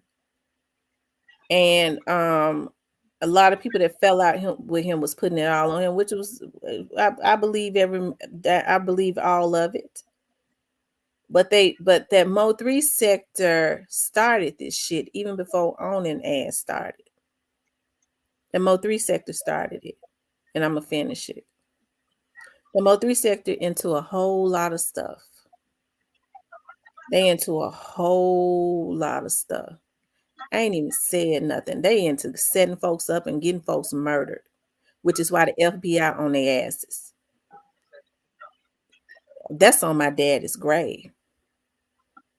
And they still doing this shit because they got pedos in their ring, they traffickers, they selling people's information. They got people that know how to pull up folks' information that's supposed to be professionals. The feds on all that shit. And so I think it's a darn shame that they consistently mess with me. Yeah, I believe Onan does it, but I believe they do it. They started doing it first. They started doing it first. And they still do it, and they expect for me to direct all the energy at him. When I already know that they're the ones involved too. Okay. They were the main ones that started this shit. So I already know. Because some other people had told me, and I'm not gonna let my left hand know what the right hand doing, but I don't give a fuck. At this point, I don't care. It's been 2 years that these folks been messing with me. And they got some, they they was hitting my credit trying to get business loans, y'all. Do y'all hear me? They got a Hispanic that worked for the Bank of America, y'all, that is helping them with getting into people's bank accounts and stuff. They think it's organized, but it ain't fun when the rabbit got the gun and the feds got the gun. And they gonna start spraying real soon, but it's a damn shame the motherfuckers keep coming into my chat. They should just leave me alone because they got bigger fish to fry. They just don't know it yet.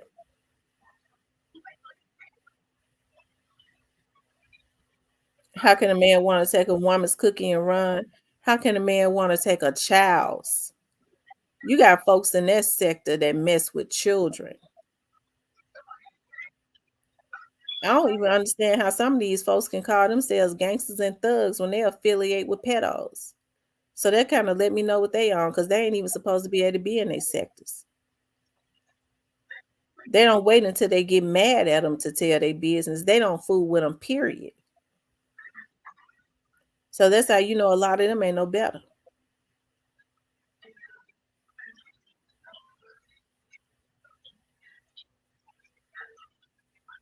But it's all good. And I got to thinking, but I ain't gonna even put that out there.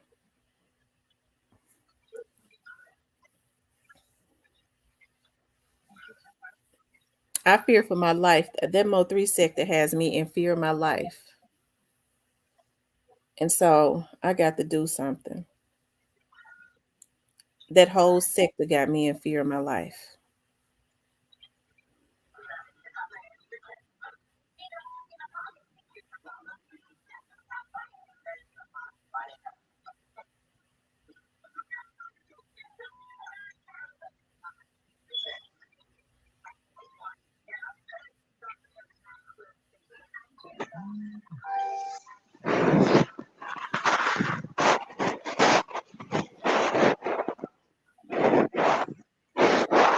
I'm putting it on record. The Mo3 sector got me in fear of my life.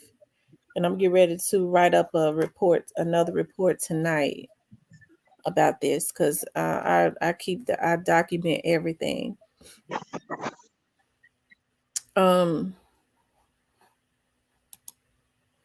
Yeah.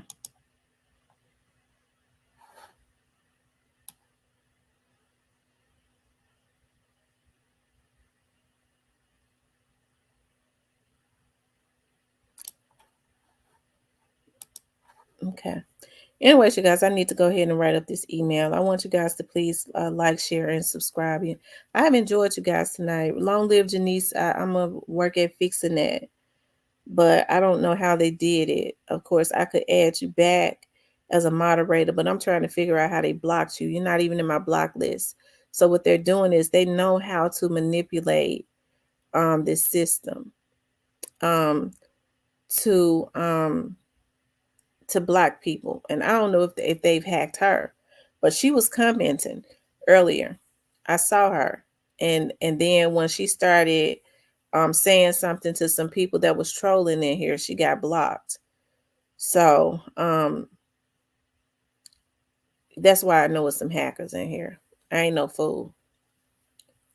And like I said, I just wonder who the women gonna choose. They gonna choose their children, or they gonna choose these dime store hoods. That's gonna be interesting to see. And like I said, the first law of survival is self-preservation. I'm willing to bet when they know it's for real, and it's for real, that everybody start telling on each other. I like the scripture in the Bible when they say, come at you one way and they flee in 7 different ways, right? In other words, they start scattering out and telling on each other. That's what's going to happen next time. Well, I ain't going to snitch. Well, they got enough on a lot of them anyways. Okay. So they can go away. I guess that's their choice. I wouldn't do it. I wouldn't go and leave my kids out there. But they come at you one way and they flee in 7 different ways. And so God confuses the language. They came messing with me, and they don't know that I'm favored. They don't know how favored I am. And so, I've done a lot of screaming and stuff because to the point where I made myself sick on here because I be hating to do things to people. I'll start it and then I'll stop. But I made a decision that I was not going to do that. And one of the things that I can't forgive is that when my dad was sick, they was messing with me. Onan just would not leave me alone. He just wouldn't do it. And he had Countdown John and Ratchet and all of them I'm hearing now that was involved in this stuff with messing with me. And they thought that I was scared of them because I was getting on here and I wasn't saying anything, because I was being advised that we was praying for my dad, right? And in order for him to get well, I needed to stay in a positive atmosphere. And so I feel so bad because I was getting on here to release. These motherfuckers thought I gave a fuck about them. I was trying to get my dad well. I didn't give a fuck about what they had going on. I had issues going on in my life. A motherfucker thought that I was concerned about what had happened to them and exposing them. I had shit going on in my life. And so we would be on the prayer line and stuff, and I was using this as an outlet because I don't make no damn money on here. I was like, I just build my people up, and because I plan on doing my missing person stuff, because that's really my passion. And so I'm hearing that Ratchet said she ain't doing no missing persons because that's mine. We're gonna control all of we're gonna make sure that she's off of here. I heard that's what happened. The reason a lot of my missing person shows, Ratchet, I heard you were the one that did it. Okay. I heard that Onan hired somebody and did it too when he got mad too. They have violated me left and right, but I was forced to try to stay in positivity when the investigators were saying, we can't do nothing if you don't follow through with it. And I was saying, when I would file reports on them, and then the church mothers would say, we need you to stay praying. This is how your dad is going to get well. And I feel like dealing with them is one of the reasons why my dad did not pull through. Is because these dick in the booty ass niggas kept pulling me out of my positivity, and I want my motherfucking revenge. I was able to go underground along with some more investigators, and shout out to the police officers that got on here and watched it and saw that I was not lying and started doing their work. Okay. Even when I wouldn't go through with it, they started doing it. These bitches on here that was fucking with me, and they all kinds of scammers and shit, getting cars and shit in other folks' names, got 5, 6, 7, 8, 9, 10 different social security numbers. They done pulled y'all motherfucking histories, you dime store bitches. But you didn't hear me get on here and talk about that. Getting cars in other folks' names and selling them to other folks, a bunch of old ass bitches. Y'all motherfucking days is numbered. And so because these motherfuckers kept fucking with me and wouldn't let me stay in a positive energy when I was only getting on here trying to build up my people so that I can do missing person shows, my daddy couldn't get well. And I blame them for it. And I want my revenge. They was fucking with me when I didn't give a fuck about them. I wasn't even thinking about them. She talk about my kids. Motherfucker, I never gave a fuck about you. I had other things going on in my goddamn life that was way more important to me. I cared about my daddy. And I'm not going to stop. They violated me. They hacked my computer.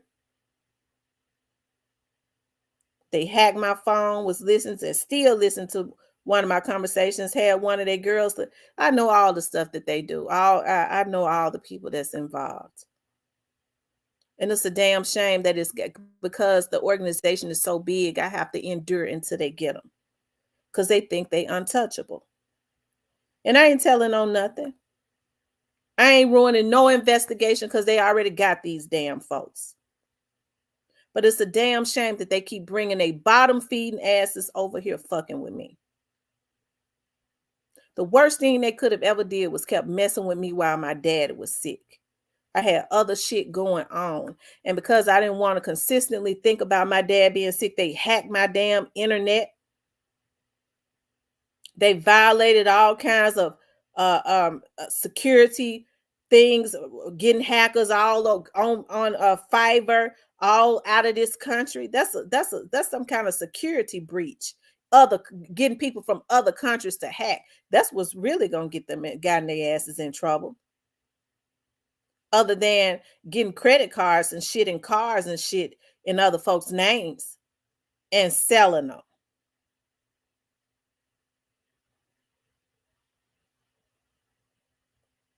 So I think it's sad. It is. It's sad what these people doing. It is. And for some reason, because they had gotten so used to, because they know I didn't know all they was doing. I didn't have the mind to even conceive everything they was doing because I had other stuff going on, other important things, like trying to stay in a positive energy and vibrate on a level that could get my dad well. And these motherfuckers was going to voodoo doctors, I hear, trying to wish death on my family, on me. And the score ain't even. And I'm the one that's got the gun. I'm just not messy. And I got the right people on my side because I was able to prove everything that I was hollering and screaming about.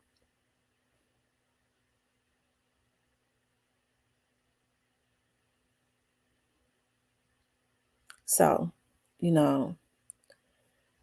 hey, it's sad.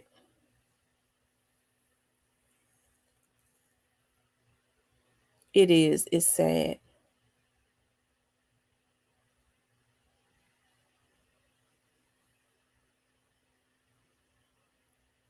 What these grown ass folks, I'd be a damn fool to be a woman in my mid-40s. It's even sadder if you're a woman in your 50s and you jumping up on alive,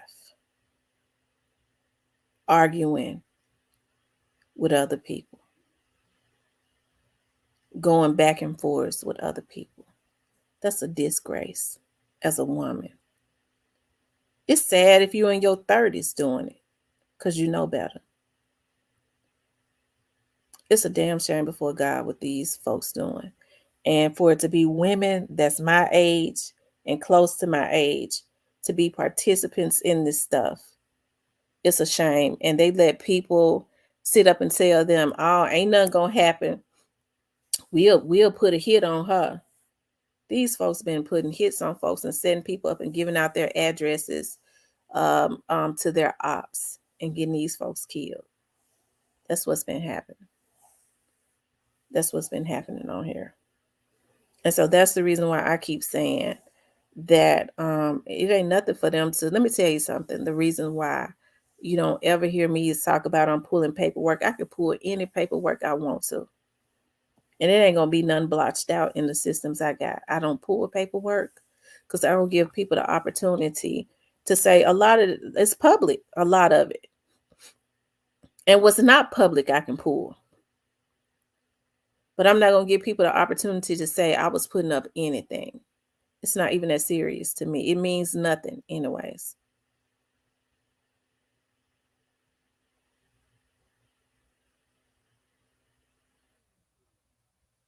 But the reason why I don't pull paperwork is because I know the types of game that these people play on here. And so I don't pull it. But you got folks on here that feel like that they can put people's personal information. And one of the officers that's been working this situation has said, Memphis ain't got no jurisdiction on me. It's more than Memphis involved in this, baby.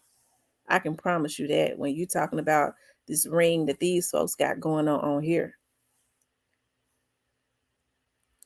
Said that when these people start putting up folks' informations because they so crooked, they find a way to start a beef with a person so that they can put their information up for their op to get it and go to their house and getting these folks messed over. That's why they start little superficial beefs with these folks.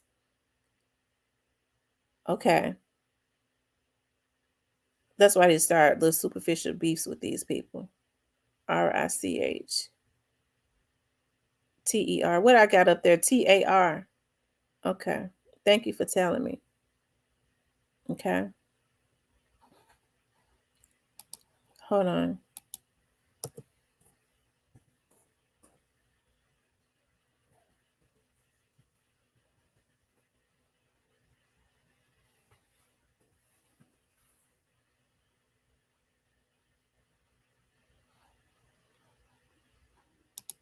You're right. It is.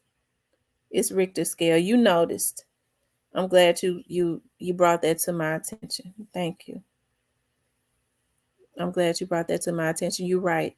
It is TER. Okay. Y'all, Richter scale is spelled RICHTER. I made a mistake and put AR. It's ER. Okay. But it's a darn shame what is going on here. It is. It's a darn shame. And so this stuff has got this. It's gonna stop.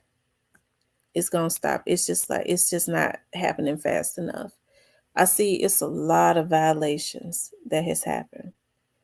It is. I can't understand how women will want to sit back, and men. But when you start looking at some of their histories, you know why they sit back and do it. A lot of them have histories of messing with children. You know, they have histories of messing with children. If you will violate a child, it ain't no limit to what you won't do. That's the reason why when they say I'm the devil and I do this, this, and that, when they mess with children, they are the devil, and there ain't no limit to what they won't do. They almost be hoping that the police come and get them. That's what they be hoping for.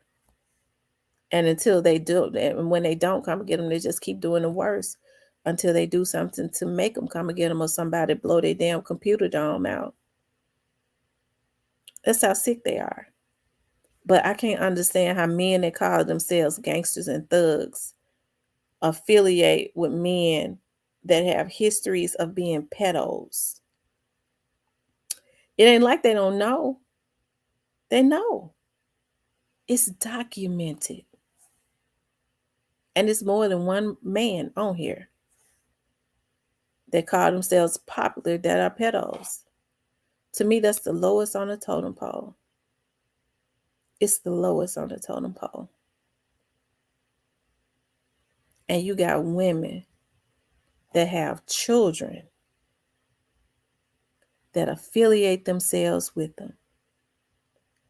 What in the world have we come to as women when we have children and we know as little girls how vulnerable we have been if we didn't have parents that watched over us? I just so happen to have that. But you have children and you affiliate yourself and you help men that are pedos to violate other women, and you got children, you less than a damn woman. And your kids will probably be better with you being in jail. Because I know you couldn't be a protector of them. Because don't no women align themselves with known pedophiles. They don't do it. And so this is what I talk about when I talk about our community. I know they thought I was going to get all bent out of shape and stuff tonight. No, I ain't going to do that. I ain't going to do it. You know why I'm not going to do it? Because I know justice is right around the corner as it relates to this. And so I'm okay. It's right around the corner. And it's funny when you start finding out who these people are, when their names and stuff start coming up, you go, dog, that person was in my chat. I thought it was something funny about them. I should have known. And then they still be coming into my chat. I ain't messy. And I be looking at them sometimes. I be sarcastic and ask them questions and stuff. And talk to them and laugh with them. And I be saying, dog, look at them. They one of the damn hackers. They one of the ones that's working with that sector to violate me. But I keep playing it off. I keep playing it off because I know that there is an end date. These folks going to jail. So it ain't no need in me getting mad. I already won. And not just me, but a lot of other people. They was violating other people before I even came on here. Before I ever even came on here, they was doing this.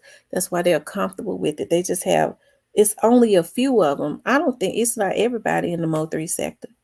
It's only a few of them that have an obsession with me that's getting ready to take that whole sector down. And trust me, it's going down. It's going down with all of the stuff that they see that these folks have been doing in that sector. It is going down. And so a few, because these so-called thugs didn't want to disassociate themselves from these pedos and these violators and stuff, these jealous ass women, they've taken down a whole sector. But anyway, the Bible says you have to reap what you sow. So, hey, they should have known it was coming. But they ain't the only ones. But I just wonder how it's going to be when they all get to talking. Because folks can say, I ain't going to say nothing. They can't make me say nothing. When they got stuff on you, people start talking because they ain't got nobody to keep their kids when they have to go away from these fraud charges and stuff, this identity theft. If they think about their children and who will have their kids, some of these girls got small babies. You can't get involved in something and then you stop. You've already violated people. When you get in different identities and stuff, they know who it is at the DMV. I'm hearing in Texas that's getting them these IDs. Somebody that used to be a part of that sector reached out to me. I said, I ain't no damn police officer. What you need to do is you need to contact this agent right here, and that's what they did. So that's why I say they come at you one way and they flee in 7 different ways. And even still, I ain't their enemy. But they just can't leave me alone because they got a few men in that camp and a couple women that's obsessed with me. I ain't never did nothing to these folks. And so that's why I know they're mentally ill. You shouldn't even want to deal with a woman that don't even want nothing to do with you. But that jealousy is something else, ain't it? But anyways,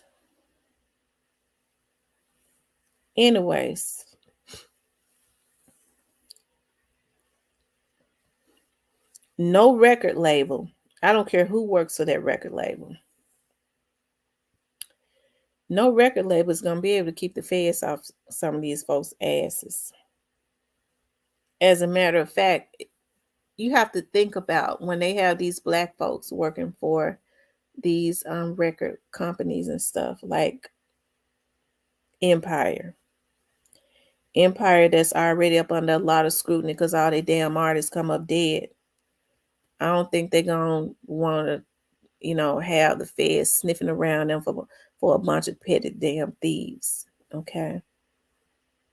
A bunch of damn folks. Even if the record label had these black ass niggas setting up folks. Okay.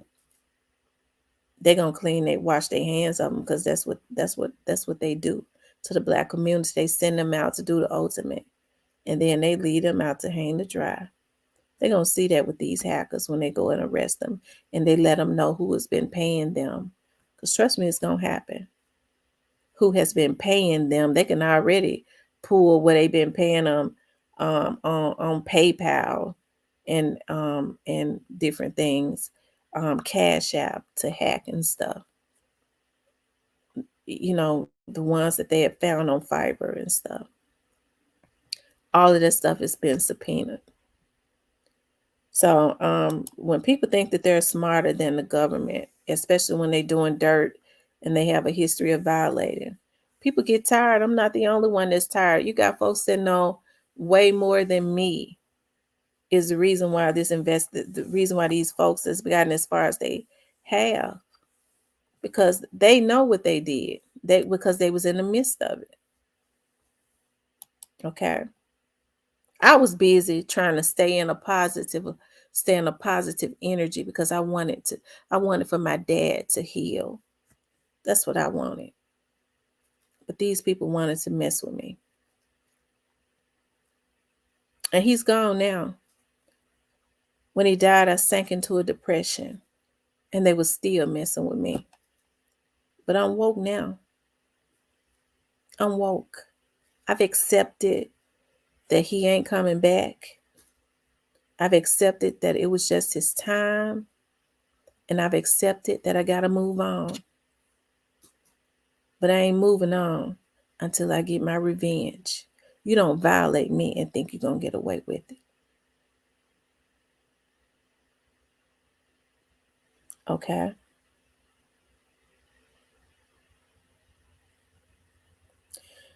Cam, don't talk about vaccines in here. As a matter of fact, let me delete that comment.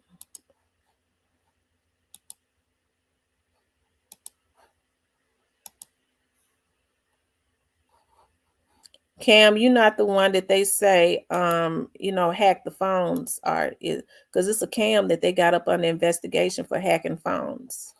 That's not you, is it? I forgot the Cameron guy.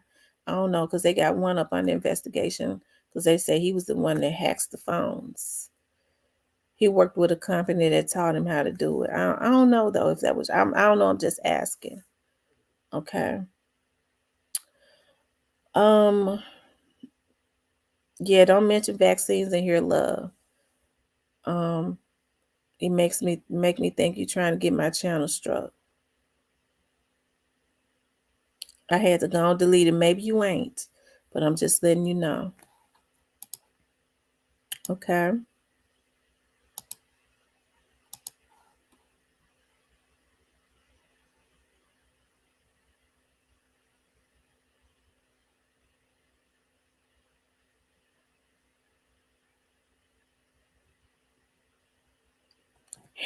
Anyways, y'all, it's 1:03 in the morning. I ain't get ready to go to sleep because I got to write up an email. They hacked me. They removed my moderator. So that means that they wanted me to know that they hacked me. They wanted me to know it.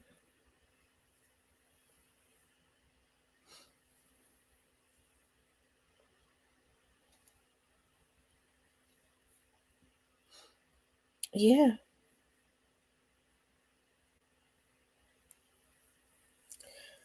You know, we know, even though we know it's the sector, I bet it's a man that is mad at me that's in this sector that just can't stop, that has already, been arrested before for fraud and hacking. I'm willing to bet that's the one. That's mad at me because I got him blocked off of my channel. Yeah. Anyways, you guys, I got to get off of here so I can write this email so I won't be too tired. But I'm going to tell y'all something. I'm going to tell these men,